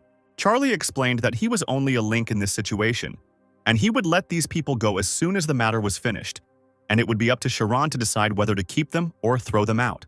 Still glaring at the guy with displeasure, the man considered everything that had been said. Then he said that he understood everything and would come soon. The businessman opened the door and hurried away, leaving his formidable thug in the room. And the schoolboy only followed the man he hated with his eyes. When the three of them were left alone, the guy asked if he could sit down and received a positive answer. Then Charlie returned to the sofa and sat down on it again. He thought that everything had been going quite smoothly so far. The guy looked at the weapon in the hands of the mercenary guarding them. The schoolboy realized that there was one more thing that needed to be dealt with. Stephen in his wheelchair with his eyes bandaged, Charlie on the couch and the mercenary at the entrance were in complete silence. The blonde decided to interrupt her in her incredible boredom by starting to tap his foot. The thug watched the boy's every move, not wanting to upset his boss and let the boys outsmart him and get away. The schoolboy sat motionless, clasping his hands and waiting for the deal to be completed. Time passed slowly. The clock showed 10:06. Finally, the telephone rang, disturbing the peace in the room. Charlie reached out to the phone on the table in front of him and picked up the receiver. From there, So Dosuk informed him that the contract had been signed. The bandit also clarified that the lawyer had checked everything and that Sharon had already gone up. The guy briefly replied that he understood everything and hung up, rejecting the call. The schoolboy then turned to the thug in French and said that they had finished with the agreement, and all that remained was to sort out their case. The man did not respond to this. He continued to silently carry out the order. Then a nervous Stephen asked Charlie to open his eye, which still had sight. Not understanding such a request, the schoolboy asked why the blonde needed this, and Stephen replied that he wanted to see everything. The disgruntled young man bared his teeth and said that the blonde was irritating him. However, he still approached the unfortunate man and began to adjust the bandages. At that moment, the sound of a door opening was heard, which attracted the mercenary's attention. Sharon entered the room quickly, followed by a stocky man with a mustache. The stranger remained standing at the door and quietly closed it. As the businessman walked deeper into the room, Ross had already removed the medical gauze pad from the blonde's eye and pulled the bandages apart, allowing him to see what was happening. The businessman explained that they had sorted out the contract as the schoolboy wanted. He also stated that now it was the guy's turn. "I know I'm repeating myself, but you really do look like the Charlie Ross I once knew," the man said, removing the tie that was pinching his neck. Then a chuckle sounded, and the corners of the young man's lips lifted insolently. The irritated man recognized the smirk and that eternal expression on his face that diminished his authority. The schoolboy chuckled again and asked, "What was it about Charlie Ross's past that diminished your authority?" An indignant Sharon asked again what the young man was talking about. Angrily, the schoolboy asked if blackheads were really more important than people's lives. The businessman shuddered at the question he heard, clutching his tie in his hand. He chuckled nervously, twisting his face into a disgusting smile, and looked at Stephen. Then he concluded angrily that this idiot had apparently told the schoolboy various legends about the god of Blackfield. Ignoring the man's words, the boy approached Sharon. Giving the businessman a menacing look, Charlie demanded that he answer the question. The businessman was indignant and asked if it was time for the schoolboy to go home to his mother before the man dealt with her too. The young man answered confidently, "I don't even know. I'm afraid you didn't catch something yesterday." The enemy's eyes suddenly widened, either from fear or surprise. Charlie turned to the mercenary, asking him to tell him that he could come in, which caused a puzzled Sharon to turn to the thug. The shocked businessman froze in place, watching as several people entered the room. The two men filled the room without any hindrance. No one even tried to stop them. One of them had a scar on his face and an earring in his ear, and the second was notable only for the fact that he was holding a black bag in his hand. Nervously and stuttering, Sharon asked how the schoolboy managed to pull this off, to which the boy replied, "What? Are you surprised?" Smiling, Stephen asked the businessman, "Still don't get it?" The blonde then explained that the man had fallen into the trap of the god of Blackfield. Charlie, pleased with his prank, and the alarmed Shahran stood opposite each other, and the latter could not comprehend what was happening. The businessman's eyes widened in surprise and anger, and he simply said, "What?" A schoolboy asked, "Wasn't your call sign Ice in the Desert?" The young man also noted that Sharon had chosen a password that was too easy. Charlie also concluded that this was why the businessman would die right here and now. The veins on Sharon's face bulged with anger, and he grinned and asked, "Did you send the money to France?" Smiling, the schoolboy replied, "This is just Stephen's share. They will take your head as a bonus. I don't even know if it is worth 7 million euros. Looking at the bandits, the businessman asked with displeasure, "What about these?" Charlie explained that they were caught last night, although it took some time. But they received orders from France not to make any moves in Korea and to let me finish my business myself. And my family, do you think anyone would risk acting against them? Grinning cheekily, Charlie offered to explain it more simply. He stated that there was no one in that place who was on Sharon's side. Falling into a rage, the businessman snorted through his teeth. "You're an even bigger bastard than I thought. There are quite a lot of hidden cameras in this country. Do you think no one would be interested in the fact that a foreigner mysteriously disappeared from a hotel? The schoolboy answered him. Look who started talking about the law, the famous Sharan. You must be so confused now. If you want me to help you, choose one of the options. The first one surrenders right now, and then I will kill you painlessly. The second one is to go out with me one-on-one, not for life, but to the death. Not wanting to lose his dignity, the man, more interested in the second option, asked what kind of wrestling would be used. Still smiling, Charlie replied, "Of course, in our language, it's obvious." The businessman asked if this guy really meant the mercenary style. He even began to admit that the man in front of him really was that very god. And the schoolboy told the man that he didn't care whether Sharan believed it or not. The businessman asked if the bandits would recognize his victory if it happened. And Charlie replied that it could not be otherwise, because it was an honest fight for life, and those around could be considered simple spectators. In this case, Sharan agreed to the duel and began to take off his jacket so that nothing would hinder his movements. Charlie also took off his outerwear with excitement playing in his eyes. While the fighters rolled up the sleeves of their shirts, a scarred criminal watched them, holding 2 knives and a bandage in his hands. When the boys were ready, the thug tied their left hands together. The bandit then stepped back and smirked, beginning to discuss with his comrade who would win. The fighters' hands, filled with the power of hatred, clasped each other tightly. The guys held sharp knives and were ready to strike the enemy at any second. Sharan said that if Charlie was the Ross, he should have remembered. He then took a sharp step back, taking a more favorable position for attack, and continued his speech. "That day you couldn't dodge my bullet." There followed a sharp swing of the knife, causing blood to gush from the schoolboy's neck. The businessman remembered that that day he almost ended up with a hole in his hand. As Sharan expected, the guy was not so simple. He was able to dodge in such a way that the blow left only a small cut, not so harmful to health, after which he took a more stable position. Trying not to give his opponent time to recover, the businessman attacked again. However, this time Charlie didn't allow himself to be hit. He dodged it with his own attack. Sharan saw an enemy knife approaching his face, delaying his death. The man managed to parry the blow. From the block, he immediately went on the attack, which Ross managed to dodge, after which the schoolboy tried to wound the businessman again, but failed. The man swung his knife again, but Charlie was able to parry the blow. An enraged Sharan began to professionally inflict a series of attacks on the schoolboy, which Ross successfully fought off or dodged. They paused for a second, looking at each other with hateful glances, but then the blow followed again. Ross's knife was stopped by Sharan's weapon right at his chest. Through clenched teeth, Charlie asked, "Was it really you who shot Darren?" The businessman grinned and replied, "What's the point of talking about it now? All of this, except for the bullet in Steven's stomach, is my work. If I had fired that bullet, he would never have survived." This made Ross very angry, causing the schoolboy to start grinning and cursing at his opponent. Their knives clashed once again, stopping each other. However, Ross, using the unprecedented strength of his body, completely pushed away the enemy's hand. Not wanting to miss the attack, Sharan looked down to better assess the situation. He pulled his bandaged arm to one side and moved to the other, injuring Charlie's shoulder in the process. Blood gushed from the wound, causing Ross severe but bearable pain. Smiling, Sharan said, "For your information, personally putting bullets into the heads of your shitty team and yourself was a lot of fun." With a look distorted with madness, he continued, "And today will be even more fun." The businessman then launched several attacks, which the schoolboy managed to dodge. Ross watched his opponent's every move carefully, trying not to miss any blows. When the chance arose, he tried to attack the enemy, but the blow was successfully parried. With a madman's smile, Sharan launched another series of attacks. Having lowered the schoolboy's guard, the businessman pulled the bandaged hand towards himself, pulling the opponent and throwing him off balance. Taking advantage of the young man's confusion, the man dealt a fatal blow. However, Charlie managed to position his knife so that the attack would hit his shoulder, losing its lethality. The fighters continued to attack each other. Sharan did not have a single scratch, while Ross had 2 cuts on himself.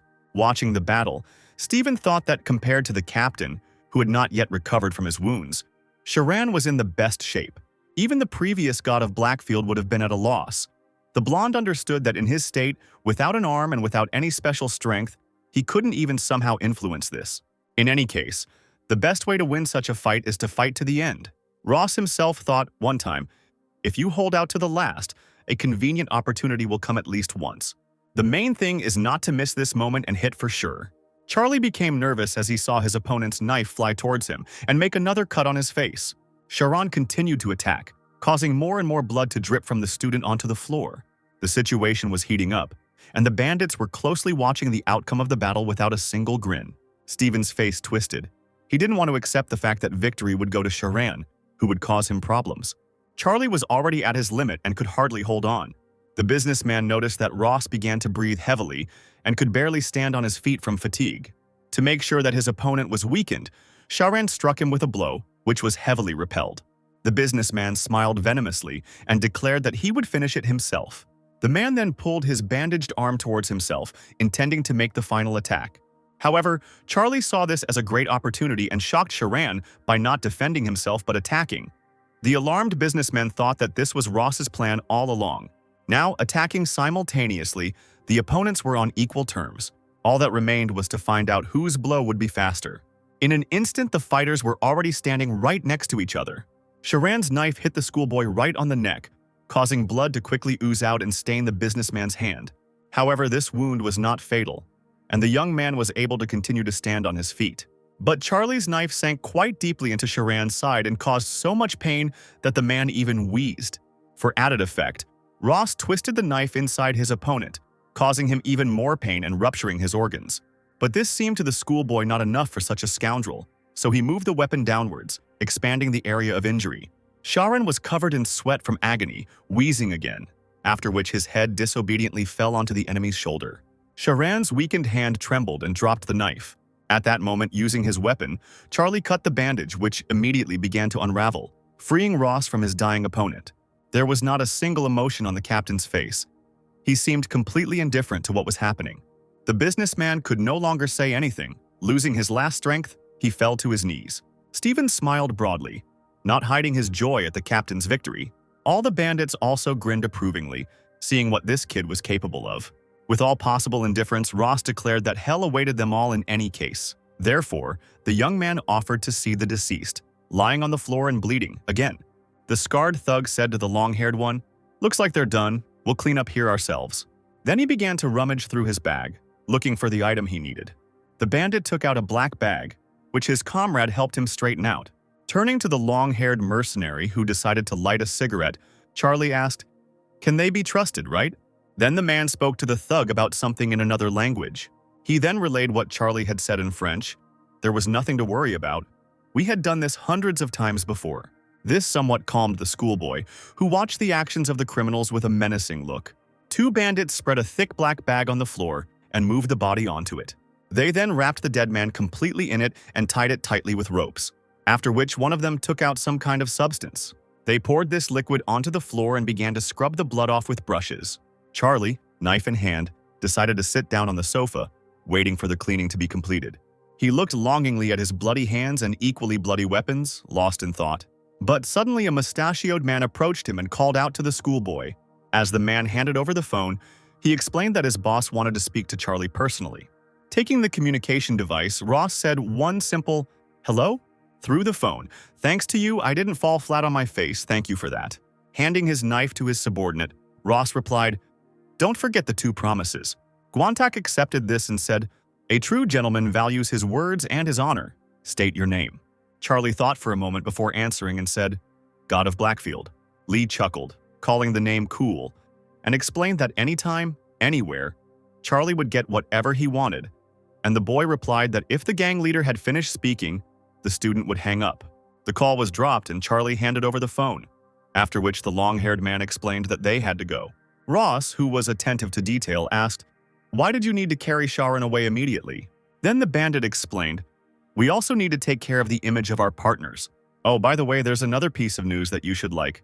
Just as you wanted, Steven will be appointed head of the Korean branch of Ganta." At that moment, a man with a scar approached the criminal.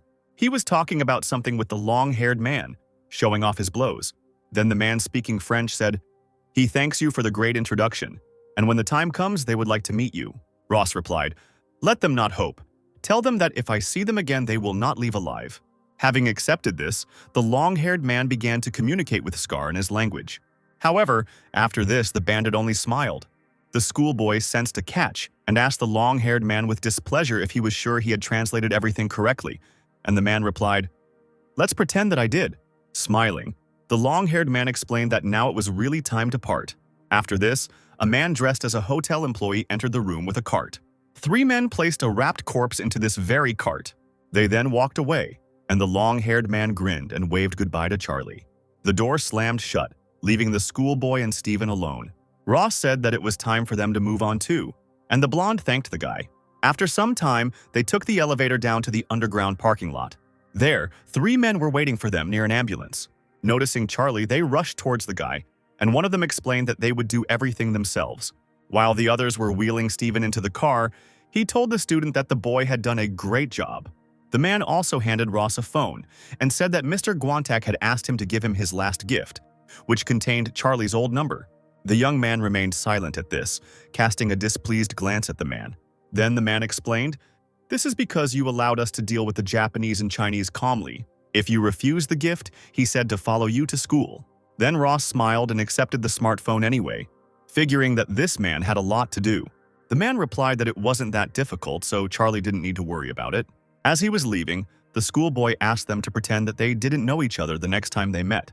And the man, bowing respectfully, wished the young man all the best. Everyone got into the car, after which the vehicle started moving and drove away from the parking lot. Lying on the couch in the emergency room, Steven asked with sadness in his voice how he would live now. Charlie replied, "What are you worried about? The group's shareholdings are 7 million, so you still have 3 million. To this, the blonde said, "Just split it between you and Darren. My personal shares are worth about 1,200,000. Plus, I will have a salary like a manager." Ross then asked if he thought the boy would take the money, and Steven replied that it was payment for everything they had done, which made Charlie call the man a braggart.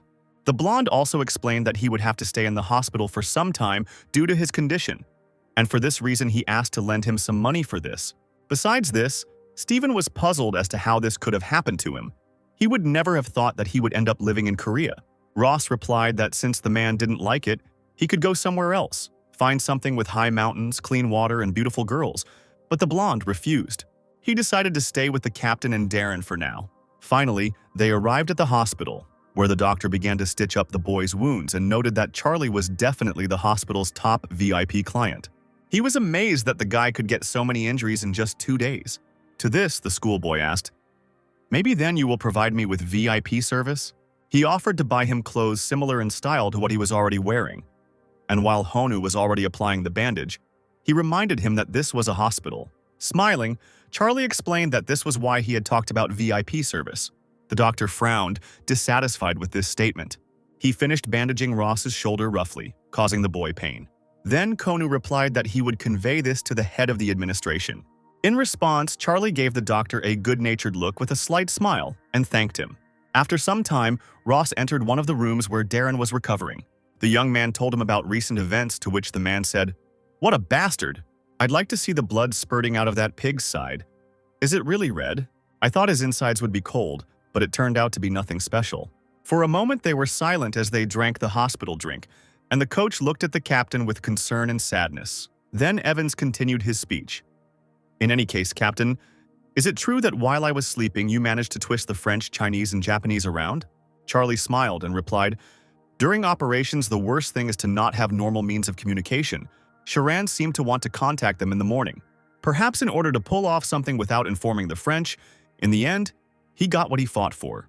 Darren, who had lit a cigarette, laughed, noting that Ross's body was now incomparable to the past. But the schoolboy's head worked perfectly, and Charlie replied that he had always been fine with his head, unlike some people. The young man changed the subject, explaining that while they were sorting things out there, some money was left over, and Steven told them to divide it between themselves. Evans asked how much money was there, and Ross replied, "About 3 million euros. The coach began to convert this amount into Korean won, and was shocked when it turned out to be 4 billion. The man said he would cover the hospital bill first, and the captain could keep the rest since Darren had nowhere to spend it. And Charlie said they would figure it out later. Evans asked what Ross planned to do now, but the boy didn't really understand the question. Then the coach explained that the schoolboy had caught Charan, and it seemed that the revenge was over. So the man was now interested in whether the captain would become a mercenary again or continue to live like an ordinary schoolboy. Now it became clear to Charlie what was being discussed, but he couldn't really answer it.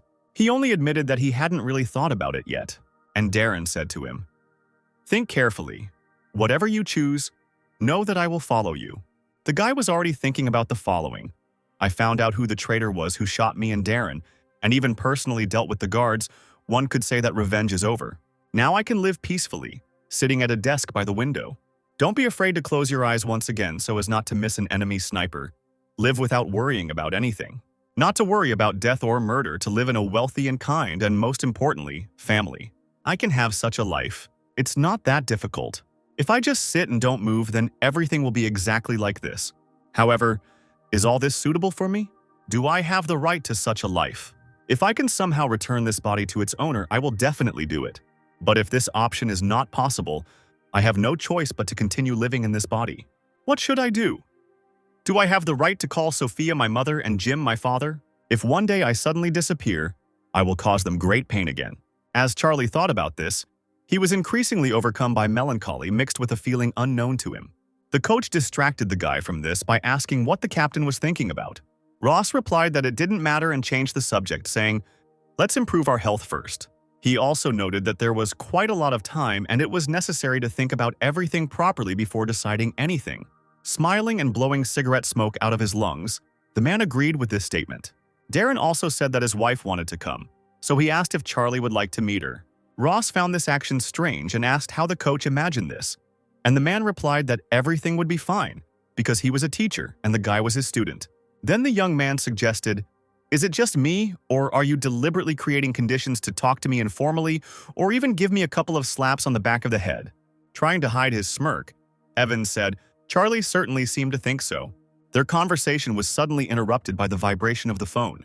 Ross answered the phone and was told that his clothes were ready. After this, the young man suggested ending the conversation for today, as he was too tired. In response, Darren just smiled and took a sip of his drink. Somewhere in her bathroom, Kate cut her brown hair into bangs. Meanwhile, Charlie was heading home. When he returned, he wanted to say that he had arrived, but his mother met him at the door. She greeted her son and assumed he was tired, but the schoolboy replied that everything was not like that at all, and asked if his father had finished with the contract. An inspired Sophia told how Jim said that Charlie did it all and even cried on the phone. Smiling nervously, the young man replied, "I told you, he did it all himself. What could I do alone?" Suddenly, the mother took the boy by the hand, approaching him. Tenderly hugging her son, Sophia thanked him and said that she loved him. The schoolboy looked at the woman with some sadness. With her eyes closed, leaning against his shoulder, she looked sincere and peaceful. Charlie smiled and sighed, accepting his mother's care. His hand trembled. The young man, visited by feelings that had long since left his life and perhaps had never even come into it, wanted to hug Sophia in return. However, the realization came to him again that this was not his biological mother, and he should not have become attached to her. He could not allow himself to do so. The guy said that he would go to his room since he had not slept all night and was very tired, and Sophia, who had moved away worried about her son, let him go to rest. The young man entered his bright room, illuminated by the bright sun. There, he took off his jacket and hung it on a hook adjacent to the rack. Then Charlie sat down on his bed with the blue blanket and began to look at his hand, overcome by many thoughts.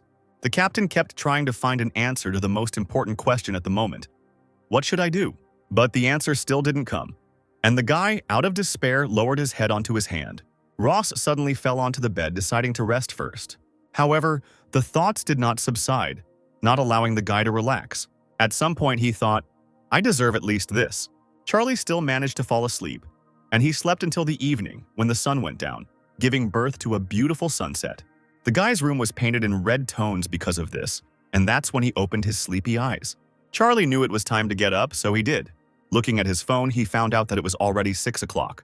Charlie was also surprised that he received a lot of messages, but he remembered that his old number was still on his smartphone. Ross decided to read them, and the very first one said, "When you see it, call." Even though the number wasn't saved, the guy knew who sent it. So he decided not to write a message but to call the sender immediately. When the call was answered, the young man explained that he was sleeping and asked what happened. Darren replied that everything was fine. They just called from the school and said that they would close the sports section while the teacher in charge was in the hospital. Charlie was outraged by this news and asked if he would have to go to classes. And the coach replied that he told them that the student was with him when he got into an accident, since the teacher lived in Gyeongsan. He could come to school sometimes, but he was asked not to overdo it. The man also said that he had 2 weeks left to lie down, so Ross had to endure it somehow. Charlie understood everything and, smiling, told his friend to rest, after which he passed out. The boy also recognized the other sender, and the message read, "Charlie, you still can't answer. Are you okay?" Ross called the number and said that everything was fine now, and Michelle asked if there was no need to worry now. The captain answered positively, since he had sorted everything out, and they told him that they were worried and asked where he was now, to which he gave an honest answer. They probably wouldn't be able to meet this week, but he suggested that they should definitely have lunch next week. Then the guy hung up, saying he was busy. There were also concerned messages from Kate about the fictitious accident, which surprised the schoolboy. She also wrote that she would come to his house now. Ross didn't understand why the girl would come to him. Charlie called Snow White, who answered immediately and, without giving him a chance to say anything, asked if he was okay. Charlie replied that everything was fine and asked how Kate knew that he was injured, and the girl replied that she was the manager of the sports club. The boy explained that he wasn't seriously hurt anyway. He only got a couple of scratches, unlike Teacher Evans, so he shouldn't have come straight to his classmate's house. But Snow White said that she was almost there. She told Ross to come to the site in about 3 minutes, and he, although reluctantly, agreed. Kate was already sitting on the bench, her hands in her pockets, waiting for her lover. Charlie walked towards the indicated place and was already quite close to his classmate. As soon as Snow White heard the footsteps, she turned around to the approaching sounds. Seeing Ross, the girl immediately jumped up and ran towards the young man. Charlie himself, noticing Kate running towards him, stopped. Halfway there, Snow White spread her arms, intending to strangle the young man in her embrace, which puzzled Charlie. A nervous Ross wondered, was she always this brave? The girl ran so fast that she began to stumble and lose her balance. However, the guy grabbed her hand, helping her to take a more stable position. Still holding Kate, the schoolboy said, "You'll fall." Then he looked at the girl and their eyes met. This moment made Snow White's cheeks burn like fire. Embarrassed, she asked again about the guy getting hurt, and Ross again replied that everything was fine. Kate put her hands on his chest, demanding to show where he was injured. This action did not please the young man, and he once again noted that everything was fine with him, to which his classmate replied, "Well, then prove it to me." The girl continued to try to undress her lover, and he tried to protect himself with his hands from the restless Kate. At some point, Snow White grabbed his hand and ended up too close to the guy's face. The classmate became a little nervous, opening her lips in the hope of getting what she wanted. Charlie was also worried. He was cursing in his mind and couldn't understand what was wrong with this girl. Meanwhile, she closed her eyes and pursed her lips to kiss the guy. Since Kate was significantly shorter than Ross, she had to stand on her tiptoes to reach him. However, Charlie suddenly interrupted his friend, suggesting that they go for a walk.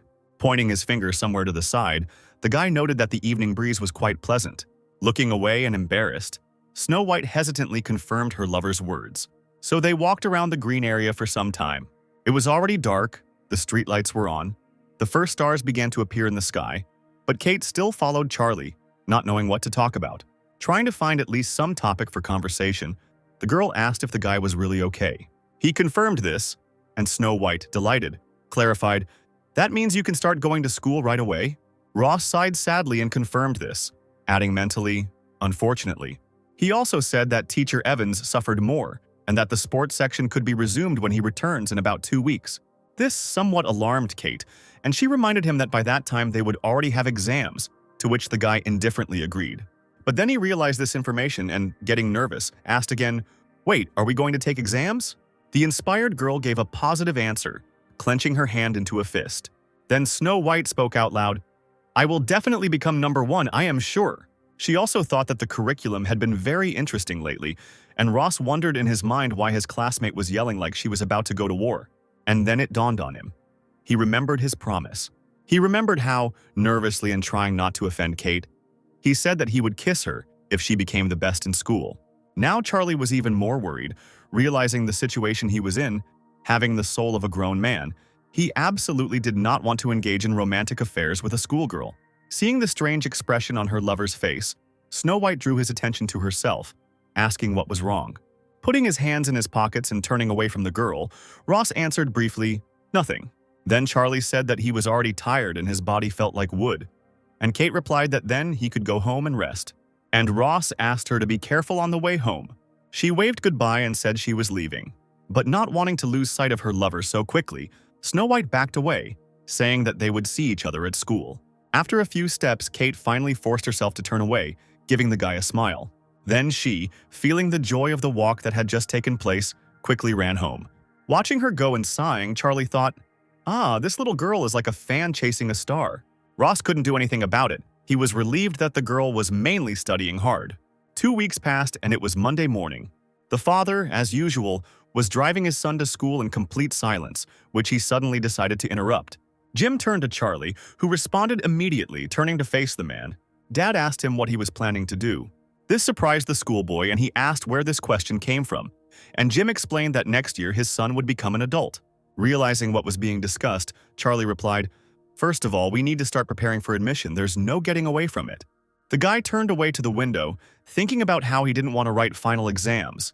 He wasn't sure that he would even pass them. Suddenly, an excellent idea in his opinion crept into his head. Then the young man said, "To be honest, I'm thinking about enrolling in the sports department and maybe going to study in France." The father was surprised, and Charlie explained that he had recently become interested in learning French and that he could make new friends there, smiling. The man agreed with this and suggested that Sophia must have liked the idea. However, the man was also worried about another fact, which he decided to ask a question about. Jim asked, "You won't come back all beaten up, will you?" To this, the young man confidently replied that now absolutely everything was over. These were exactly the words the man wanted to hear, and he told his son that he was glad about it. Finally, Charlie returned to school, where he immediately encountered a surprised Cheryl. Ross was clearly not happy about this meeting. One could feel how hatred for this girl was taking hold of him.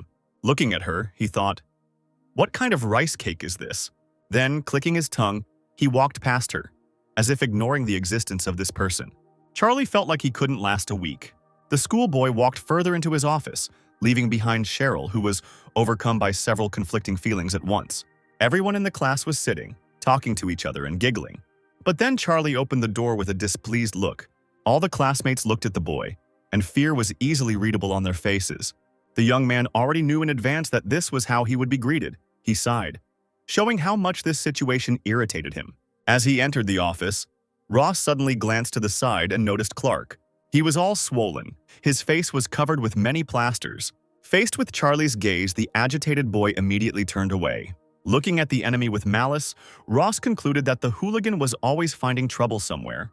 However, this was none of his business, so the guy calmly walked deeper. Approaching his desk, the young man placed his black briefcase on it and began to take out the items necessary for the lesson. No one was laughing or talking anymore. Everyone just sadly took out their textbooks.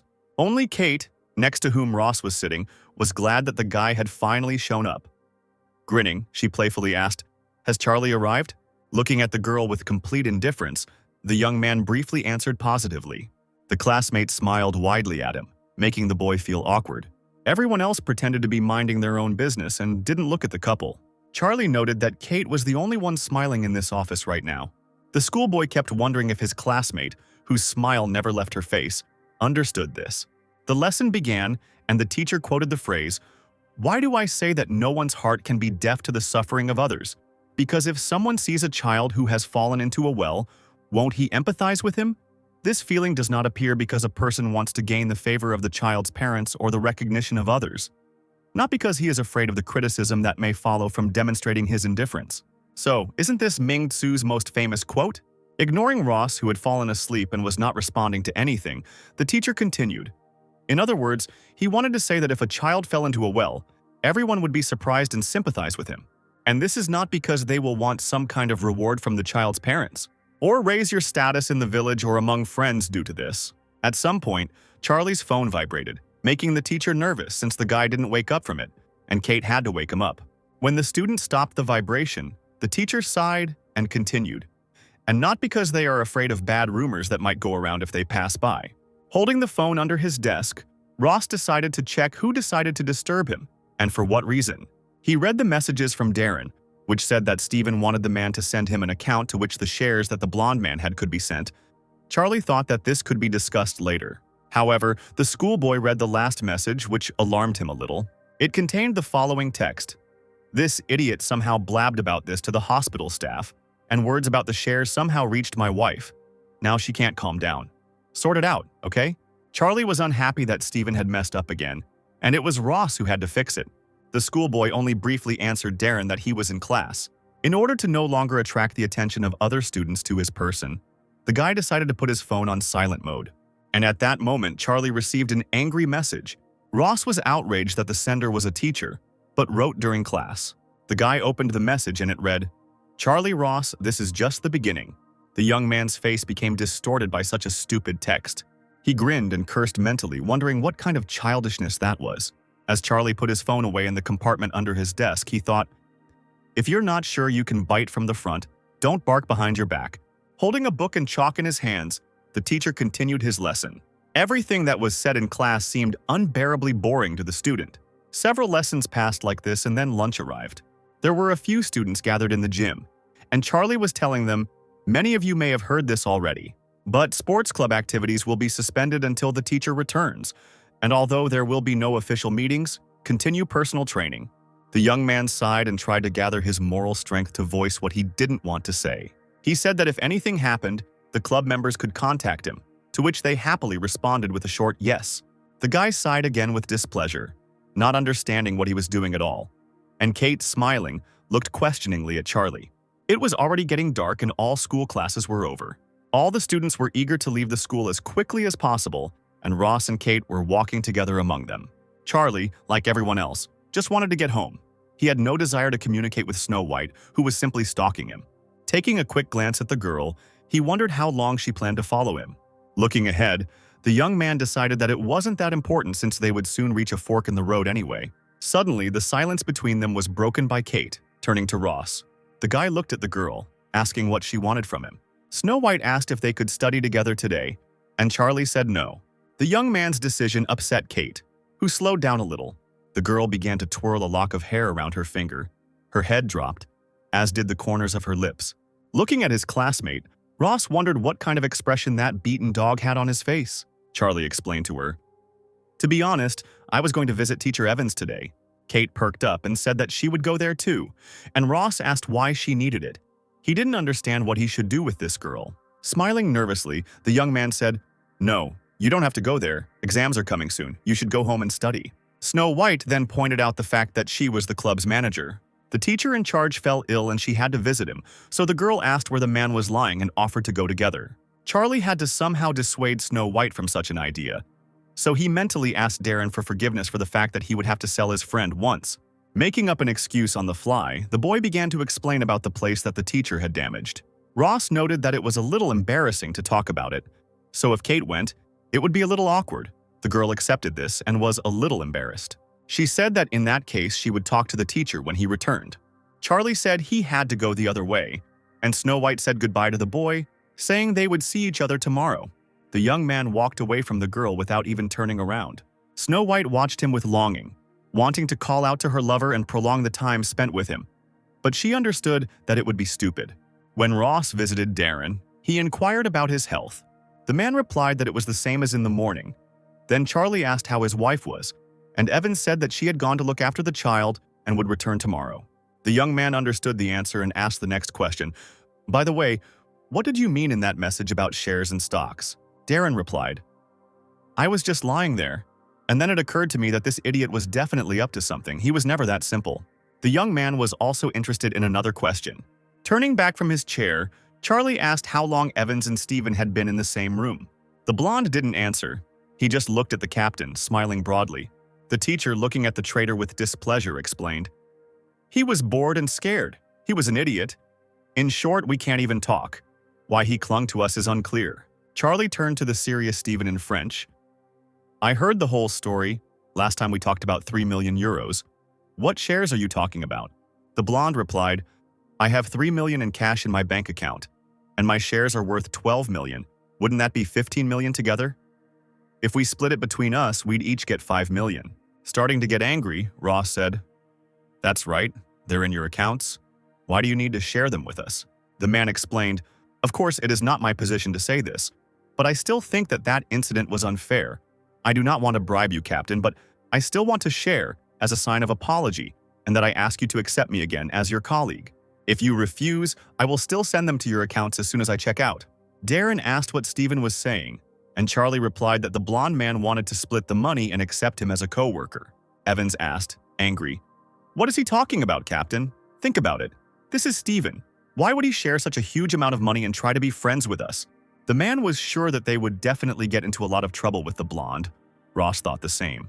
The captain told Steven that he heard him, but had one question. Charlie frowned angrily and asked, "You're hiding something from us, aren't you?" Smiling nervously, Stephen replied, "No, why would I?" "Well then, let's imagine that you didn't talk about shares," said the young man. Cold sweat appeared on the blonde's body. He began to stutter, not knowing what to say. The captain gave the man one last chance to tell the whole truth. Gathering his strength, Stephen began to speak. "You see, it seems that there was someone behind Sharan, but who it was and what power he possesses, I do not know.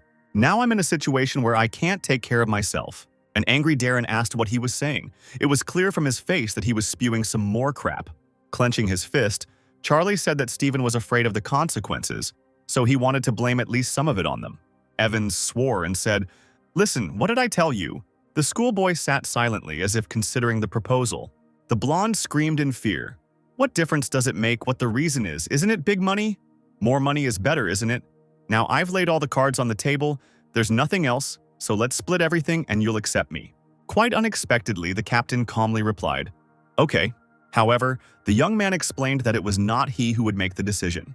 The captain told Darren, as he said last time, "When it comes to Stephen, you are the one who should make the decisions." Charlie wondered what Evans would do. The man looked menacingly at the blonde, who smiled broadly again, dripping with sweat.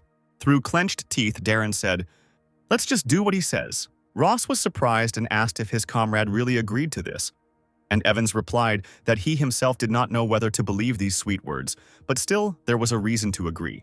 Charlie understood everything and hurried to give Stephen an answer. He reported that Darren had allowed him to become their colleague again, for which the blonde thanked the captain, shedding a tear of joy. He also thanked Evans, who was lying on his bed, grinning with displeasure. But it didn't end there. Stephen said he had one more request. Charlie warned through his teeth, "If you talk nonsense again, you will die right here on the spot." However, the blonde man said, No, that's different. It's just that since I'll be living in Korea now, I'll need individual Korean courses, as well as a place to live. Please organize everything for me." The captain was indignant, and Stephen explained that he had no one else to ask for such a thing except him. The young man noted that this man had no shortage of impudence, but nevertheless agreed to his request. Charlie thought about it and suggested that Michelle could help him with this. Besides, one of her friends, Cecile, worked in a joint stock company and she could be asked for advice on how to distribute the shares between them. The guy was brought out of his thoughts by Evans, who was surprised by something. He showed the captain a message on his phone and said, "Isn't this some kind of nonsense? It just ruined the mood."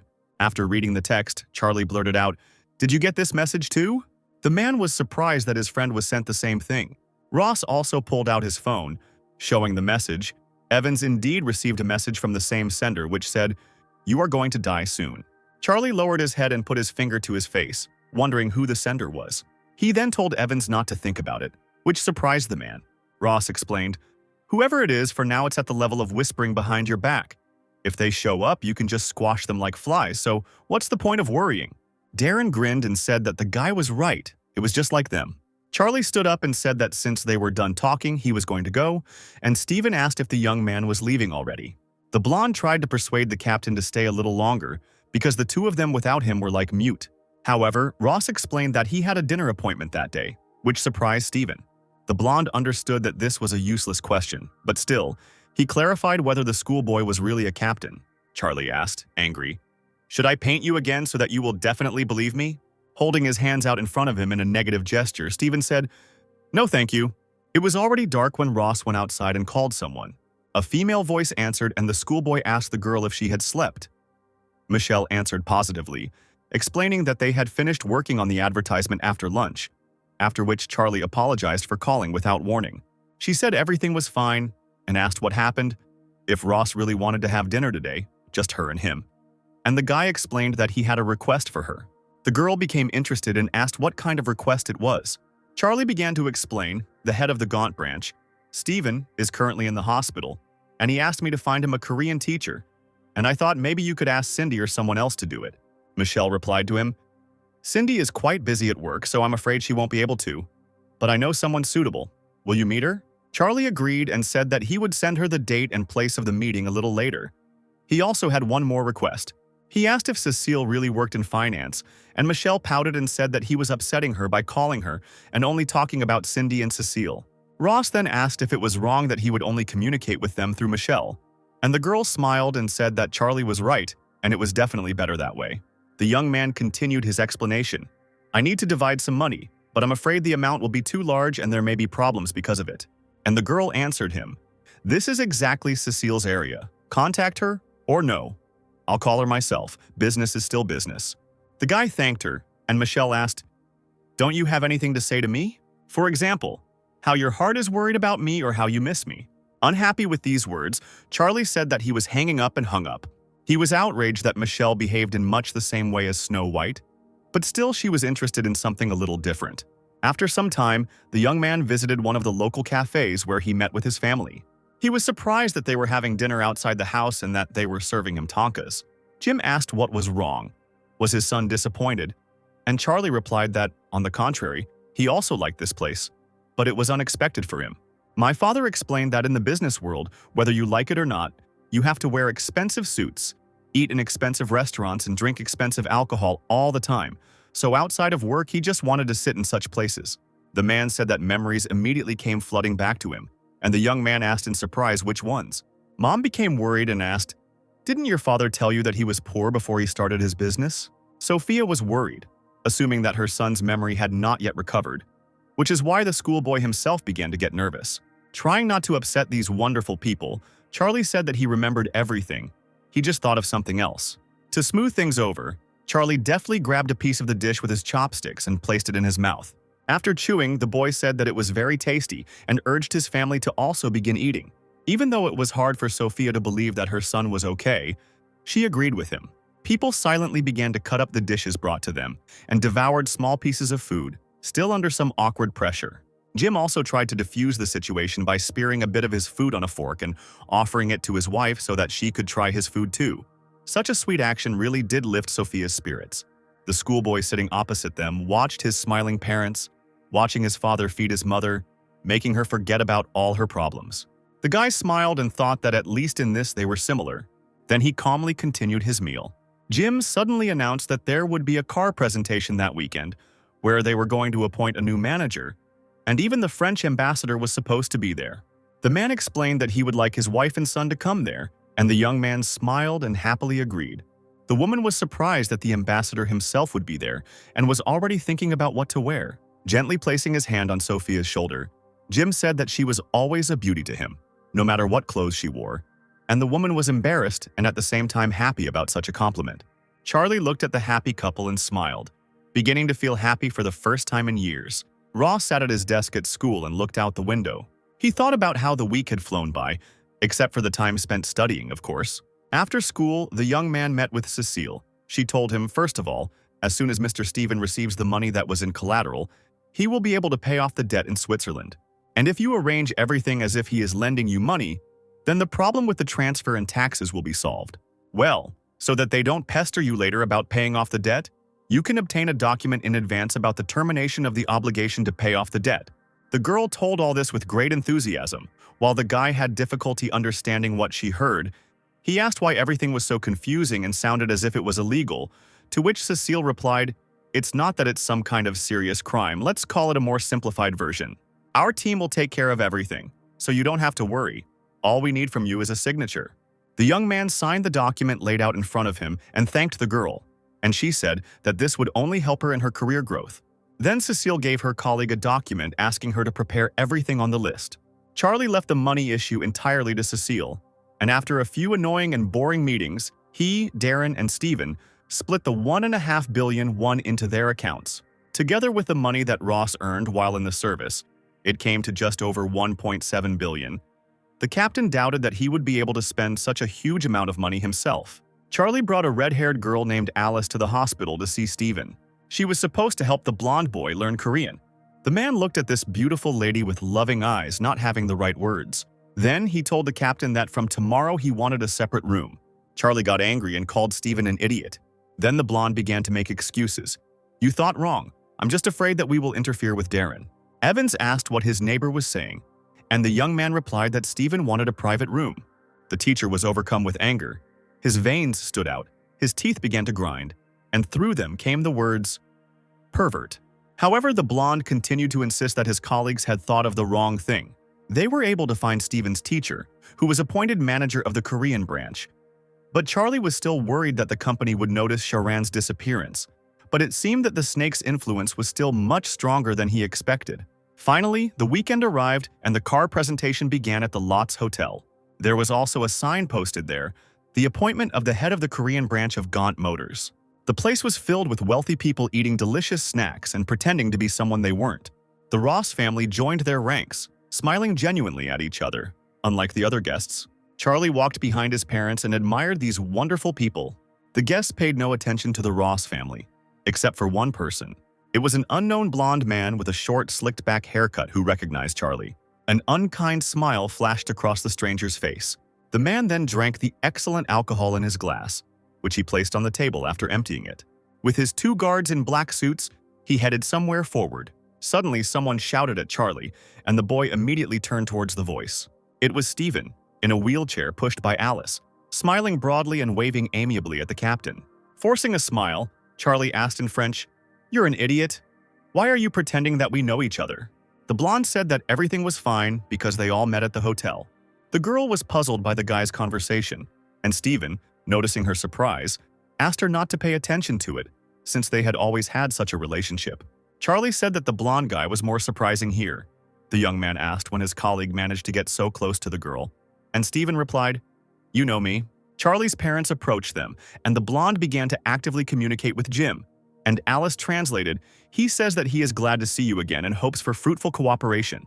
In this case, the young man's father asked to convey that he too was looking forward to their joint work, and that he did not know the cause of the injuries but wished for a speedy recovery. The girl hastened to translate everything verbatim to Stephen. The blonde laughed, saying that Jim would definitely be surprised if he knew how it happened. Such behavior of the man angered the captain, who tried to stop his colleague.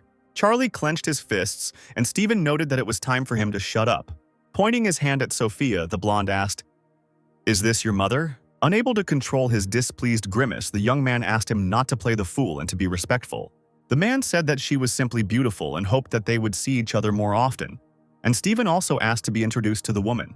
The mother asked her son what the man was saying, and Charlie replied, "He just said that he was pleased to meet you."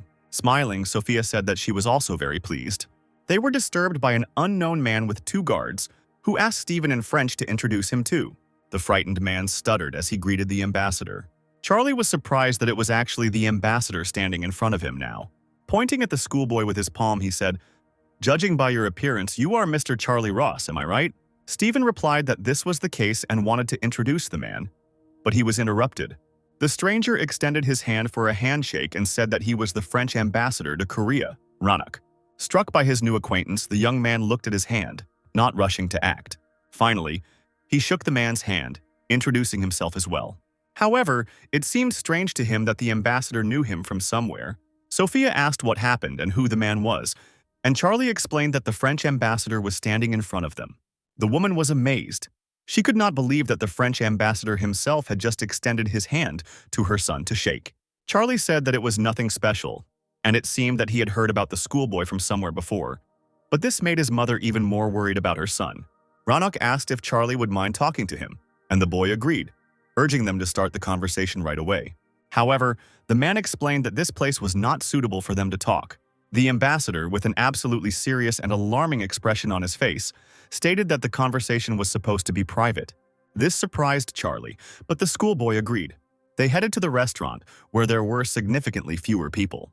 Over a cup of tea, Ranak noted that the boy had excellent pronunciation. The man noted that, according to the report, the boy had never received a proper French education, and Charlie asked, "Was that a rhetorical question?" The ambassador smiled slightly, not rushing to say anything. Taking the tea, Ranak said, "Oh, sorry, it seems I was tactless. This is not an interrogation. I'm just curious." Charlie replied that he had studied online, and the man said, as expected from a great IT power. The ambassador explained that he took the young man to another place, of course, not to ask these questions. He would like to discuss Sharan with him. Guessing what was happening, the captain's face darkened, and he remained silent. Ranak continued, "Gaunt is a representative car company in France. It would be very embarrassing if the world found out that this company is engaged in smuggling under the guise of selling cars with the support of a criminal group. I would like to thank you on behalf of my country." The young man replied that everything was fine and that he had not done it for the good of a foreign country anyway. There was also one more thing the ambassador wanted to talk about. Everything related to Sharan had been sorted out by their people from the information department, and he would like to ask the guy for cooperation in preventing the spread of any rumors. Charlie said he knew what the man meant and also thought, "It's a good thing he told me so floridly to keep my mouth shut." Ross asked what Sharan's cover story was, and the man replied that he died in an unexpected accident on the way from the hotel to the airport, which is more or less what you should know. The young man said that he understood everything, and Rannoch continued, "We would really like to express our gratitude to you. If you wish, we are ready to provide you with a grant to study anywhere in France. And if you wish to obtain French citizenship, I promise to make every effort to provide it to you." Charlie looked at the ambassador carefully, doubting his sincerity. Then he said, "I don't even know. First, I need to think about what you said." The man also started talking about transfers from a Swiss bank. He said that they had sorted everything out so that Charlie wouldn't have any tax problems in Korea, and to make sure there was nothing to complain about, they had sacrificed some shares to pay the taxes. Rannoch noted that the schoolboy would not have to worry about money for the rest of his life. But the boy began to get nervous, realizing that this man already knew everything. The captain said that in any case it was all over now, and it was surprising that such a small business had turned out to be so profitable. The ambassador reminded him that there would be elections in France next year, so the young man might have thought that all this was for the benefit of France's close and complicated relations with Europe. Charlie said that he understood everything and the man did not need to continue. Rannoch explained that everything he had mentioned so far could be considered a gift from France, but he had also prepared a gift from himself. The man took out a business card and said that if Charlie ever needed his help, he could call this number at any time. And the young man replied, "In that case, would you by any chance be able to obtain information about the French mercenaries?" The ambassador, alarmed, said that if this had anything to do with Sharan, the boy should not interfere. Charlie frowned and paused for a moment, thinking it all over. Then he said that the ambassador was right. Smiling, Rannoch called it an excellent decision. Charlie asked if they were done talking and he could go as his parents were waiting for him, and the man said yes. The young man stood up from the table and began to walk away, and the ambassador watched him go. Suddenly, Rannoch called out to the schoolboy, who immediately turned around. The ambassador began his intimidating speech. If any unnecessary talk suddenly surfaced, the Department of Information will be forced to sort this out. Charlie clenched his fist in anger. The guy noted that this was Korea, and there was no point in saying the last words. Smiling good-naturedly, the man asked for forgiveness. Then he said, "One way or another, I would like you to hear it." For a few moments, the interlocutors froze, piercing each other with such different glances. After the conversation, the young man returned to the event. When he approached his parents, his mother asked him what they had talked about with the ambassador. Smiling, Charlie replied that Rannoch had simply suggested going to France on an exchange. Sophia was surprised and asked if he really suggested that, and Charlie said that it was probably just a polite thing to do. After looking around, the schoolboy asked if Mr. Stephen was anywhere nearby. Jim replied that the man had left them recently, as he had been assigned to present a new car. Pointing forward to the stage, his mother said that Stephen was right there. The blonde began his speech. "We have been working on this model for years. It is an honor to present it here right in front of you." Listening to this and grinning, the young man thought, "So this puppy can do this too, and he is good at speaking." Pointing towards the car, the colleague introduced it enthusiastically. FGM-5 luxury sedan. A black sedan with its headlights on was illuminated by a spotlight, and on either side stood two beautiful girls in short dresses. Next to the stage, between the people with cameras, stood a red-haired girl in a red suit, pointing at the stage. Charlie looked in their direction and noticed a familiar face. For the first time, he found a serious Michelle right at work. The guy was surprised to see her here. Michelle looked at the girls thoughtfully. She didn't like something about their poses. Turning to one of the photographers, she began to show and explain something. Then the man began to show her the footage, and she looked at everything carefully, deciding what to do next. Michelle herself could have been photographed next to the car instead of the other girls, because she was much more beautiful than these girls. Watching this picture, Charlie thought, this only puts the models in an awkward position. When her work was finished, the girls bowed to the audience and Michelle herself left the stage. At that moment, she noticed Ross waving at her, thinking that there was no point in pretending that they were strangers. The girl reacted to this so violently that the young man instantly changed his mind. However, it was already late, and Michelle quickly made her way through the crowd towards him. Once at her target, the girl grabbed the guy, almost knocking him off his feet. Then came a passionate kiss that Charlie was clearly not prepared for. Seeing this, the boy's parents were shocked. Moving away from Michelle and covering his mouth with his hand, he whispered to her to speak French. As he had requested, the smiling girl said in another language that she was very glad to see him there. Nervously, Charlie asked her to calm down and say hello properly first, and to be careful with her Korean. She introduced herself in French, noting that they had already met, and the parents began asking who this girl was and what she was saying. The schoolboy began to explain, "She just greeted you, remember? We met her in that French restaurant. We became a little friends then."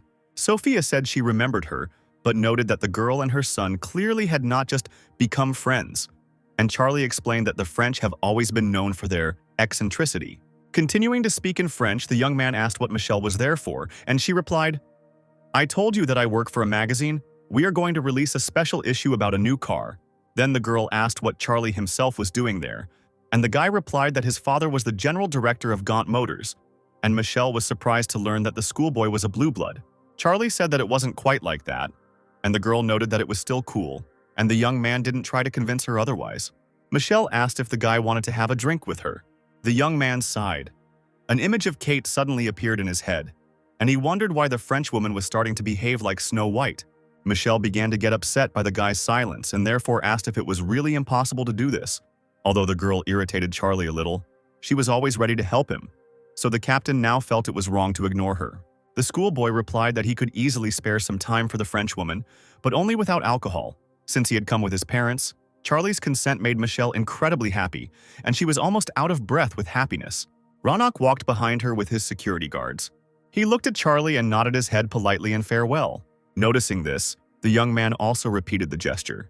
Intrigued by this movement, the girl turned around, trying to understand to whom it was addressed. Then she asked the schoolboy if he had just said goodbye to the gray-haired man. Charlie confirmed this, and a surprised Michelle asked how they knew each other. The guy admitted that they only met today. The girl explained that in France, Ronak was quite well known for his bad character. They said he was planning to participate in the next presidential elections. He wasn't the type to be the first to say hello, but Charlie explained that this was Korea after all. Then the young man suggested going out, and Michelle asked if it was really possible to do this. The schoolboy told his parents that he and the French woman had not seen each other for a long time, so they would go and have a cup of tea, and Jim and Sophia could return first. Mom and Dad were surprised that they wanted to stay alone, and already suspected them of something. Charlie also mentioned that he owed this girl a favor. Jim put his arm around Sophia and told his son that he would take care of his mother so the boy could do as he saw fit. But his mother herself was not very happy about it. The man also asked his son not to be too late. The couple went out onto the hotel roof and sat at a table under a red umbrella next to the pool. Michelle was drinking beer from a green bottle, and the young man was sipping lemonade from a glass goblet. Charlie looked at her and thought that there was really something special about her. Having put the bottle on the table, the Frenchwoman suddenly turned to the guy. She asked why he kept pushing her away. Ross pretended not to understand what was being discussed, and the girl continued to speak. "You constantly draw a line between us and are ready to defend your borders with almost a knife. I'm not a fool."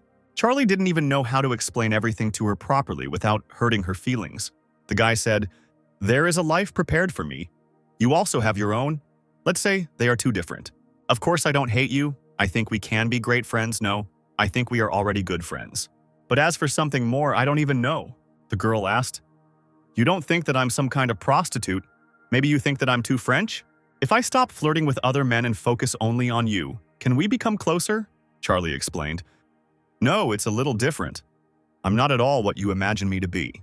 At this time, it will be difficult to start a special relationship with anyone." Surprised, Michelle asked if this guy was really a high school student. He replied that the girl could think as she pleased, but in any case, it would all be true. The French woman admitted that she didn't quite understand what the guy was talking about. She offered to stop pestering him too much, but in return he would promise not to push her away. Unsure of his next answer, Charlie remained silent and sipped his drink from the straw. Suddenly, their conversation was interrupted by a brunette approaching them and calling out to Michelle.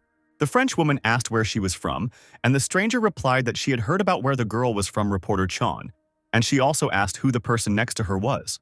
Then the redhead began to introduce them to each other. The son of the general director of Gaunt Motors, Charlie Ross. This is Yoon So-yeon. And the young man clarified, "The model from the presentation, right?" Michelle said that her face flashed here and there quite often and asked if the young man didn't know about it. And Charlie, smiling with awkwardness, replied that he rarely watched television. The Frenchwoman told So-yeon that she needed to work harder, and the inspired model agreed and replied that this was just the beginning. Suddenly, the young man interrupted them and said that he was leaving and leaving the girls alone. Worried, Soyeon said that if it was because of her, then it would be better for her to leave, since she just came to say goodbye to Michelle. Smiling, the guy explained that he was already planning to leave, and also said that he would pay for everything. Michelle was upset that Charlie was leaving her like that, and the model began to feel guilty about it. When Ross returned home, he went to bed but woke up too early. Although the sun had not yet risen and there was not a single person on the street, the young man decided to start his run. To begin with, as expected, he warmed up a little before the upcoming load. After that, he ran forward in his black tracksuit with the hood up. He thought that Shahran was strong, but he had left the army a long time ago and had lived as an ordinary civilian for quite a long time. His accuracy had dropped, and the former general had not even noticed it. It is because of this that he will no longer be able to live the way he wants. Suddenly, the boy sped up and the hood, unable to resist the air, fell from his head. The captain did not want to repeat Shahran's fate under any circumstances, so he tried his best to improve his physical fitness. Continuing to run quite quickly, Charlie crossed one street after another. The first time he felt something familiar was during the fight with Yuke's gang. At the moment when it seemed to him that he had no more strength to continue, he suddenly seemed to become his former self for a short time. The guy thought it was a coincidence or adrenaline rush, but it wasn't. And that time, when the young man was on the verge of death, he felt his former strength returning to him. If it weren't for this, then in the case of Shahran, it would have been really difficult for him to win. The captain didn't know the exact reason, but he knew one thing for sure. If he was one step away from death again, this feeling would return. Charlie continued to run hard, remembering his old army days. Somewhere in the middle of the night at a military base in a hangar, a young soldier asked for forgiveness in his sleep and said how sorry he was. Charlie, Darren, and Steven loomed over the sleeping man. They watched the sweaty fighter as he continued to ask for forgiveness without stopping. Steven tried to wake the boy up, saying that the captain was here and asking him to be quiet, and Charlie demanded that he be left alone. Yesterday was the soldier's first battle. Steven assumed that he was probably having nightmares right now, but it still seemed a little strange. The blonde asked, after the first battle, "Don't they usually shout something like, 'Die, don't do this'?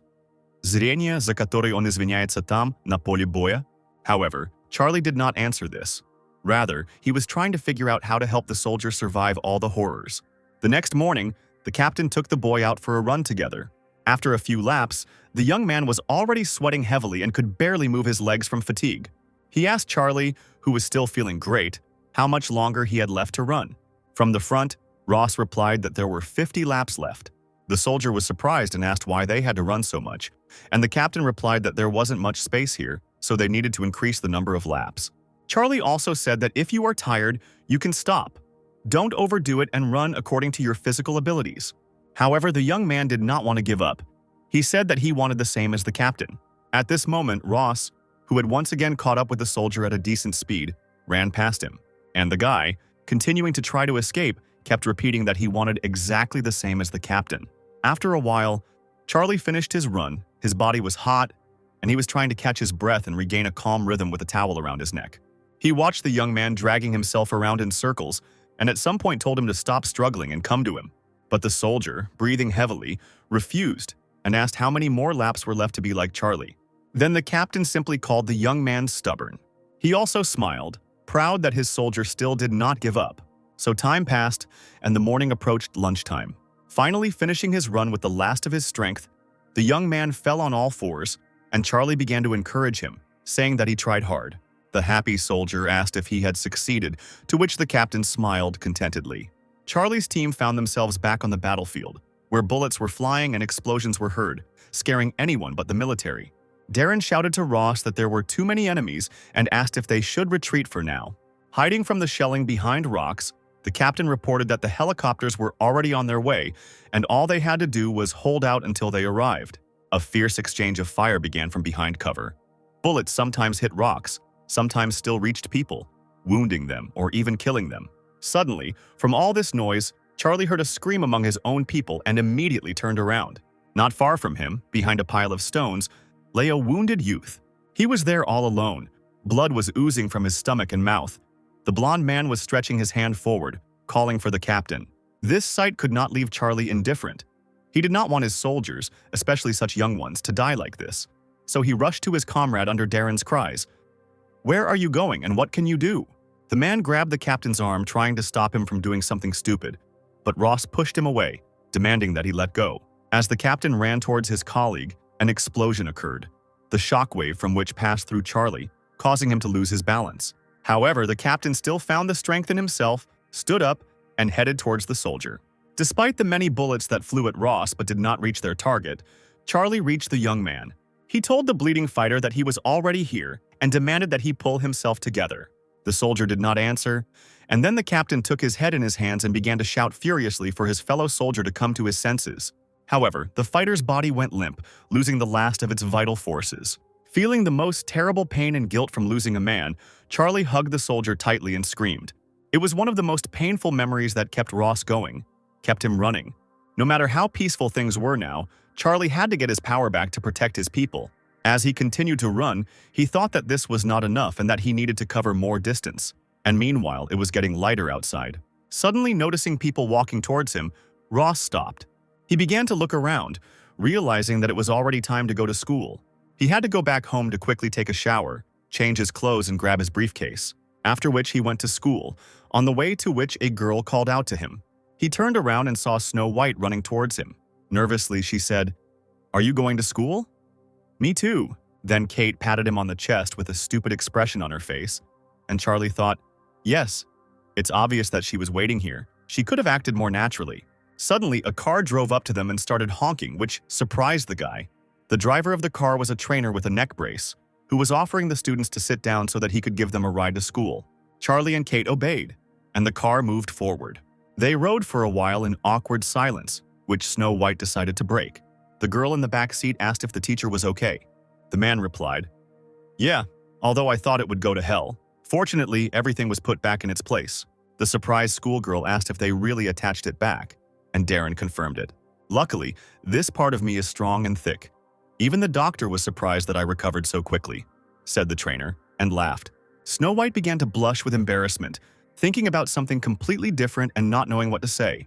Charlie laughed nervously and, trying to change the subject, turned to Darren. "Teacher, since you're back, we can start studying again, right?" The man agreed with this, and Ross again mentally asked him for forgiveness for what he had said to his classmate earlier in order to get rid of her.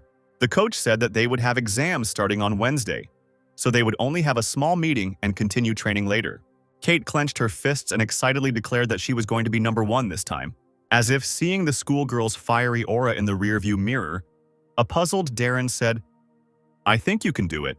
Evans asked Charlie if his birthday was in March, and the guy asked what kind of sudden question this was.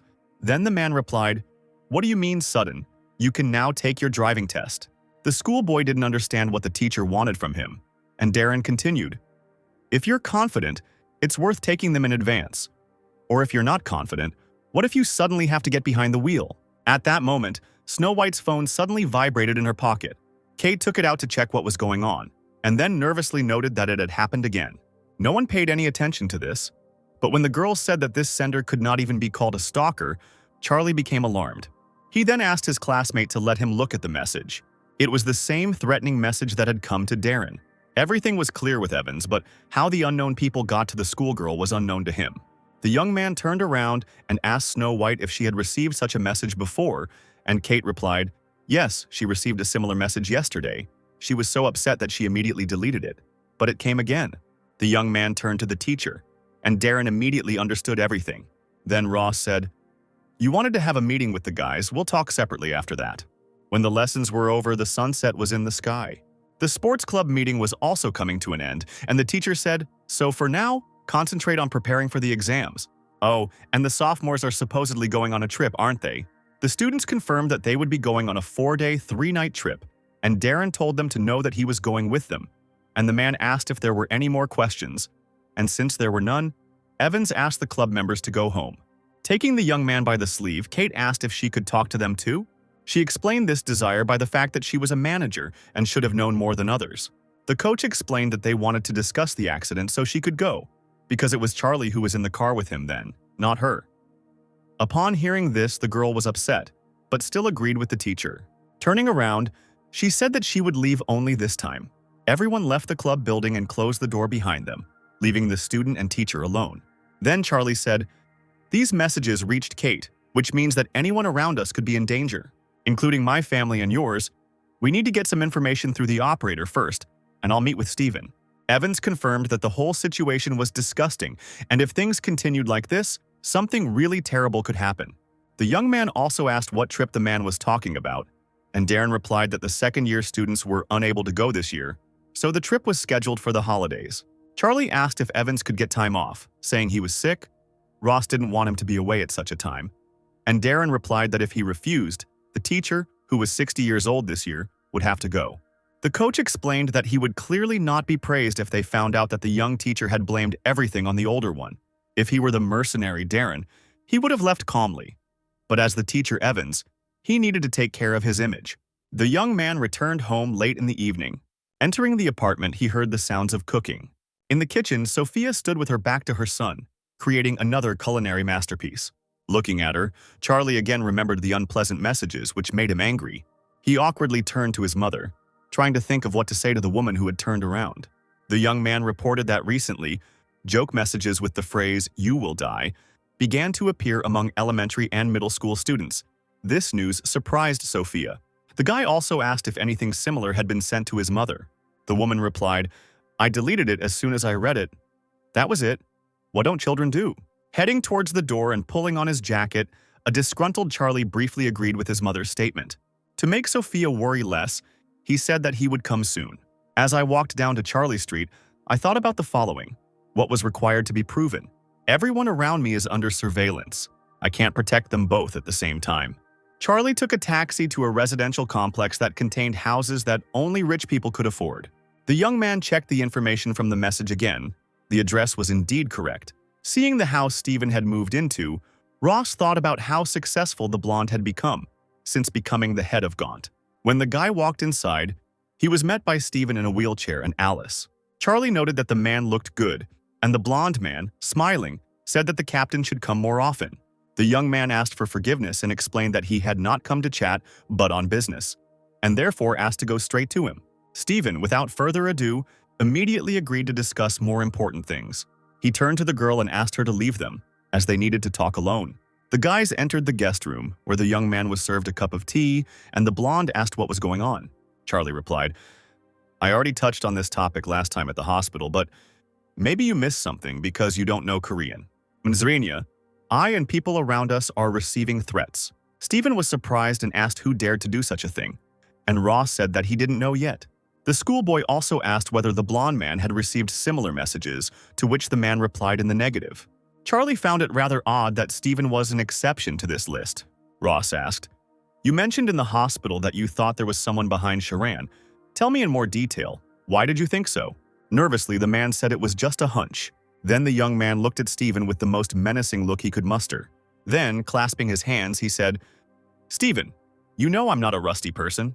For every time you walk around here, turning up your nose and clicking the abacus, waiting for a benefit, I will have no choice but to repay you in full. I will simply remind you one last time. Don't tell anyone about Africa and mercenaries. Remember that any word you say can be used against you. If I suddenly hear you chatting, I don't think anything will be able to stop me from finishing what I didn't do back then in the hotel." The blonde was silent. He was frightened by the captain's words. Anyway, Charlie thanked him for the conversation. He turned away, saying that he was leaving and hoped never to see Steven's face again. Finally, the man decided to confess everything and said that he saw Sharan receiving instructions from someone.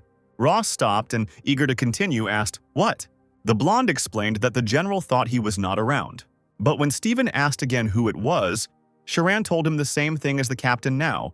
If the blonde blabs, the general will kill him. After this, the man saw the general having a similar dialogue a couple more times, but Steven simply pretended that he had not heard anything. Charlie gritted his teeth, realizing that there really was someone behind Sharan. The young man said that he understood everything and advised Steven to also take care of his health.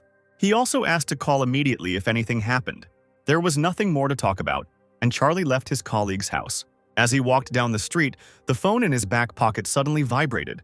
The schoolboy became furious, assuming that he was being pestered by enemies again. However, looking at the smartphone screen, the captain realized that it was Darren who had called him. He smiled indulgently at his paranoia and answered the call. The man said that he contacted the operator, and it turned out that in order to find out everything, he first needed to file a report with the police. The data would only be released with their permission. which meant Evans would have to go to the station tomorrow. And Ross didn't like the complexity of it all, but there was nothing he could do. The man asked what the captain had been doing and whether he had met with Stephen, and Charlie replied that he had just left his office. He said that he had received some information from the blonde, but it was not so shocking, and Evans asked him to tell him everything. Continuing to walk along the street, the guy began to report everything to his friend, after which Darren said, "So that's it, this isn't even a battlefield, so why did I get a chill down my spine?" The man concluded that the conflict with the snakes had probably not been resolved so well, and the captain agreed, but said it was foolish to assume that they were involved at all.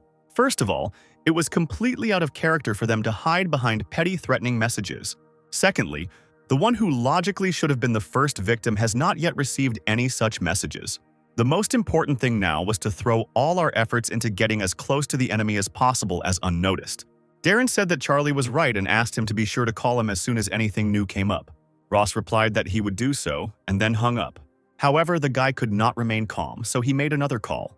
When Charlie answered, he said he wanted advice on personal protection and was told that their prices could vary depending on the level of protection and the length of the contract.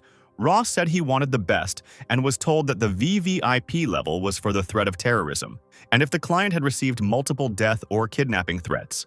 They also explained to him that, of course, the price for this would be very high, and Charlie, already starting to get angry, asked not to worry about the price and get down to business.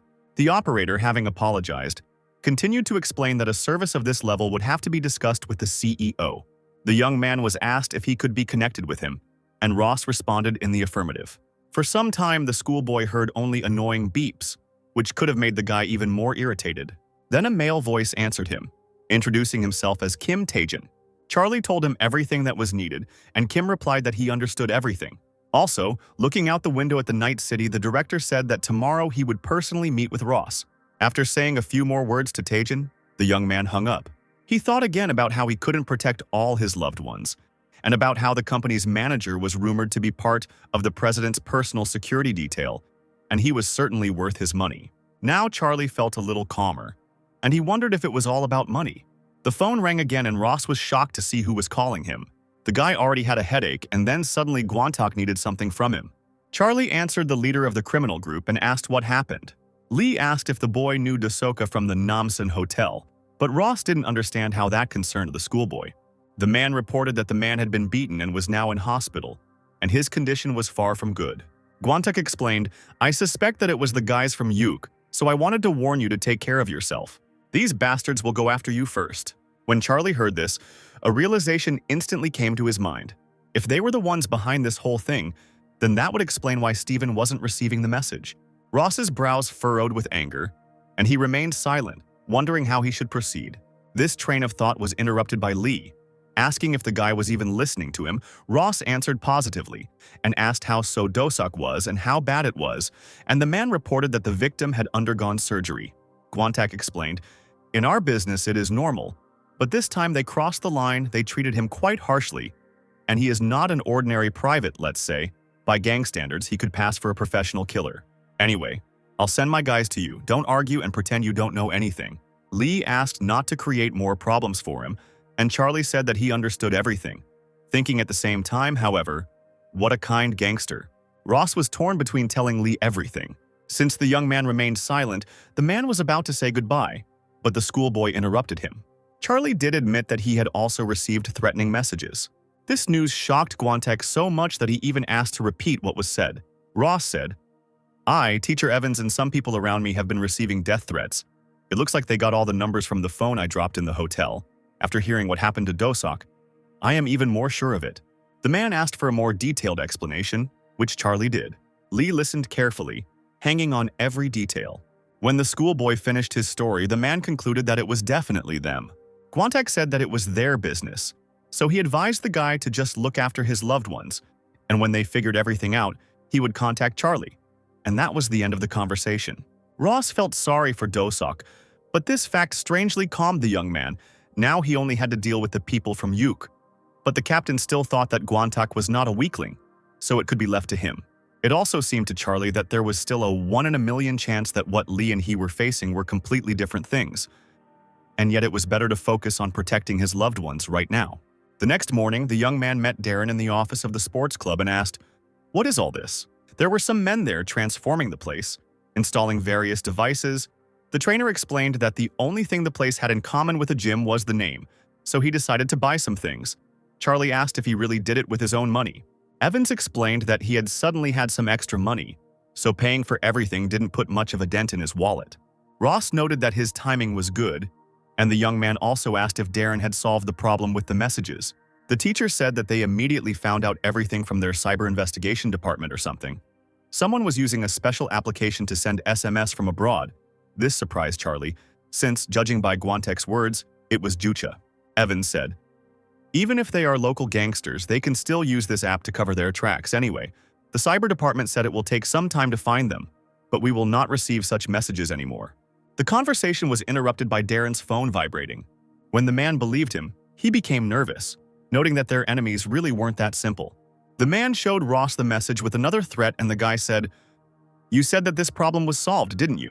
Putting the phone back in his pocket, Darren guessed that they must have used a different method to send messages. Evans asked if the captain was going home and offered to have dinner together if he had no plans, but the young man declined, explaining that he had something to do. Smiling broadly, the coach asked if the boy was really going to prepare for tomorrow's exam. However, Charlie replied that he would not do such a thing and explained that he had a meeting scheduled with someone. Ross visited one of the coffee shops where he was waiting for Kim. After a while, two men approached him, one of whom asked if he was Charlie Ross. The guy looked up at them and gave a positive answer. Handing over his business card, one of the men introduced himself as Director Taejin. He also admitted that he didn't know that he would be dealing with a high school student, and the second person introduced himself as board member Seo Sang-hyun. While accepting the business card, the young man looked closely at the director. He mentally noted that the man looked great. Kim was completely different from those who pumped up their muscles for strength. Judging by his appearance, he was at least a master of several martial arts.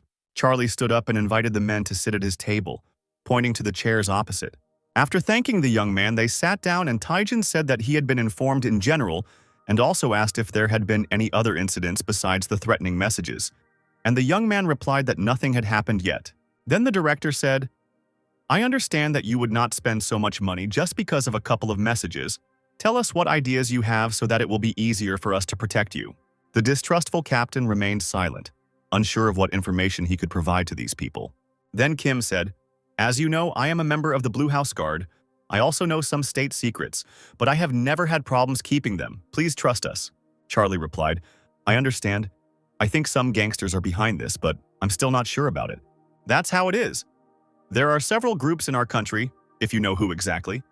Then we could take some measures in advance. Do you have any suggestions?" Taejin asked. The boy explained that for now he only needed protection from them, and that would be more than enough. But San-hyun, smiling sarcastically, interrupted him. "I think you don't understand something, boy. No gangsters can do anything to our director, so let's get this over with quickly."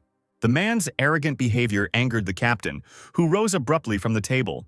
However, without further ado or violence, the young man gave the board member a very eloquent look. This alarmed and silenced San-hyun, whose disgusting smile fell from his face. The CEO turned angrily to his companion, showing that he was acting incorrectly in this situation. Kim also asked his client for forgiveness. Sipping his drink, the young man said that if they wanted to help, they should find those who sent the messages. Taejin said he understood everything and laid the documents on the table, explaining that if the guy signed these documents, they would begin protecting everyone he listed to them at the VVIP level. Ross agreed with this and began to study the contract, and the director noted that, as he had requested, his people would find out the necessary information. When signing the papers, Charlie asked to make sure that Teacher Evans would definitely not notice them, as he was too proud, and Kim replied that they would take this into account. The young man asked if they were finished, and if they were, it was time for him to leave. The guy threw his backpack over his shoulder and walked away. San-hyun turned to the director and said that this little brat was too impudent for a little money, and Taejin asked Mr. Seo how many years he had worked for their company. San-hyun answered, 8 years and 3 months. And Kim asked a new question, "And you still don't understand?" Recalling the horrific scene, the director said, "It seemed to me that I was standing in front of the Ripper again. I'm sure he killed more than one person, and was himself on the verge of death countless times. The unarmed king must have been just like him in his youth." The board member was amazed by Taejin's guesses. Kim folded his hands in front of him and, with the most serious and frightening face, began to think everything over. It was already night, and Charlie was in his apartment. Sitting at the computer, he wondered if the Yokas were really behind this. He doubted they had the capabilities to bypass the cyber investigation team and send a message to Darren within half a day. And now the young man wondered who it really was. His thoughts were interrupted by a phone call from someone unknown. The number consisted of 11 zeros, which led Ross to assume that it was another threat. The young man thought that if he didn't answer the call, he wouldn't find out. So he picked up the phone anyway. The guy heard a rather familiar voice from the phone. It was Rannoch, who explained that such a number was specifically given to government employees to avoid wiretapping, and suggested that the guy must have had a strange number pop up. Ross asked what the ambassador wanted from him, and the man asked if Charlie had time for him now, and also said that they could meet at the same hotel as last time. The boy replied that he had an exam tomorrow, so it would be better to talk on the phone, and the man laughed, calling Ross inimitable, and explained that this conversation was not for the phone. Then Charlie said, "Didn't you say that this number is blocked for wiretapping? Let's talk right now." In that case, the ambassador, smiling, decided to say the main thing. The man reported that Sharan was still alive. The guy couldn't understand how this happened, and out of anger, he hit the table with his fist. Lighting a cigarette, Rannoch only listened to what was happening on the other side of the screen. Then Charlie clarified, "The hotel where we met, you say?" The guy said that he was heading there right now. The young man met the ambassador at the Lots Hotel, where he was warmly welcomed by Rannoch. Ross replied, "I think that's enough greetings on the phone. Let's get down to business. What did you say about Sharan?"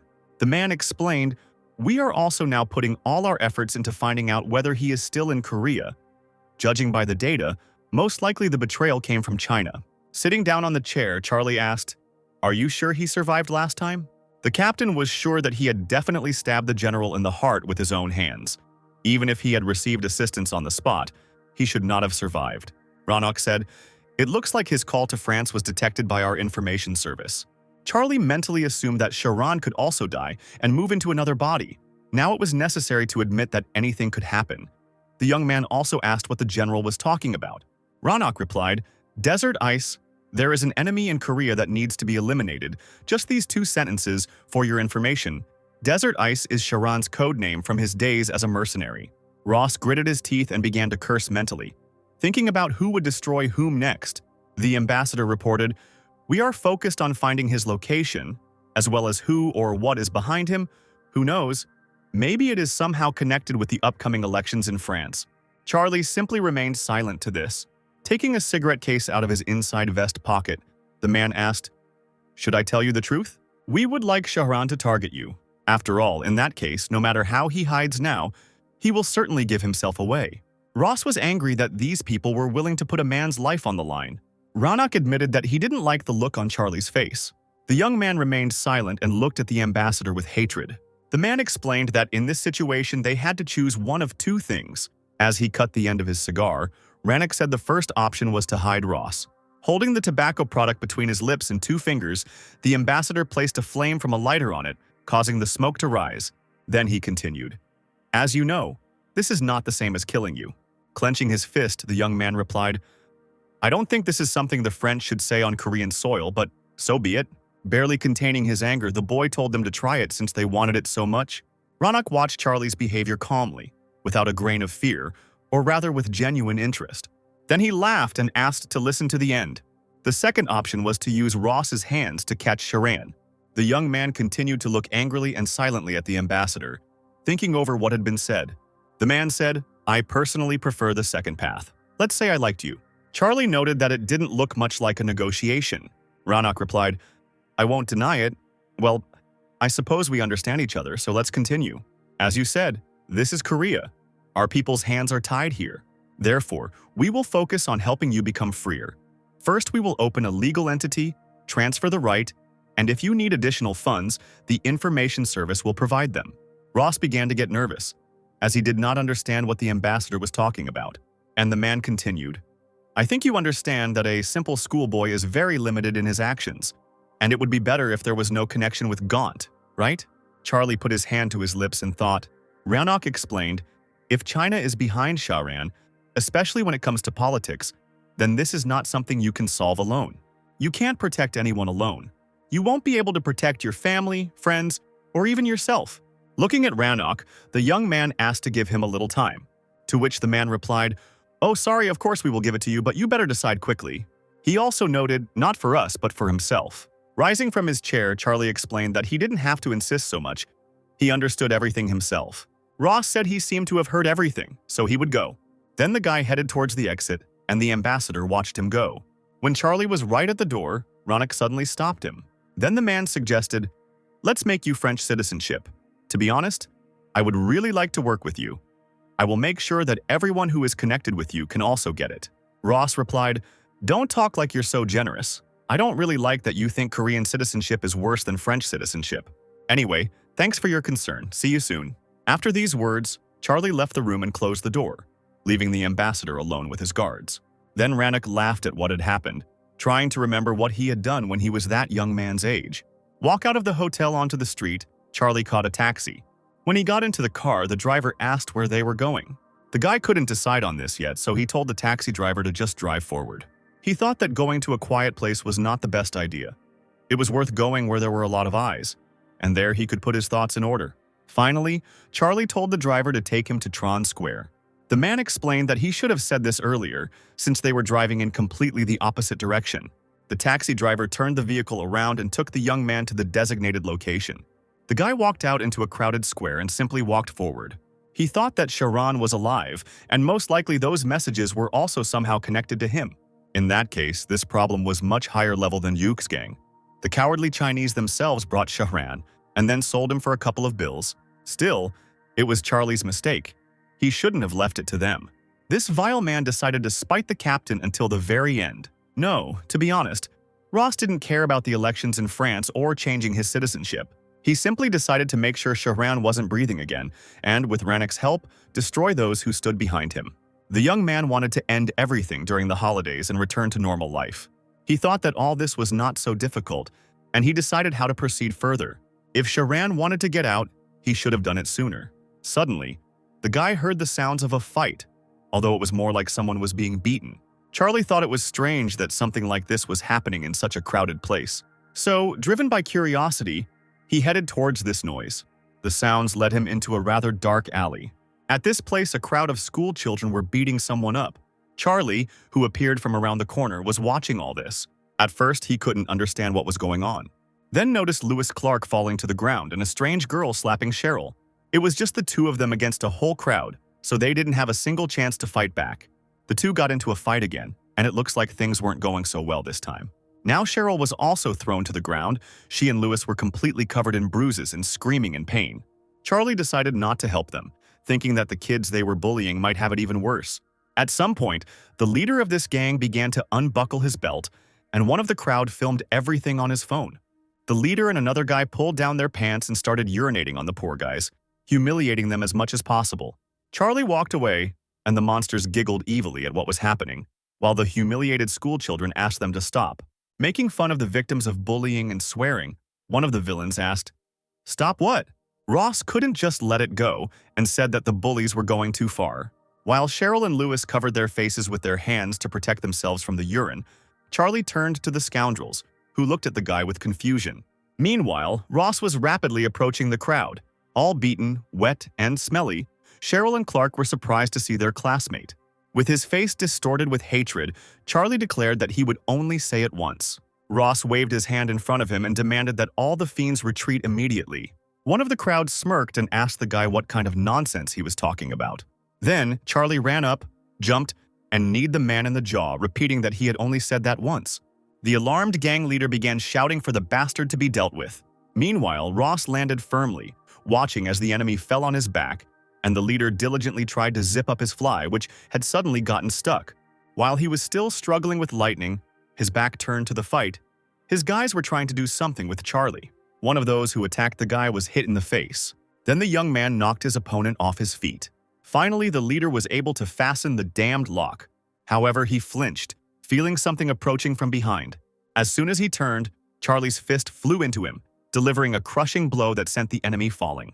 At that moment, with several schoolchildren lying around, Ross was thinking that, of course, in comparison to Sharan and Steven, these goldfinches were not even close. Looking down at the scoundrel, the guy said, "I hope you understand everything, now get lost." Cursing, the schoolboy with a broken nose asked who Charlie was and said he would bring the guys who would kill him. The bully had the look of a loser, but too proud to admit it. Ross knew this man would seek revenge. However, the captain learned his lesson. He had to see things through to the end. He came closer to the enemy and said, "Is that so? Let's talk about this next time." After this, Charlie stepped on the offender's hand, breaking the bones. The leader grabbed his arm and screamed shrilly in pain. However, that was not the end. Using all his strength, Ross hit him in the face. This caused the enemy to lose several teeth, which resulted in bleeding. Charlie's next blow was also to the face, but this time with his foot. Ross lowered himself down to the enemy and asked if he was still interested in who he was, to which the crying schoolboy replied in the negative. The captain thought that the scoundrel still lacked manners, so he grabbed him by the hair, intending to cripple the guy again. Charlie then hit the schoolboy right on the head and continued beating him. Everyone around, including Louis and Cheryl, watched in alarm and shock as Ross beat the crap out of the guy. The enemy began to shout that he was wrong and would never do that again. This man begged to be saved, but no one would dare to do that. Trembling with pain and fear, the schoolboy assumed a pleading pose and began to beg Charlie not to kill him. This still stopped Ross, whose eyes were already clouded with rage. He turned around and saw the injured schoolchildren. They were frightened by this look, now understanding the full danger. The young man did not beat them. He only told them to take their leader. Two guys took the beaten comrade by the arms and dragged him away, asking him about something. Suddenly, Ross addressed them again, forcing them to stop. He demanded that Clark and Cheryl be given something to dry themselves off with. This made the offenders nervous and think things over carefully. A moment later, the leader looked at his friend, hinting to him to act. The schoolboy understood everything and ran to give Charlie his jacket. After this, Ross chased away the young bandit. Then the whole crowd ran away, not wanting to meet such a dangerous man ever again in their lives. Ross rudely threw the jacket he received from the hooligans to the boys. The girl picked up her clothes and, drying herself, thanked her savior with an awkward smile. Charlie asked who they were, and asked not to tell him that his classmates had accidentally gotten into a fight. Clark replied that it was a bunch of hooligans, and Ross asked if those weren't their friends and what had happened. Louis explained that the gang that was watching us had disappeared, and the kids from our school weren't part of any of the top hooligan circles. Charlie said that they could have just followed them and asked why they had to get involved in this, and Clark said that they tried that way at first, but he got caught and got beat up good, and if they hadn't come today, they would have been killed. The boy turned to Cheryl and asked, "Is that why you wear makeup to school again, to cover up the bruises?" The girl sadly confirmed this, looking down. Charlie called the whole situation disgusting. He also said, "If they get attached to you again, but you don't want to cross paths with them, call me, although I don't think they'll risk it."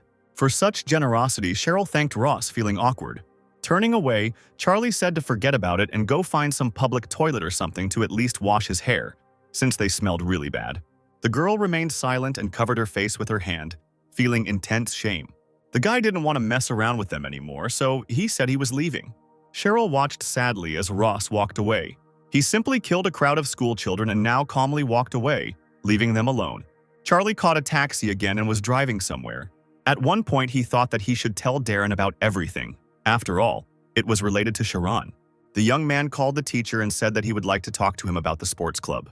Evans, sitting in front of the television with his family, immediately noticed that the captain was using formal speech. So I thought something had happened and asked Ross about it. After this question, I heard on the phone, "Oh wait, yo, holy shit, that's cool."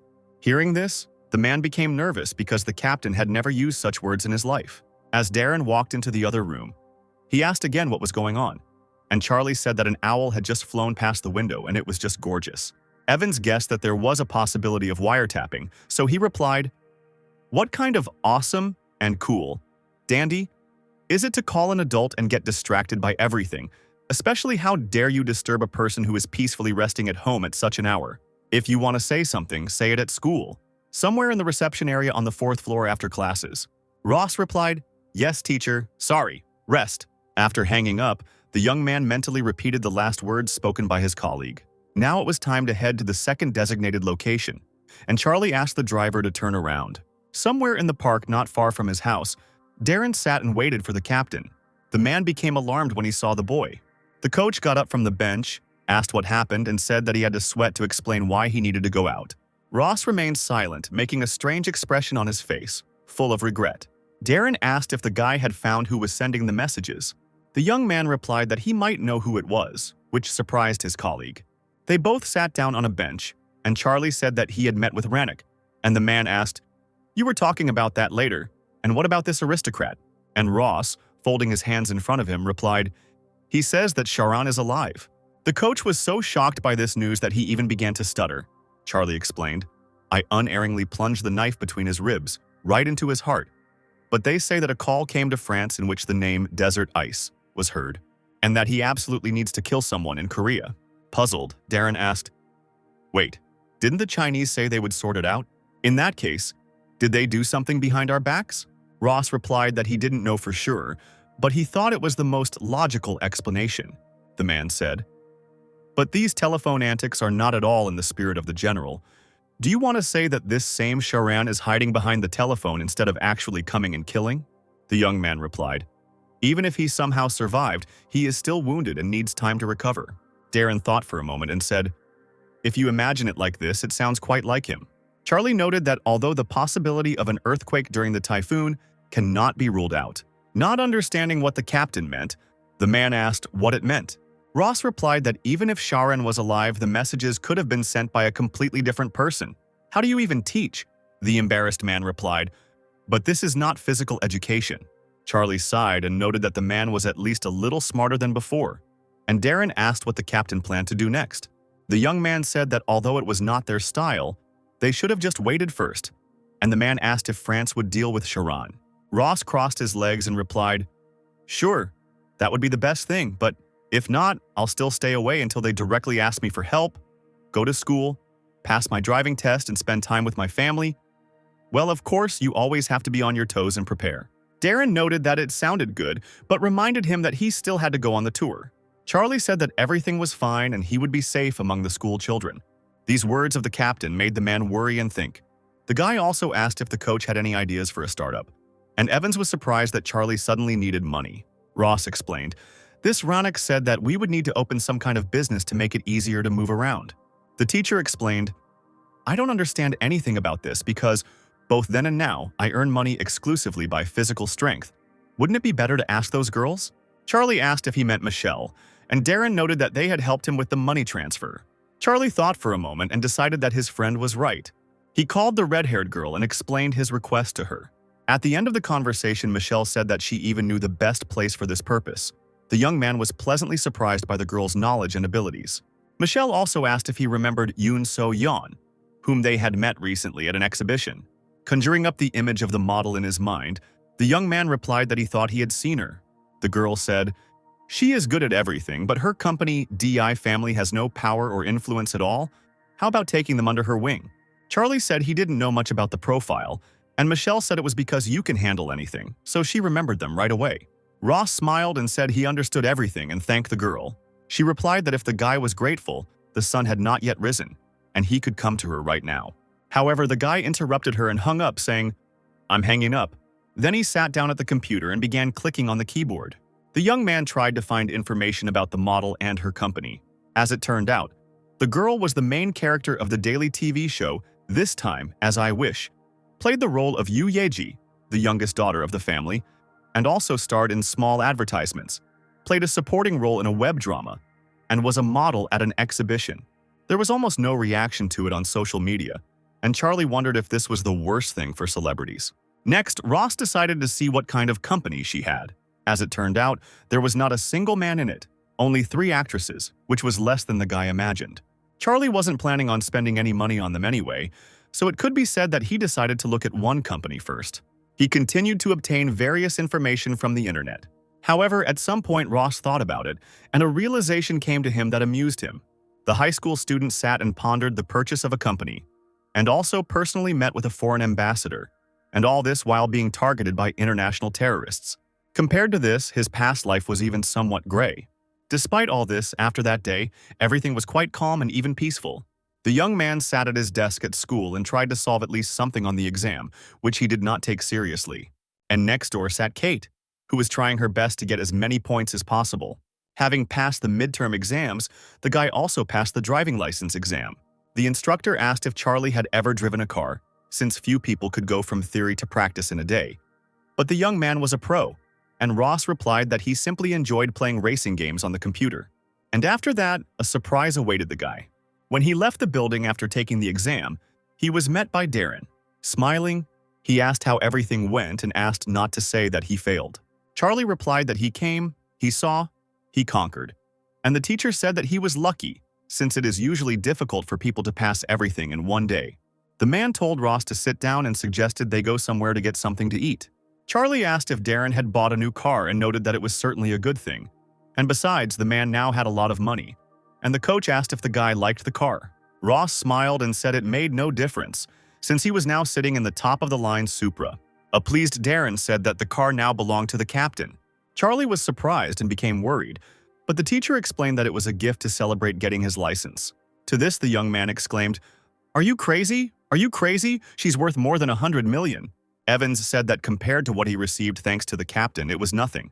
And Ross asked how long ago he had gone crazy. Ignoring the question, Darren asked to accept the gift, because this way the man would at least calm his conscience a little.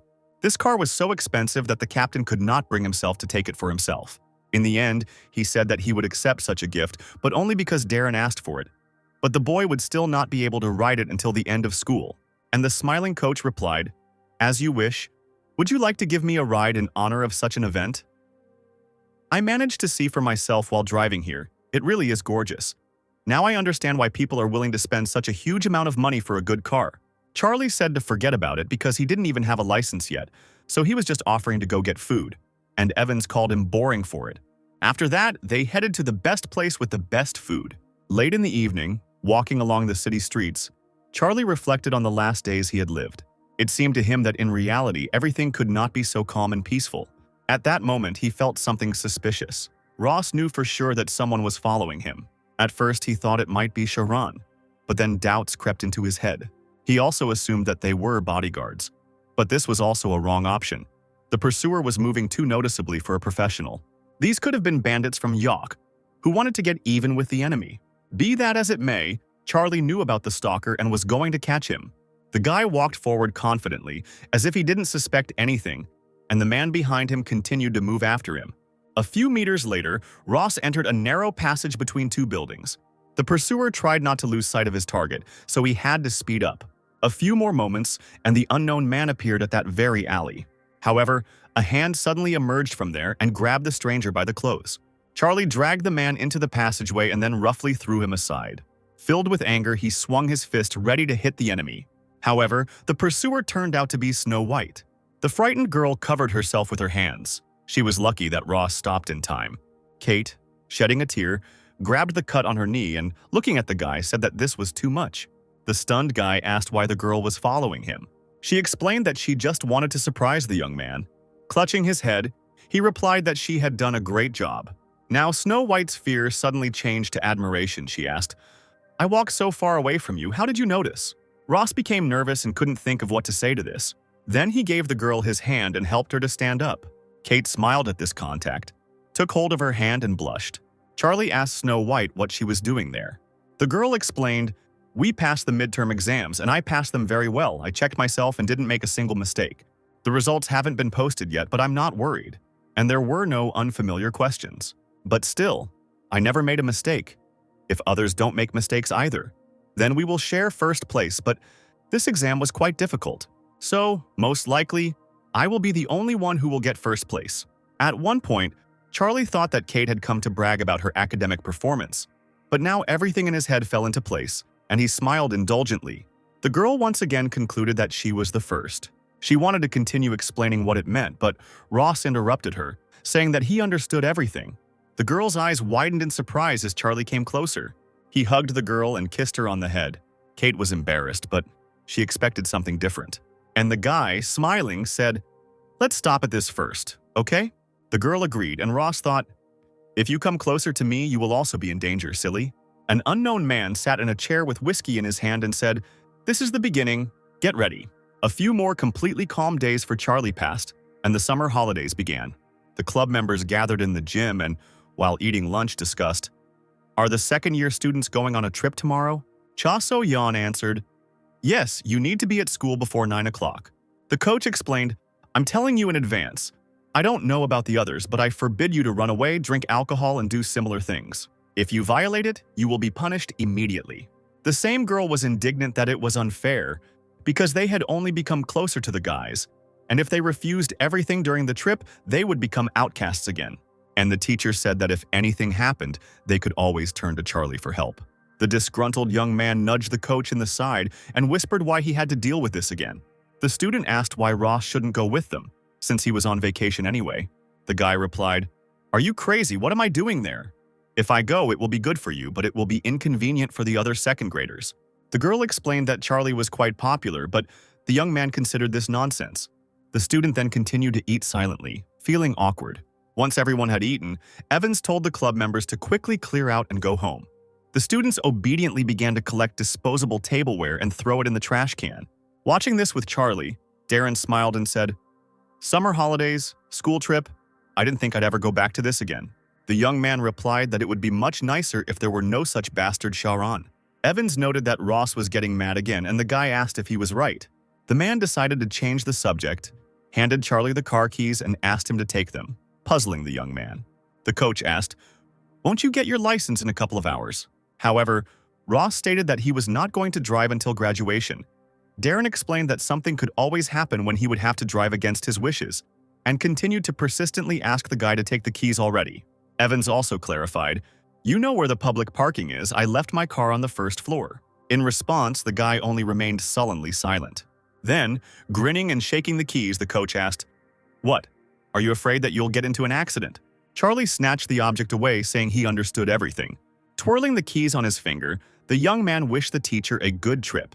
An excited Darren admitted, "To be honest, I don't really want to go. I have a strong feeling that something will happen." Finally, another calm, sunny day arrived. Charlie woke up quite suddenly with anxiety inside. Looking at his phone, the young man found out that he had slept until 9:30, something he would never have imagined in the past. By this time, the guy had received several messages, which he decided to check immediately. The first was from Evans, who said they were leaving. Charlie called him teacher without thinking at all, which made the boy feel uneasy. He wrote a short reply so that Darren would know that the boy had read the text message. Cha So-yeon also sent Ross a message. It said, "Come if you suddenly change your mind. Everyone else agrees too." Charlie wondered if the girl really thought that everyone really wanted this and told her that it was okay.